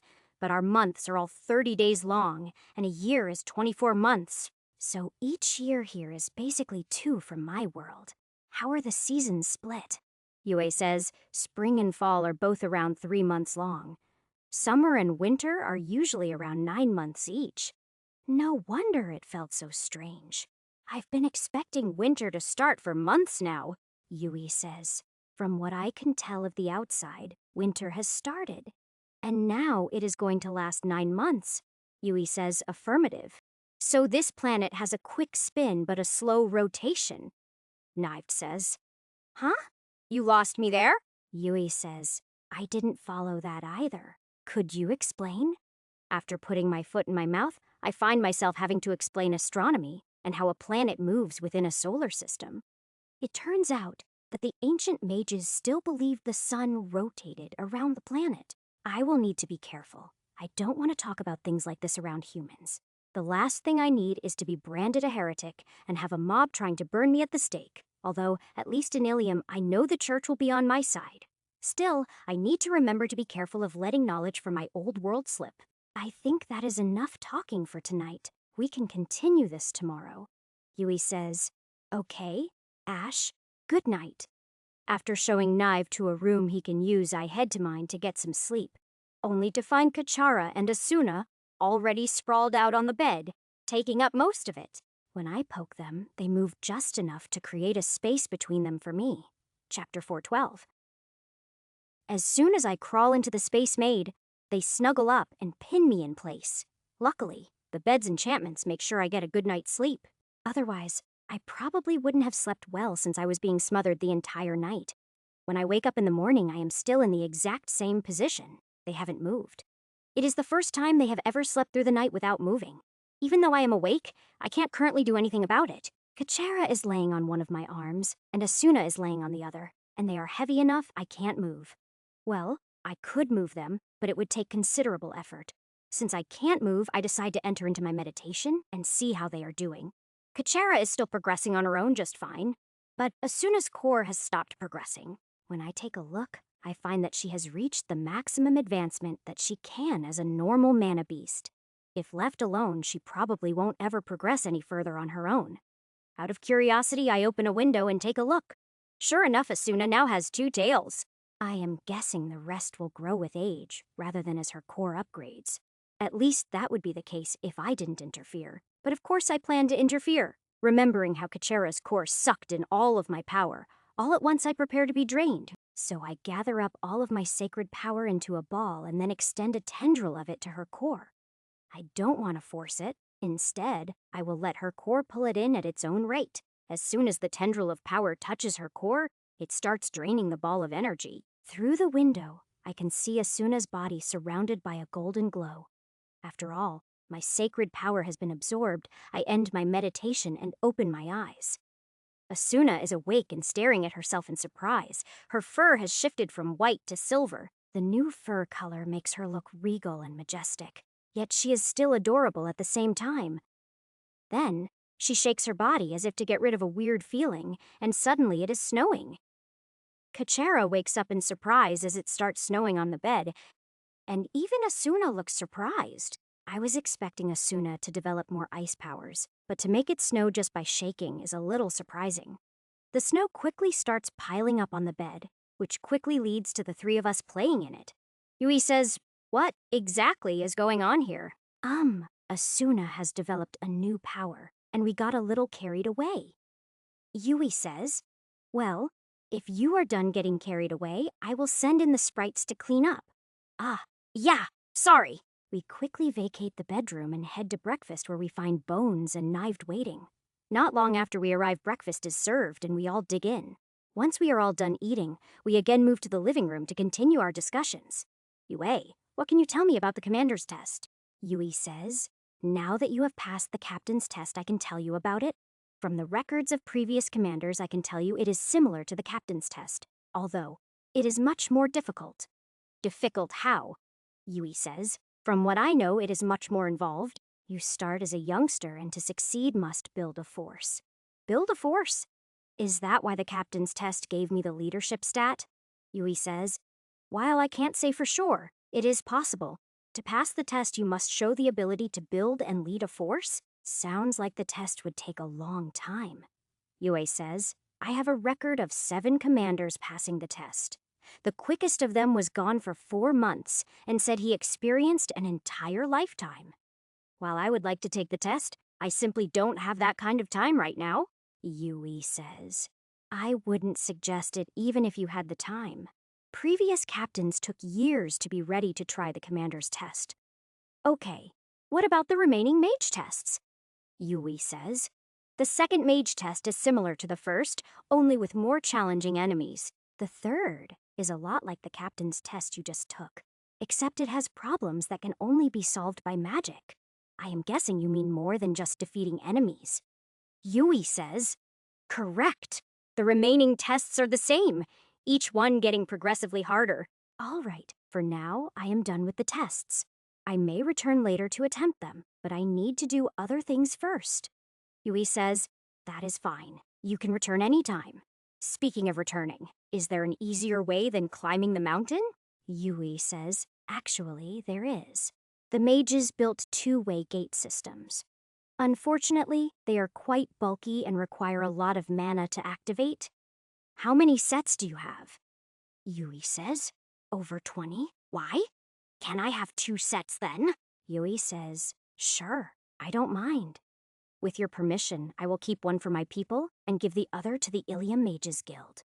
Yui says, do you think the Mages Guild will have qualified prospects? They should have some, and the ability to look for more, especially if I give them the testing stone. Yui says, well, I would like to have students again. If you trust the Mages Guild in Ilium, then so will I. Before that, you might have a student right here. I take out the testing stone from my pouch and aim it at Knived. It cycles through the colors and finally stops on silver and glows brightly. I was hoping to see gold, but silver isn't bad. Knived says, what is that thing? And why is it glowing at me like that? Yui says, it is a tool that measures a person's magical potential. Knived says, okay, so is silver good? Yui says, yes, very good. Knived, I know you want to follow me, but would you be willing to stay here and study? Knived says, yeah, I miss my magic. Besides, I know I will be more useful to you once I am a mage again. There you go, Yui. You have your first student. Chapter 413. Yui says, all right, Ash. Knived, what type of magic did you study previously? Knived says, I was a fire mage, but that was a long time ago. We should start from the beginning. Yui says, all right, please follow the sprite. A red sprite leads Knived off, and I spend some time petting Kachera and Asuna. I've missed them, but at the same time, I feel bad for leaving Lizzie alone for so long. I really need to finish up here and go find her. Then head back to Ilium. Yui says, all right, I have him in the library and starting on the basics. This is going to be challenging. Why? Yui says, I have never tried to teach a mage before. The mages always train the apprentices. Oh, I guess that makes sense. Yui says, I have a recording of all the lessons the mages taught. It just might take a little longer than normal. That is fine. We currently have time. Yui says, so what are your thoughts on the gateways? Well, I was thinking we should set the one for the mages in the main entry hall. If you are okay with me claiming these rooms, I thought we could set mine up in here. Yui says, that should be fine. I doubt I'll be receiving any other VIP guests. That still leaves the problem of transporting and activating them. The mages shouldn't have any trouble activating theirs. As for mine, I have a summoner who should have enough mana. For transporting them, I am hoping you have something like a backpack of holding I can use. Yui says sorry. I don't. Although, there is one possibility. What is it? Yui says now that you have passed the captain's test, you can access an area that I can't. There is an area you have to be a captain to enter. Yui says affirmative. Okay, I am curious. Lead the way. A sprite appears and leads us out of our rooms and across the entrance hall to a door I hadn't noticed. The door opens onto a much less ornate common area that seems more suited for soldiers than guests. We follow the sprite down a hallway to a set of closed double doors. When I step in front of the doors, a crystal atop the door lights up, and I feel myself being scanned. Once the scan is complete, I hear the click of the door unlocking and push it open. On the other side is a small hallway lined with doors. Yui says, I won't be able to speak to you inside. I am not connected to that area. Okay, this should only take a few minutes. To my surprise, the others have no problems entering the area. I was expecting a barrier of some sort. We start quickly going through the rooms, but all the rooms off the hallway are small offices. There are no personal effects or anything useful in them. It is only when we reach the end of the hall that we find something useful. The last door opens into a small armory, full of all sorts of shiny things. Everything in here is well made and magical, but it is all made for humans. That eliminates all of the armor, and most of the weapons as far as being useful to me. Kachera and Asuna can't use any of it, of course, but they still have fun poking through everything. The one thing that catches and holds my attention is a beautiful spear made entirely from armatite. Taking it down from its wall mount, I find it to be perfectly balanced for throwing. It might come in handy, and as I am wondering if it will fit into my pouch, it suddenly shrinks. It ends up the size of a small dagger, so I simply clip it to my belt and go back to searching the room. Finally, in the back corner of the room, hidden behind a shield, I find what I am looking for. At first, it looks like an old pile of rags, but when I pick it up, I see it is a backpack. It is old and ratty looking, but it is definitely magical. When I check it, I find it is a bag of holding, although not a very big one. When I turn to check on the others, I find Kachera and Asuna are playing tag. Bones, on the other hand, is staring intently at a pair of shining silver bracers. Bones, if you like them, go ahead and take them. He hesitates for a minute, but in the end, he takes them and follows the rest of us back out of the captain's area. After closing the doors, I follow another sprite to the storage room for the gates. My luck holds. The bag just barely holds the 2 gates I need to carry to Ilium. Under Yui's directions, I set up the other 2 gates. Now it will be easy to return to the tower once I reach Ilium. That makes me feel better since I haven't found any more clues about how to free Kachera from the mountain. Even now, she has to fly down the mountain and visit the barrier every few days. Yui, is it going to be a problem if Kachera and Asuna stay and live here in the tower? Yui says, no, not at all. I've grown quite fond of watching their antics. Good, that will make it easier to come visit them, Yui says, and me. Yes, and you. If I have my way, you won't ever be left alone again, Yui says. Thank you for that. Does this mean you are ready to leave? Almost. There is still one thing I have to do, Yui says. What is that? The original reason I came here? Take me to the Temple of Wind, please. Chapter 4. 14. Yui says, all right, leaving Kachara and Asuna behind Bones, and I follow a sprite down into the basement of the tower. The place is massive, not what I had envisioned at all. You could fit 3 stories in here easily, but instead, it is a cathedral of columns and arches. It is also very brightly lit, where I was expecting dim lighting. The floor is made of the bare rock of the mountain, has been left mostly rough. The only exceptions are a path leading to what should be the temple and a single room in the middle of the basement. While the room makes me curious, I continue to follow the sprite as it heads the opposite way. The path leads to the temple entrance, which is carved directly into the peak of the mountain. The door and the stone around it are covered in beautiful carvings. Yui says, this is the Temple of Wind. I can tell you how to open the door, but nothing beyond that. Thank you, Yui. Yui says, you should be careful. There were mages who went in and never came out. I understand, but this is something I have to do. Yui says, all right. As I step up to the door, I spend a few minutes just admiring all the carvings. From birds and flying monsters to leaves blowing in the wind, every carving is exquisite. They are so well done that when my eyes move, the carvings give the illusion of movement. In the center of the door is a small square of movable tiles. Yu walks me through the puzzle. It is a good thing she does. Otherwise, it would have taken me hours to figure it out. When the last tile is in place, the door slowly swings open, revealing a plain corridor. The plain walls inside the door look strange when compared to all the carvings outside. As I step through the doorway, I feel a strange tingle across my skin. When Bones tries to follow me, he disappears. A little worried, I step back outside. Summon Bones. Luckily, he reappears instantly and doesn't seem to have been injured. It looks like there is a spell on the doorway preventing summons from entering. So I order him to go back upstairs and join the others. Looks like I am on my own. After entering and taking a few steps, the doors swing closed behind me. After only a few more steps, I find my first trap the hard way. Luckily, My reflexes are good enough for me to dodge the arrows that come flying at me. The deeper I go, the more complex the maze becomes, and every single passage looks exactly the same. The only way I know I am not going in circles is because I keep running into different traps. The worst part is I have the music from Indiana Jones playing in my head on repeat. Eventually, I make a wrong choice and find myself at a dead end. But when I turn around, the path has changed. What was a straight hallway when I came down it is now a T-junction. With no writings or other hints, all I can really do is wander randomly and hope. When I finally take a break to eat some food, I am disappointed by the fact I don't have any griffin jerky. After eating, I go back to wandering, and a few hours later, I find myself back at the entrance.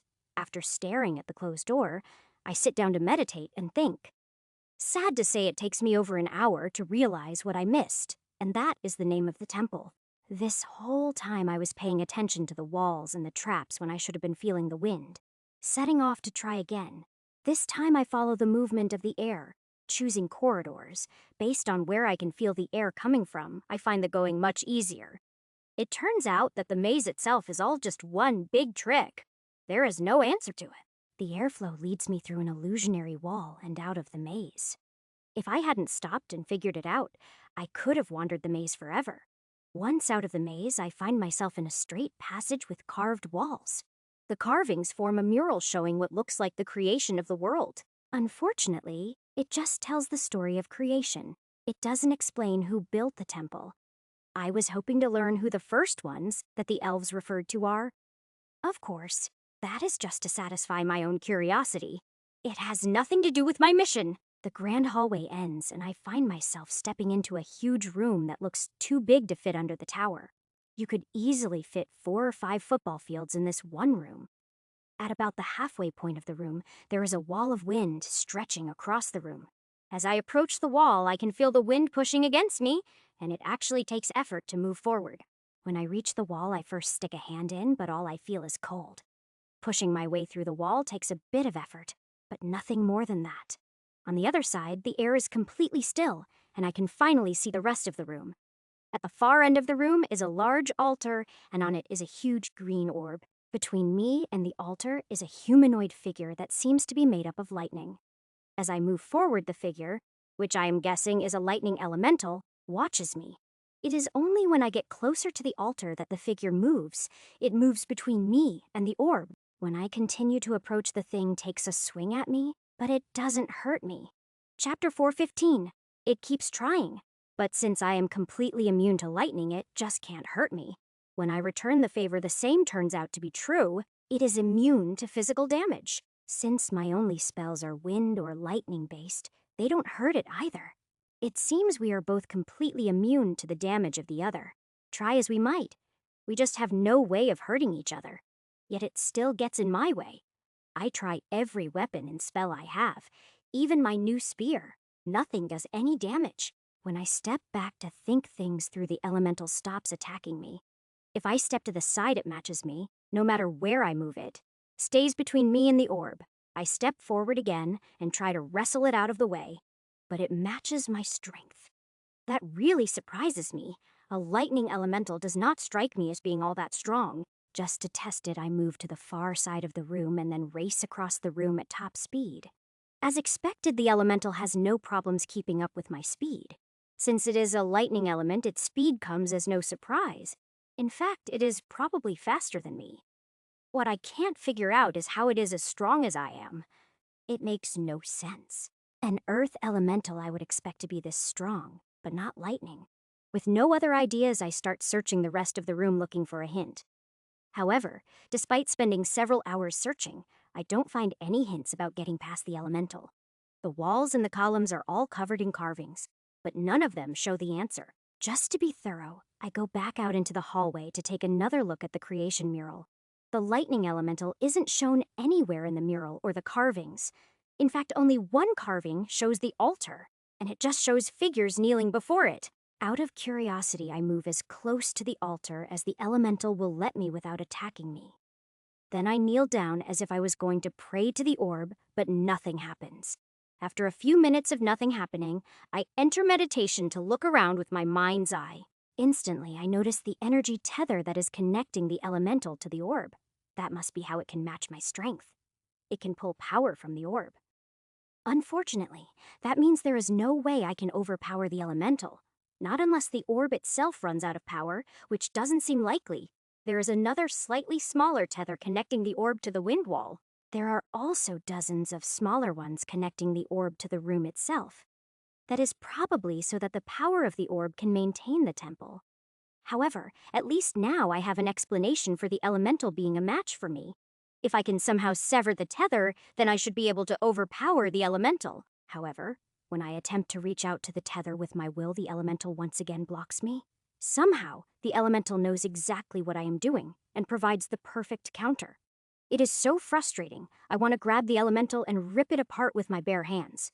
Of course, if that was an option, I would have already done so. As it stands, I am back to square one. I need a way past the elemental. There is no way I can destroy the orb until I figure out how to deal with the elemental. However, I can't see a way to deal with the elemental while it is being fed power from the orb. I must be missing something, but I can't figure it out no matter how much I rack my brain. Eventually, I think in circles so much that I give myself a headache. Moving away from the elemental, I curl up on the floor to get some sleep. After I wake up and eat breakfast, I think through everything again, hoping for a fresh idea. When that fails, I decide to give up and ask for some help, so I create a soulscape. However, Cronotia and Saronia don't respond to my invitation. They probably can't hear me. Once I end the soulscape, I realize that it is something I haven't tried. So I move back to the line before the altar and sit down. Then I create another soulscape. However, when I try to pull the elemental into the soulscape, I find there is nothing to pull. From that, I can tell that it isn't a real elemental, just a manifestation of the orb's power. Which means this whole time I have been thinking about this all wrong. If it isn't an elemental, that means I have been fighting against the orb itself. That also means that I don't need to touch the orb. Touching the body should amount to the same thing. It also means there is no will within the orb. It is just power, probably controlled by spells. Backing off and climbing up one of the columns allows me to get a look at the altar itself. It is completely covered in writing. My best guess is that it is the spells that are controlling the orb. Climbing back down, I sit and think for a while. But the only idea I can come up with is rather crazy. Since nothing else has worked, I decide to go ahead and give it a try. Moving back in front of the altar, I reach out to grab the body by the shoulder. Since I am not attacking, it doesn't react and allows me to grab hold of it. Then I close my eyes and focus. I gather up all of my sacred power and shove it into the body. The tether becomes visible to the naked eye as a loan of golden power as my sacred power flows down it. When my power enters into the orb, there is an explosion, and I am thrown away from the altar. When I look up, both the body and the wind wall are gone. All that is left is the orb, which is now a swirling ball of green and gold. Picking myself up, I walk up to the altar. Up close, the orb now looks a lot less stable. The orb's power seems to be fighting against mine. Before it can sort itself out and restore its defenses, I bring both fists down and smash the altar. As the altar shatters, the orb starts to lose its shape, becoming a mass of green and gold. I am just starting to think running might be a good idea when the ball of energy moves. Before I can react, the ball of energy hits me in the chest and the entire room lights up with lightning. It feels like the ball of energy is trying to suck me in and consume me. But I stand my ground. My chest, where the energy is touching me, feels like it is burning, and I can smell burning flesh. Analyzing. Element. Compatible. Fusion commencing. Chapter 4:16. Fusion. Oh no, I don't want to start over again. The energy, of course, doesn't listen to me, and I find myself the target of all the lightning. At least 100 bolts of lightning flash from all over the room as they shoot towards me. If I wasn't immune, I would probably have been burnt to a crisp instantly. Everything goes white as the lightning wraps tightly around me. My arms and legs are forced together and against my body as the net of lightning tightens. Then the white slowly fades to black, and the last thing I feel is the cocoon of lightning solidifying around me. When I wake up, everything is pitch black, and I am in the fetal position. There is a warm, heavy weight wrapped around me like a quilt. As soon as I try moving, there are cracking sounds, and slowly I can see the room again. Once I can see again, I confirm that there was an actual cocoon wrapped around me. That isn't all, though. there is still something wrapped around me after the cocoon breaks. It is tangled with my legs, but for some reason trying to pull it free hurts. Moving slowly and carefully, I manage to untangle my legs and sit up. The room is much darker than it was earlier, but I can still see just fine.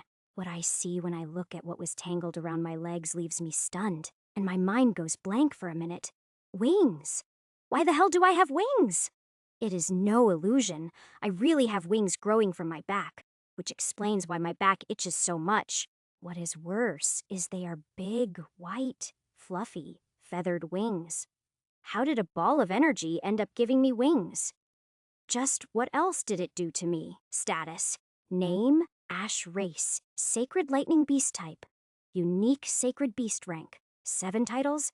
6. The Merciful, Blessed by the Light. Anti-Hero, Angel Slayer, Magus Knight Captain, Demon Slayer HP. 6,970. 3 divided by 6,973 SP. 2,025 divided by 2,025 Strength.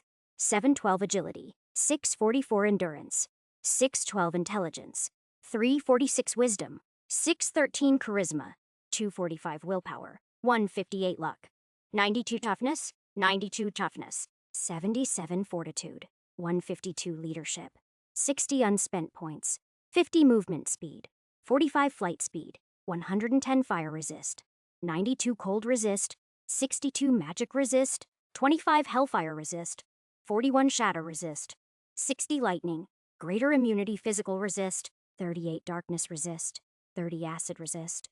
30. Well, at least I kept my rank and don't have to start over. But my race changed. I am no longer a black lion or a demon. Other than that, everything else seems to have stayed the same. As I stand up, I start trying to figure out how to control the wings. Learning how to use new muscles is a really weird feeling. The wings seem to have a mind of their own, and it seems dead set on doing the opposite of what I want them to do. In reality, it is just the fact that I am using the wrong muscles to try and move the wings. Anytime I try to do something, my shoulder muscles respond, but they aren't the wing muscles. It takes a lot of experimenting to start to figure out how to control the wings. At this point, I am just glad no one is around to see all the mistakes I make, especially when I manage to smack myself in the face or trip myself with the wings. Now I feel bad for laughing at Kachara when she was first learning how to use her wings.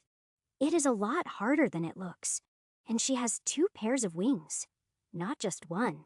Once I have the wings at least under control, I turn to leave the room, but then I notice a glow. Approaching the altar where the glow is coming from, I find a small gem sitting in the rubble. From where it is sitting, I would guess that it was inside the altar when I shattered it. Now that I think about it, I never got a quest complete message, meaning the temple isn't destroyed.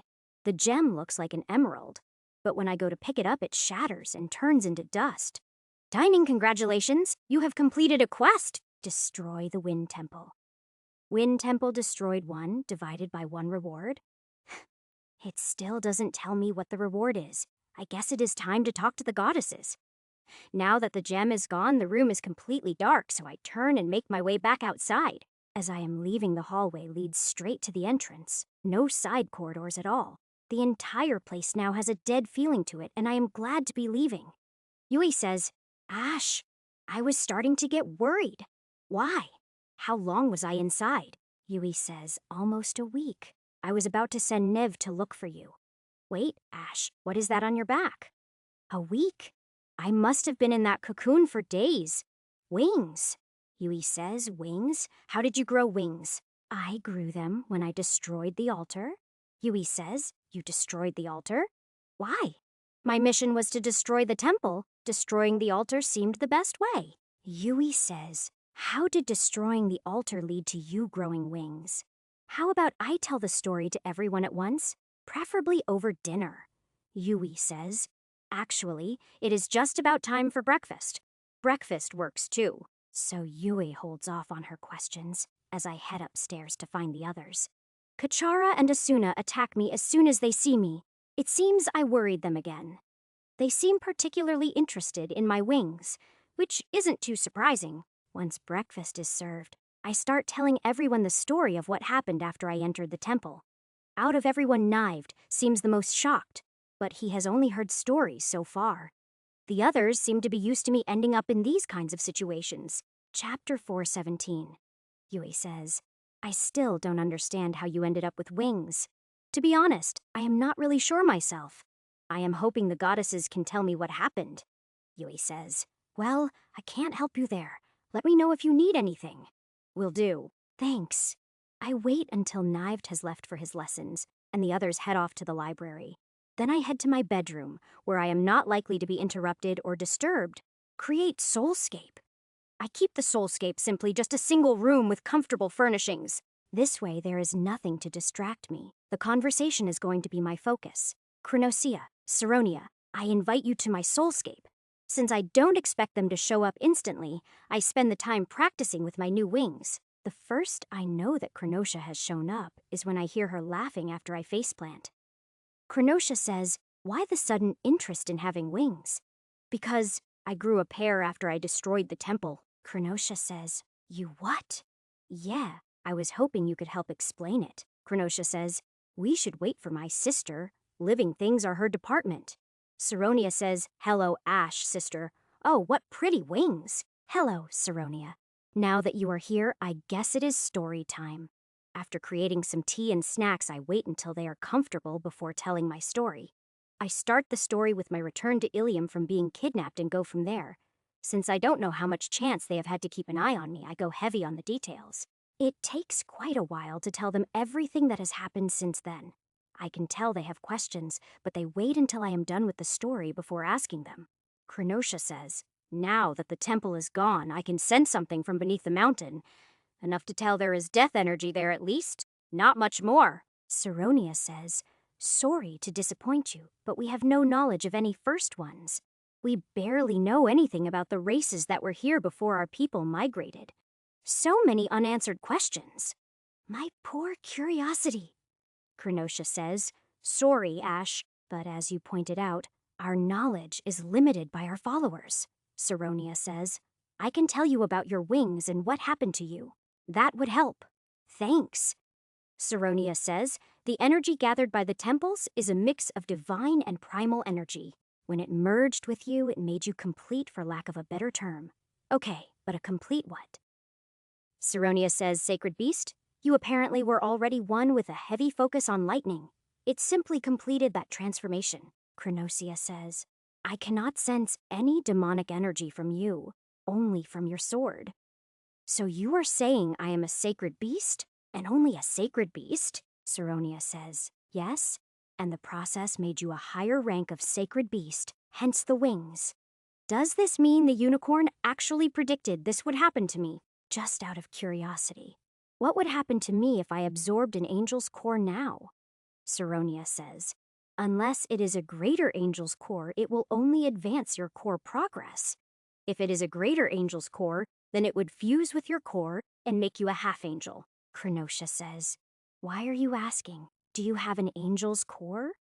Yes, two. I got them from the angels of hollows I killed. Chronosia says, I remember you telling us about that, but I thought you already absorbed the cores. I wasn't capable of absorbing them at the time, and to be honest, I forgot about them for quite a while. Saronia says, I know upgrading your core is important, but is there a chance you would be willing to not absorb the cores? Why? Do you have a better use for them? Saronia says, Yes, I am not yet strong enough to create angel cores, but if I have the cores I can create angels loyal to us. Sure, you can have them.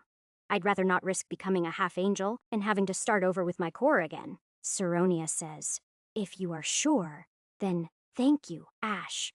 Chronosia says, Ash, you are here to receive a reward for destroying the temple, yet you are helping us again. Helping is my job. Besides, it is also helping myself. Saronia says, Do you want your reward now? Or do you have more questions first? I have more questions, starting with where the other temples are. Chronosia says, The Temple of Fire is on a small volcanic island, almost due south of the mountain you are on. Oh, I think I saw the island you mean when I was kidnapped. Saronia says, The Temple of Water is in a small mountain lake at the northern edge of the peninsula. Chronosia says, And the Temple of Earth is deep underground, beneath the kingdom you were summoned in. I think I know where you mean. Saronia says, if you get closer to one and contact us again, we can guide you to it. Are they going to be similar to the Temple of Wind? Saronia says, yes, almost identical. Including the Orb of Energy, Krenosha says. Yes, just the energy will be of a different element. I was compatible with wind, but I won't be with the others. Is there a better way to destroy them than absorbing the orb? Saronia says. If you have someone with you who is compatible with the orb, they can absorb it instead. Otherwise, you will just have to destroy the orb, which will cause an explosion. By the way, did it work? Are you stronger now that the first temple is gone? Krenosha says yes. We felt stronger the instant you destroyed the temple. Saronia says, in fact, we gained more power than expected. That is good. Any chance you can help me with my wings, Krenosha says. What help do you need? We can't teach you how to use them, I am afraid. No, I will learn that eventually. I am more concerned with the color. White just doesn't fit. I was hoping you might be able to make them black. Saronia says, how about one white, one black? Then it will match our symbol. Please? No. Krenosha laughs and says, relax. She was just teasing you. I can make them black for you. Thank you, Saronia says, now ready for your reward. Chapter 418, I guess so? Without another word, the two of them stand up and approach me, one on either side.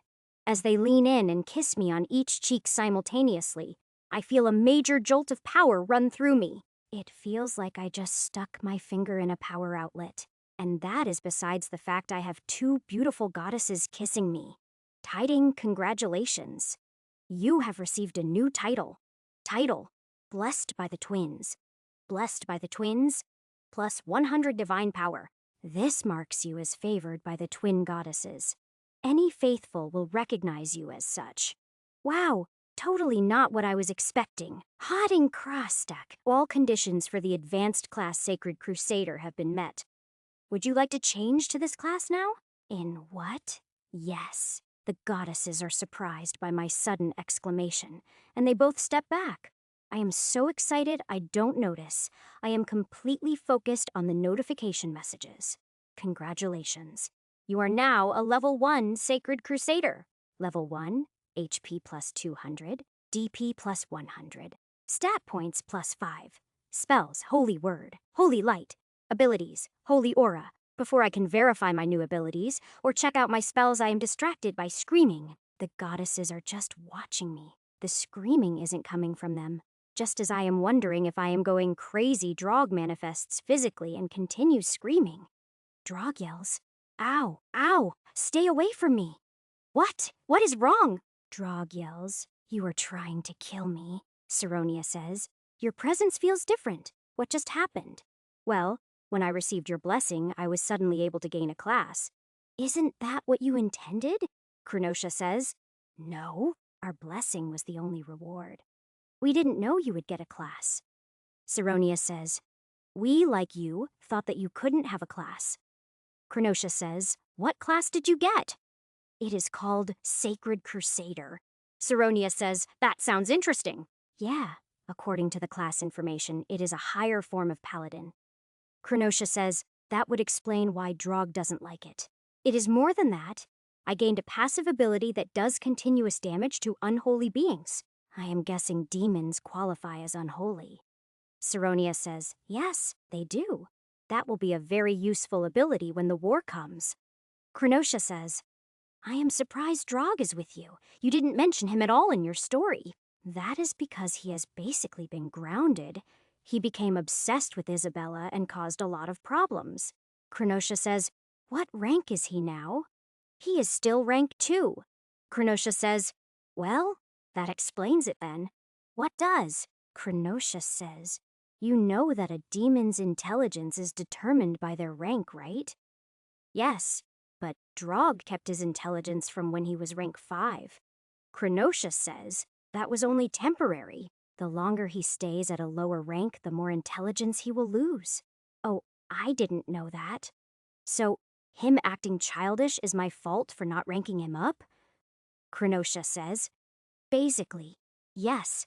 This ability that is hurting him, can you turn it off? Holy Aura. Holy Aura level. 1 damages all unholy beings within 20 feet. Damage. Wisdom X.25 frequency. Every 5 seconds. No, it seems to be an always active type of ability, Saronia says. Well, that is going to be a problem. Chronosia, you said that when I die you are going to take Drog? Chronosia says yes. That was the plan. Well, can you take him now instead? Chronosia says yes, I can. But to do so, I will have to break your contract with him. Since it is a soul contract, it is going to hurt a lot. That is fine. Please, do it. Chronosia says, all right, Drog, come here. Drog says, don't wanna. Rather than arguing with him, Chronosia waves her hand, and suddenly she looks like Isabella. Drog immediately runs over to her and buries his face in her cleavage. If he could see the look on her face, he would be running for his life. Blitz floats off of my back and over to the two of them, then starts glowing. After a second, the contract scroll appears from Blitz, and Chronosia grabs it and rips it in half. Instantly, I drop to my knees in pain, struggling to breathe. It feels like someone grabbed my insides and pulled. Half the contract disappears, while the other half turns into a ring and slides onto Chronosia's finger. With a wave of her hand, Drog vanishes, and she returns to looking like herself. The pain inside me slowly fades away, and I am able to get back to my feet. A crackling sound makes me look at Blitz, which is now covered in black lightning. I had completely forgotten that Blitz had gained that ability. I guess it was suppressed by Drog. When I pick Blitz up, it feels different, more alive now for some reason. Chronosia says, don't worry about Drog. I will take good care of him. Thank you. For a demon, he isn't such a bad guy, Chronosia says. I have plenty of human souls for him to devour. He will be better once he ranks up. Saronia says, so, what are your plans now, Ash? Well, I had planned to head straight back to Ilium next, but now I might change that. Now that I can level up, I am very excited to do so. Saronia says, were you thinking of going back to that city you told us about? Yeah, actually I was. Those Driders should be good experience. Why? Saronia says, I was hoping you might go back there. If you pray to us from inside the barrier, we should be able to see the place.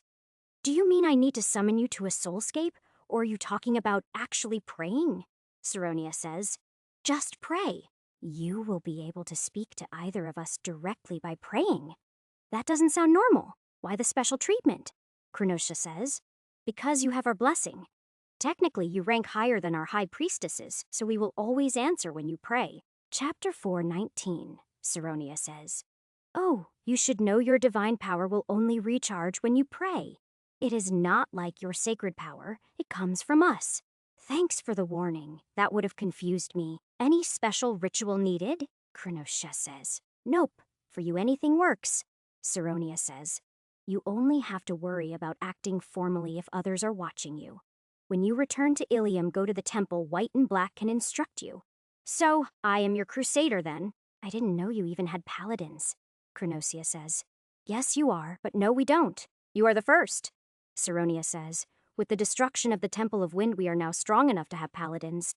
We just haven't had the chance yet to create any. So you do plan to have paladins? Saronia says. Yes. My paladins will be trained as leaders. They will serve you and help you lead the human armies. Chronosia says, my paladins will work in the shadows. First, they will clean out our churches of the false priests. Then they will remove people who get in your way. Sounds good to me. How do you two feel about the Beastmen? Saronia says. We have no issues with them. We know the Empire made them from humans. Chronosia says, they are basically human in our eyes. Why? If I were to manage to convert them, would you accept them as followers? Saronia says, of course. Chronosia says, absolutely. Good. That is part of my plan for when I unite the tribes. Sharing a religion should help the tribes unite, and it should make getting along with the humans easier. Saronia says, not only that, more followers will make us stronger as well.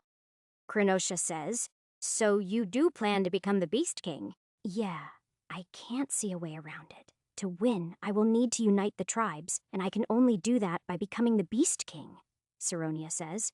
We have been trying to allow you to choose your path as much as possible. Although, I do agree that you need to become the Beast King, Krenosha says. I actually do have a way you could avoid becoming the Beast King, but it would mean the Beastmen would be wiped out. No, I won't allow that. I will become the Beast King, and I will make sure the Beastmen survive, Krenosha says. If that is your choice, then we will do everything we can to help you. Thanks, I appreciate it, Saronia says. Is there anything else you wanted to discuss? Not at the moment. I am sure there will be something later. Do we still meet in the Soulscape, or do I just pray now? Krenosha says. If it is something one of us can answer, then just pray. If you need to discuss something with both of us, use the Soulscape. Okay, sounds good. They both give me a good long hug before they disappear. It seems they missed me as well. Once they are gone, I end the Soulscape and immediately check my wings, which are now black. Then I grab the angel cores out of my pouch and offer them in a prayer to Saronia. Saronia says, "Thank you." "You are welcome," Yue says. "Who are you talking to, Ash?" "I was talking to Saronia." Yue says, "Oh, is that why your wings changed color?" "Yes, white just didn't suit me." Yui says, "All right, do you need anything?" "Actually, can you ask Bones to come here?" Yui says, "Sure. Status, name, Ash race, Sacred Lightning Beast type, unique Sacred Beast rank, 7 class, Sacred Crusader level, 1 XP, 0 divided by 200 titles, 7, the Merciful, blessed by the light, Anti-hero, Angel Slayer, Magus Knight Captain, Demon Slayer, blessed by the twins. I really am a level 1. I was worried it was an illusion. Oh yeah, spells. Spells. Holy Word level. 1 DP cost. 25 heals target for Wisdom, X1 Holy Light level. 1 DP cost, 100 range, 100 foot radius damage. Wisdom X 1.5, sow a heal and a damage spell. That is not bad, although my Sacred Touch is a much better heal. When Bones walks in, I look at him, but he doesn't seem to be in any pain. I was really worried that my new aura was going to hurt him, but being my summon must protect him. "Bones, are you in any pain?" Bones says. "No, Master." "You are not taking any damage from being near me?" Bones says, "No, Master." "Okay, good. That was all I needed to check. You can go back to doing what you want." Bones says, "Yes, Master." I may have lost Drog, but other than that, I think everything turned out pretty good. "Yui, I will be leaving the tower tomorrow morning." Yui says, "All right, but before then, can I ask a favor?" "Of course, anything."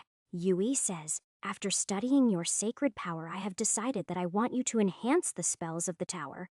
My sacred power is currently full. I can do that right now if you want." Yui says, "Yes, please." The core is located in the basement. Is that the room I saw when I headed to the temple? Yui says, "That is correct." "Okay, I was curious about that anyway." "I will head there now." Yui says, "Thank you." So I climb off my bed and head back downstairs to the room in the center of the basement. When I reach the door, I can hear all sorts of locks releasing. It takes a minute for all of them to unlock and for the door to swing open. Once the door opens, I can see that it is a single room and every square inch of it is covered in spell script. In the center of the room is a pedestal with an orb floating above it. When I step closer, I can see inside the orb. It looks like an entire galaxy of stars is contained inside. Chapter 420. It is beautiful. But when I look even closer, I realize all the stars I am looking at are actually spells. The orb is the size of a basketball and easily contains tens of thousands of spells within it. The sheer amount of power I can feel contained within the orb is amazing. If this thing were to explode, there wouldn't be a mountain here. There might not even be a peninsula. The fact that I am about to mess with the orb makes me very nervous. Even with that, I still find myself getting lost in the beauty of the thing. "Yui, please tell me I don't have to feed my power to each individual spell." Yui says, "No, I will handle that. You just need to feed the power to me." "What do you mean to you?" Yui says. "The orb, it is me. For all intents and purposes, the orb is my physical body." "Cool. Okay, So you just want me to feed my power to the orb? Yui says yes, but not all at once. If you can, give me a steady stream. Okay, tell me when to stop. I gently reach out and touch the orb, half afraid I will break it somehow. When nothing happens, I start to slowly feed my sacred power to the orb through my hand. As my power flows into it, lines I hadn't noticed light up on the orb. It is soon covered in magical designs and writings, all glowing gold as my power fills them. Then once the orb is full, the stars within it start to brighten one by one. It is a beautiful sight, and it has me so distracted that it takes Yui several tries to get my attention. I am sorry. What did you say? Yui says. I said that should be enough. Even after I stop the flow of power into the orb, I am mesmerized by the process happening within it.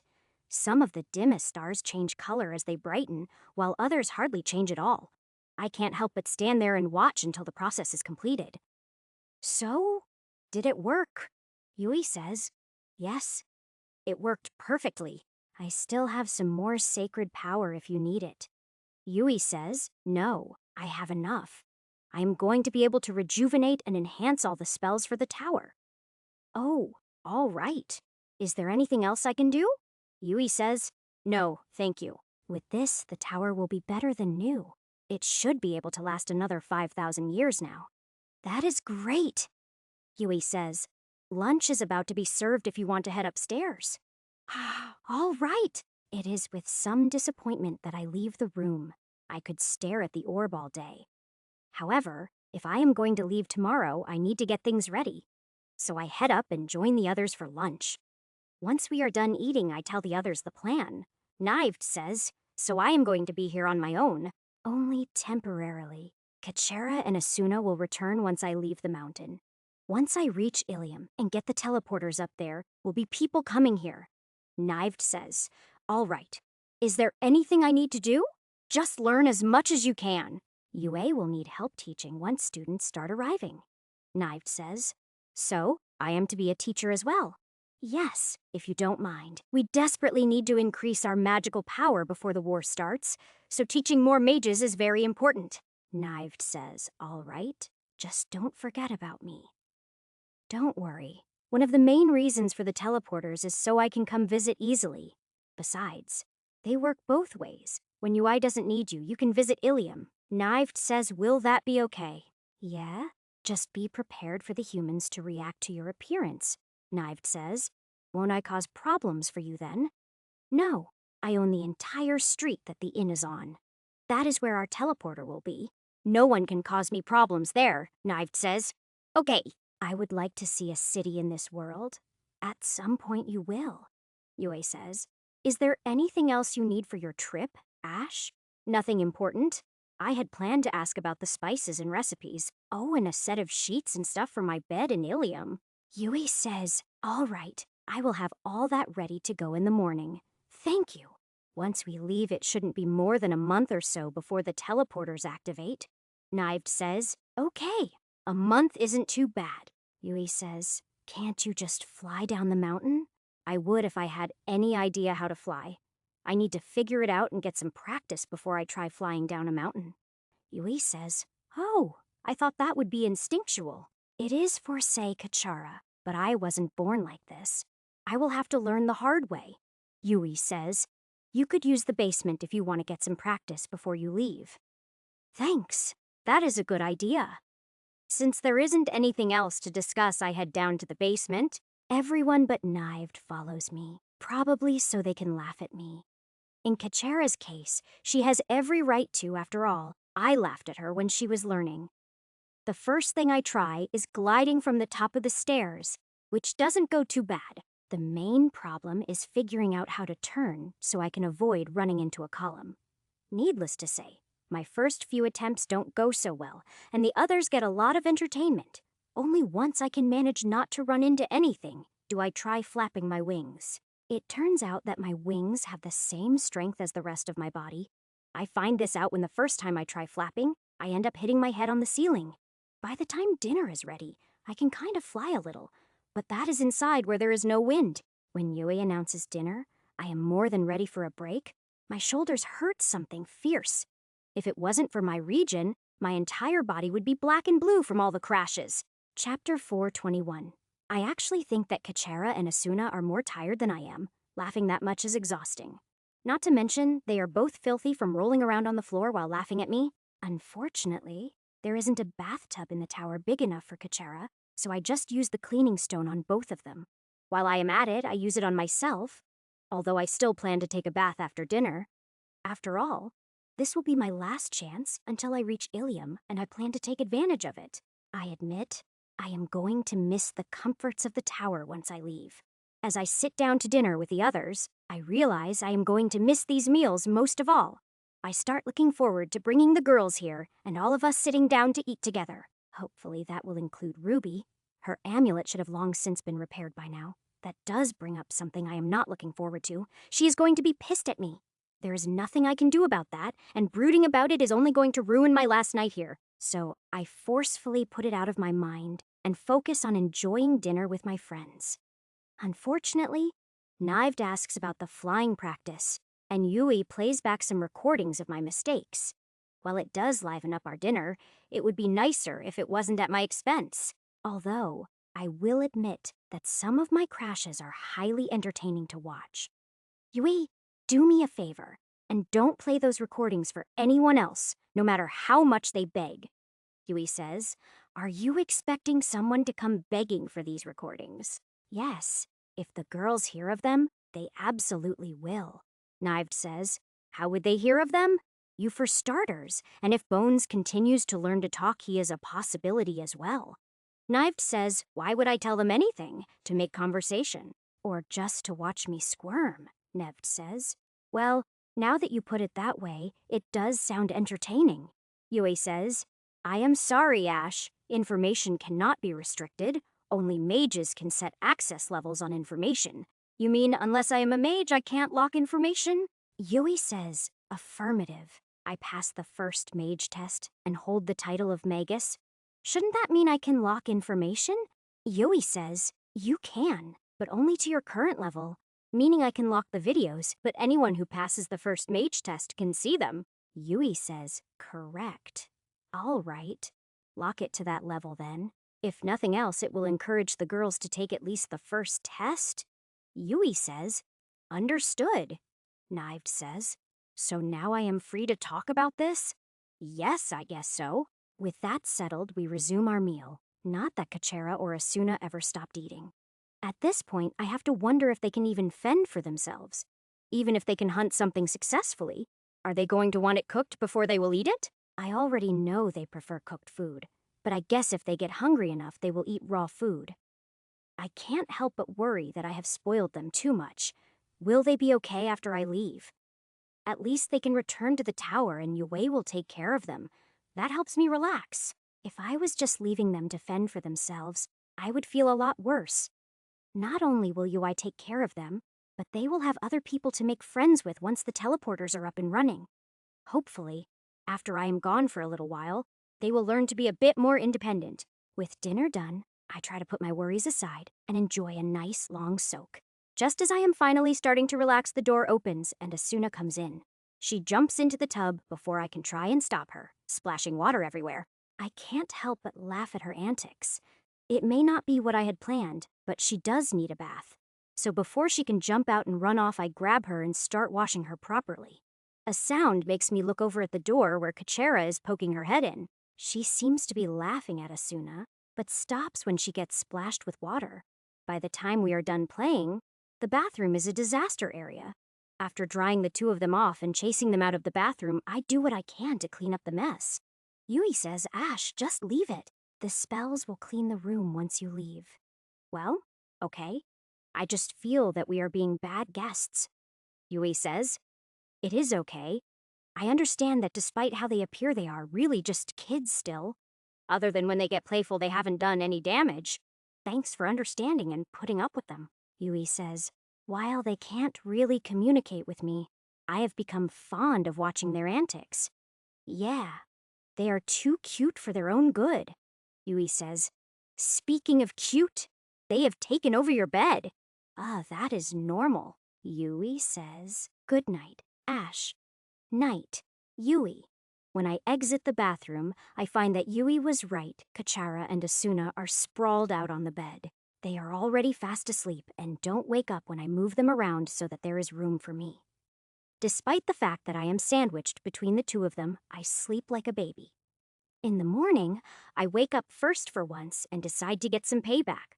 So I spread my wings and sprawl across the two of them for a change. Then once I have them pinned, I start tickling the two of them to wake them up. When they wake up and find themselves pinned, both of them panic a bit. Since I am expecting that reaction, I leave just enough room for them to wiggle free. Of course, in doing so, I give myself plenty of opportunity to tickle them. Chapter 422.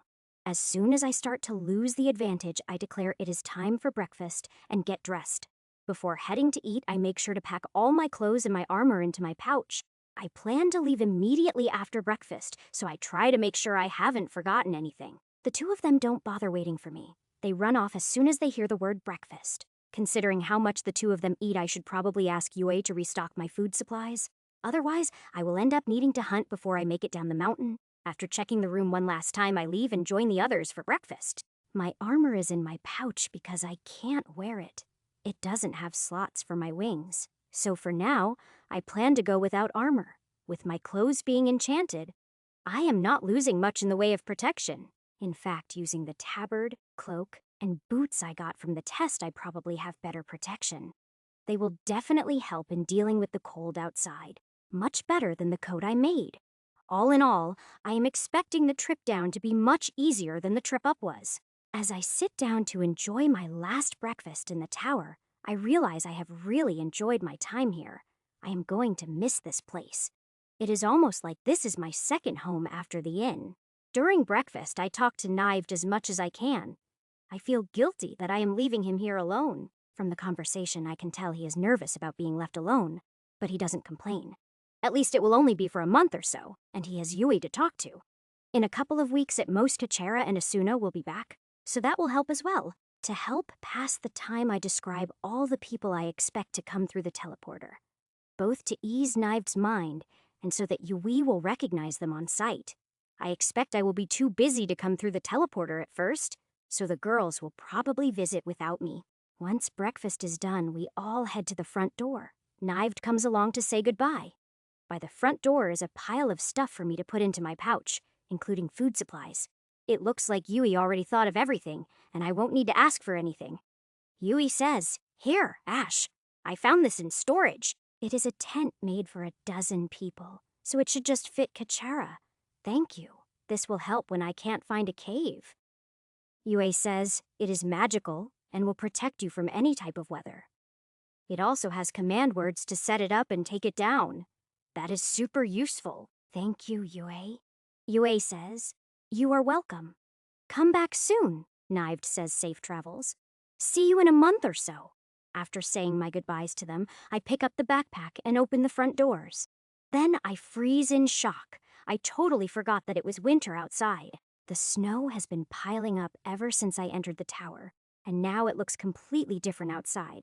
As soon as I move out of the shadow of the tower, the snow is up to my chest. Of course, Kachara and Asuna are having no problems at all with the snow. Kachara is gliding around on top of the snow like a snake, and Asuna is just running around. Calling Asuna over, I grab hold of her fur, and that allows me to walk on top of the snow. I decide to dismiss Bones for now. No point in making Kachara carry him. With Asuna's help, I am able to move at a decent clip, but I have to keep hold of her at all times. The snow is the only real problem I face. Both the cold and the thin air don't affect me at all this time. Since I don't need to follow the path anymore, I let Kachara choose our route. She has a knack for finding the easiest path, and I take complete advantage of her ability. With Kachara leading the way and Asuna enabling me to walk on the snow, we make really good time. By the end of the first day, we have already moved beneath the cloud layer. Not finding any caves, when the sun starts to set, I decide to use the tent. All I have to do is take it out and put it on the ground and say the command word. Not only does it erect itself, but it anchors into the ground enough that even an avalanche shouldn't budge it. With all three of us inside, there isn't any space to move around, but we are used to snuggling. Luckily, Yue provided plenty of cooked food, so I don't have to try lighting a fire. After a cold but delicious dinner, Asuna and I pile on top of Kachara, and we all go to sleep. In the morning, After breakfast, the tent collapses and folds itself up after I utter the command word. I really love this tent. After putting the tent in my pouch, we continue moving down the mountain, at this rate, barring any problems. We should make it back to Kachera's cave by nightfall. In the end, we actually get there a few hours before sunset. It seems I underestimated Kachera's pathfinding. Maybe it is a part of her ability as the guardian. Whatever the case, it is really handy. Since both of them aren't tired, I tell them to go play outside while I build a fire. Asuna is really eager to explore. I guess she was bored having to stick beside me the entire time. It turns out Yui giving us a lot of food was a good thing. I didn't see a single living thing on our way down the mountain. Hunting is certainly out of the question. Everything is probably hibernating. Once the fire is going, the cave warms up quickly and is soon feeling quite cozy. When Kachara and Asuna come in from playing, I realize just how much they have grown. With both of them inside, the cave suddenly seems really cramped. Using the fire to warm up our dinner brings back memories of when I first found Kachara. While they are eating, I take out the quilts Yue gave me and place them on the nests for Kachara and Asuna. When they finish eating and climb into their nests, I realize it was a good idea to make them bigger. Both of them are bigger now than their parents were when I killed them. Once they are settled in, I explain to Asuna what the soulscape is and how it works. Then, I create a soulscape, a copy of the city, and invite the two of them inside. After letting them explore a bit, I start creating Driders for them to fight. Chapter 4:23. Kachara has had combat training already and has fought the Driders before. Asuna, however, was just a baby and has never fought anything before.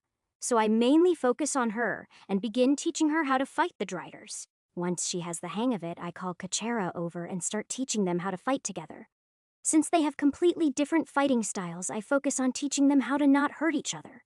Kachara has a much easier time of it since she can fly, but Asuna has to be a lot more careful. When I create a large group of Driders for them to face, I end up getting a nasty surprise. When the group appears, both of them move side by side and suddenly cones of ice and lightning blast out. It seems without me knowing, both of them have figured out how to use their breath weapons. The group of Driders that I expected to challenge them ends up destroyed in seconds. Having never seen Kachara actually use her breath weapon, I am surprised by how devastating it is. While Asuna's breath just freezes the Driders, Kachara's tears them apart. Even though I know she would never turn against me, watching her breath weapon at work makes me really glad I am immune to lightning. Asuna's isn't as scary, even though I am not immune, but she is younger and lower rank. It is entirely possible that her breath weapon will become just as terrifying. After getting over my surprise, I continue creating Driders for them to fight. Not only do I want Asuna to have more practice, but I want them both prepared for the number of Driders inside the city. That is my goal for going back into the cavern. I want to finish investigating the city. I make them fight for a few hours straight before I stop. They both handled themselves just fine. Once they finish off the last of the Driders, I change the soulscape to a forest and let them play. Since we are in the soulscape, they don't really get tired, so I let them play for a few hours. When I finally end the soulscape, all the mental fatigue catches up to them, and they are both asleep within a minute. It doesn't hit me as hard since I am used to it, even though I technically did more work. After watching the two of them fight, I am much more confident about going back into the city tomorrow. My main goal is to pray within the barrier so the goddesses can see inside, and hopefully tell me what is behind the Driders. The Driders don't really worry me. Given enough time, I can probably kill them all. What made and is controlling the Driders is what worries me, as well as what else it might have besides the Driders. The secondary goal is to get some experience. I am really looking forward to leveling up for the first time ever. When playing games, leveling up was always a good feeling. Doing it for real should be 10 times better. Not having a class and being able to level is probably the thing that has bothered me most about this life. Now that I can, this life will be a lot closer to what I always imagined being summoned to another world would be. Now that I can raise my level and get stronger, I plan to do so as much as possible. I want to be at a decently high level before the war, which means I have a few years at most. With that in mind, I go digging in my pouch and pull out the weapons and armor I got from the angels I killed. Since the angels had wings, it would make sense that their armor has wing slots. When I examine the armor, I find that I am right. and I am relieved that touching the armor no longer burns me. The weapons don't really compare to Blitz, so they go back into the pouch? The two suits of armor I examine, and quickly determine that the one from the higher-ranked angel is much better quality. It is made of many small bands of a silvery metal that I still can't identify. Considering the source, it is probably a metal only found in the higher planes. As I try the armor on, I am glad to find that it adjusts itself to fit me perfectly. That was a concern, since while humanoid my body has some major differences from a human body. The armor even protects the spot where my wings meet my shoulders, which is nice. The only drawbacks I can see are there is no helmet and the armor is shiny. That will make sneaking harder, but the cloak and tabard should cover most of it. The armor is obviously enchanted, but I can't tell how. It wasn't done using mana or sacred power. When I try to scan the armor with my will, it is like there is an invisible bubble around it that I can't get through. While it makes me a little nervous not knowing how it was done, that won't stop me from using the armor. Once I get back to Ilium, I can have Walter alter my Drake armor to accommodate my wings. So I will use the angel's armor until then. It should be good enough for now. With that, I am as prepared as I can be and decide to get some sleep. In the morning, I relight the fire and start warming up some food. It doesn't take long for the smell to wake the kids. After we eat, we leave the cave and head for the cliffside tunnel. It is the closest entrance to the cavern that I know of. Getting to the cliff is easy, but Asuna doesn't appreciate it when I pick her up. She has gotten a lot heavier since the last time I picked her up, but not enough to really bother me. With her in my arms, I jump from the top of the cliff and glide down to the cave opening. Once inside, I put her down. She seems to have enjoyed the brief flight. Kachera waits until we move out of the way, then flies down and joins us in the cave. Asuna sticks by my side as I head down the tunnel. She can tell that I am being serious. Before we reach the barrier, I summon Bones. He would never forgive me if I left him out of a fight. When I get close to the barrier, a small tendril forms and reaches out towards me. While it looks creepy, I am guessing it is wanting me to give it my power. Since I expect to be doing some fighting, I only give it a quarter of my sacred power. As I do, I can sense the entire barrier, and from what I can tell, the barrier is still holding strong. There are no signs of any breaches in the barrier, which is reassuring. Telling the others to stay put, I step through the barrier and then try to return. Unlike previously, I am able to pass through the barrier on my own, maybe because I gave it power. When I have Asuna and Bones try, they both can only pass one way through the barrier. Since they are blocked from returning, it means either Kachera or I will have to help them when we leave. That is good to know ahead of time, just in case we end up running for our lives like last time. Bones I can always dismiss, but Asuna will have to be helped through the barrier. With that figured out, we all cross the barrier and head towards the cavern. Honestly, I was expecting to be attacked as soon as we entered, but maybe the Driders have gone back to sleep. When we reach the cavern and can look around, I know my guess was wrong. The Driders are awake. Chapter 4:24. From here, I can see several small groups of Driders moving around on the plains. They don't seem to be wandering aimlessly. It looks like they are on patrol. Out in the open, there is no chance of us making it to the orchards without being spotted. Then again, I was never planning to sneak around and avoid fighting the Driders. After all, I want to level up, and killing them is the quickest way I can think of. So now the question is, do I lure them to the cave or go fight in the open? If I lure them to the cave, Kachera can't fly, and we can't all fight at once, but we can't be surrounded or trapped. If we fight in the open, we can use all our abilities, but we will face more at once and could end up surrounded. Fighting in the cave is obviously the safer path, but I am not in the mood to play it safe right now. So, after looking around a bit more, I lead everyone out of the cave and onto the plains. We haven't gone far when the first patrol spots us and charges towards us. It consists of 4 Driders, 2 melee type and 2 caster type, plus 4 skeletons. Bones and I move in front and cut down the skeletons as they reach us. Kachera and Asuna are right behind us, ready to move out and flank the Driders. Everyone moves without me saying anything, almost as if we had actually practiced this tactic. Skeleton defeated. 25 XP gained. Skeleton defeated. 25 XP gained. Skeleton defeated. 25 XP gained. Skeleton defeated. 25 XP gained. Awesome! I even get XP for the ones Bones kills. This feels awesome. As the Driders reach us, Bones, and I go for the 2 melee types. At the same time, Kachara and Asuna move. They go around us and the melee types to attack the casters in the back. The Driders die quickly. One-on-one, they don't stand a chance against any of us.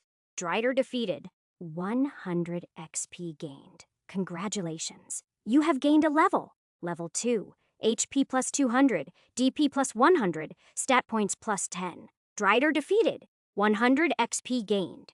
Drider defeated. 100 XP gained. Congratulations. You have gained a level. Level 3. HP plus 200, DP plus 100, stat points plus 5. Spells. Holy Word level 2. Holy Light level 2. New spell, Bless Weapon level 1. Abilities Holy Aura level 2. Drider defeated. 100 XP gained. I got XP from everyone's kills. Already level 3. This is awesome. The others are already looking around for the next fight while I am slightly stunned. I didn't expect the Driders to be such good XP, but then again, a real level 1 couldn't kill a Drider easily. If the XP from each kill stays the same, then with the number of Driders down here, I can level up like mad. Honestly, leveling so fast feels like cheating, but I like it. As I replay the short battle in my mind, I notice a few things. For one, Blitz tore through the Drider like it was made of tissue paper. Second, Bones had the most trouble killing his Drider. It took him several attacks. Both Kachara and Asuna killed their Driders in just one attack, like me. All in all, our teamwork was almost perfect. The Driders never stood a chance. The Driders seem a lot weaker than I remember them being, but it is just that I have gotten stronger. As I am standing there trying to take in all the information, another patrol spots us and charges towards us. This group has an additional caster type, so it is 5 Driders and 6 undead. Without me having to say anything, Asuna and Kachara move behind Bones and I to wait. Bones and I slaughter the undead easily as they reach us, and then we move on the Driders. I cut down my melee type, and then the middle caster. Bones handles the other melee type. Again, Asuna and Kachara flank them and attack the 2 outside casters. It only takes seconds. 4 skeletons defeated. 100 XP gained. 2 zombies defeated. 40 XP gained. 5 Driders defeated. 500 XP gained. Congratulations. You have gained a level. Level 4. HP plus 200. DP plus 100. Stat points plus 10. It is hard for me to believe how easy this is, and how fast I am leveling up. To think how much I struggled last time I was down here, it is kind of sad. Then again, I am only dealing with small groups, not surrounded by thousands yet. Looking around, I don't see any more patrols nearby, so I take a minute to go through all the notification windows. As I do, I notice that even levels only seem to give some extra stat points. Not that it is a bad thing. Odd levels give spell and ability levels as well as new spells from the looks of it. Let's see how my stats are looking. Stats. HP. 7,773 divided by 7,773 SP. 2,025 divided by 2,025 DP. 500 divided by 500 Strength. 712 Agility. 644 Endurance. 612 Intelligence. 346 Wisdom. 613 Charisma. 245 Willpower. 158 Luck. 92 Toughness. 152 Regen. 77 Fortitude. 152 Leadership. 60 unspent points. 80 stat points to spend. It will only let me add points to my 6 basic stats and leadership. Since I plan to be king, my leadership will probably be really important. Besides, my other stats are all much higher. Add 80 points to leadership. Yes, leadership. 140 with that done. I start looking around for another patrol group. One more should get me to level 5. Not seeing any close by, I start leading the others across the plains towards the orchard. After all, we don't need to run around chasing the Driders. They will come to us. Chapter 425. We make it to about the halfway point of the plains before another patrol spots us and charges. This patrol group is bigger, with a total of 8 Driders, half melee and half casters. As the 8 Driders and 8 undead charge towards us, all I can think is that this will get me to level 5. Bones and I cut down the undead easily, and then we moved to engage the 4 melee driders. The 4 casters I leave to Asuna and Kachara, they shouldn't have any problems.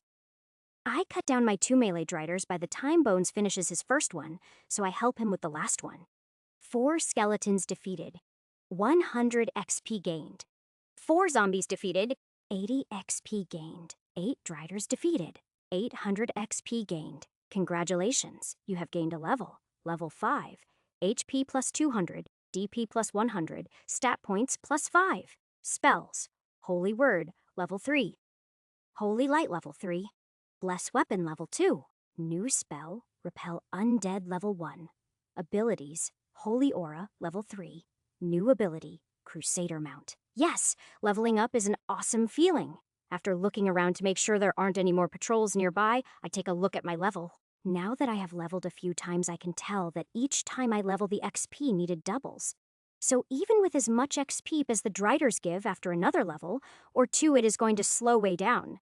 That is pretty much what I expected, though. It is similar to the level system in most games. So far, we have only run into the undead Driders. It makes me curious about the living ones. Not only how much XP they will give, but where they are hiding. Last time, I only saw them after I had fled the city, which makes me think either they are slower to wake up, or farther away. It could also mean there are less of them, or that the controller values them more. No matter what the reason, the fact that I am only seeing undead makes me worry vaguely. The fact that this all might be a tactic to lure me in deeper does cross my mind. After the last time I was here, the controller may have prepared for me to return. However, I am not going to let that stop me. I am here to level up and get stronger. Speaking of strength, I should check my new spell and ability while I have a chance. Repel Undead? Repel Undead level. 1 DP cost 50 causes all undead within 100 feet to flee for 1 minute. That could come in handy if I get surrounded again. What is Crusader Mount? Crusader Mount DP cost 200 summons your mount to your location? Chosen mount is granted bonuses to all stats. Oh, it is similar to the Paladin's mount from D&D. That is awesome. Although, it doesn't really help me right now since Lizzie isn't here. I am pulled out of my thoughts by the fact that we have reached the edge of the orchards. Kachara immediately picks a handful of fruit and tosses them in her mouth. I am not sure if she is just hungry or if she remembers the fruit and missed it. As I am wondering about it, I take my first few steps into the orchard. Then suddenly, the ground right in front of me moves as something climbs up. I draw Blitz and attack before I even get a good look at the thing. Small beetle defeated, 10 XP gained. Once it is dead, I can get a better look at it. It is one of the beetles I found digging a new tunnel. I remember having trouble killing one last time because of how hard the shell is. This time, Blitz tore through the shell without any problem. Before I can even begin to think about why it was here, another pops up nearby. It immediately starts running away and lets out a shriek as it does. Instantly, dozens more pop up out of the ground, and they also run away shrieking. Small beetle defeated, 10 XP gained. Looking around, I see that Bones killed another beetle. Kachara and Asuna haven't moved. It seems the shriek was very painful for the 2 of them with their sensitive hearing. It is only as the beetles move away that the 2 of them are able to recover. Well, if the controller didn't know I was here yet, it does now. I am guessing that is why the beetles are here. They are an alarm system. Now that we have tripped the alarm, I am guessing things are going to get more interesting.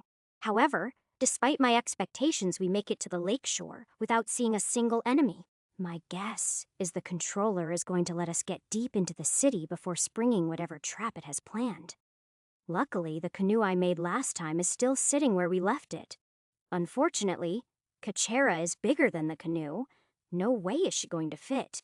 Asuna and I barely fit on the thing, so I end up dismissing Bones. I am expecting Kachara to fly along with us, but to my surprise, she decides to swim instead. Once she is in the water, she tucks her legs and wings and swims around like an alligator. While I am still slightly worried that there might be something living in the lake, she seems perfectly happy. Come to think of it, this is the first time she has had a chance to try swimming. As I start paddling the canoe across the lake, she happily swims circles around us. Considering her size, we could almost skip the canoe and just cross the lake on her back. While I don't intend to try it, I will keep it in mind if we end up running for our lives again. Several times as we cross the lake, Kachera dives underwater, and it makes me worry every time from the satisfied look Kachera has on her face. I am guessing she is catching fish. When we get close to the island, she swims ahead and climbs out first. As the canoe lands on the beach, Kachera suddenly shakes like a dog spraying water everywhere. Asuna quickly jumps out of the canoe and runs out of range as fast as she can. As I climb out of the canoe, I wipe the water from my face and give Kachera a dirty look. If anything, my look just makes her more pleased with herself, the little brat. Before moving on, I decide to see if the canoe will fit into the backpack Yui gave me. I quite like my little canoe, and I regretted having to leave it behind last time. It makes me happy when the canoe does in fact fit into the backpack. Not only does that mean I can take it with me, but I won't have to run back to a specific spot to escape the island. With that sorted out, I guess it is time to see how bad the city itself is.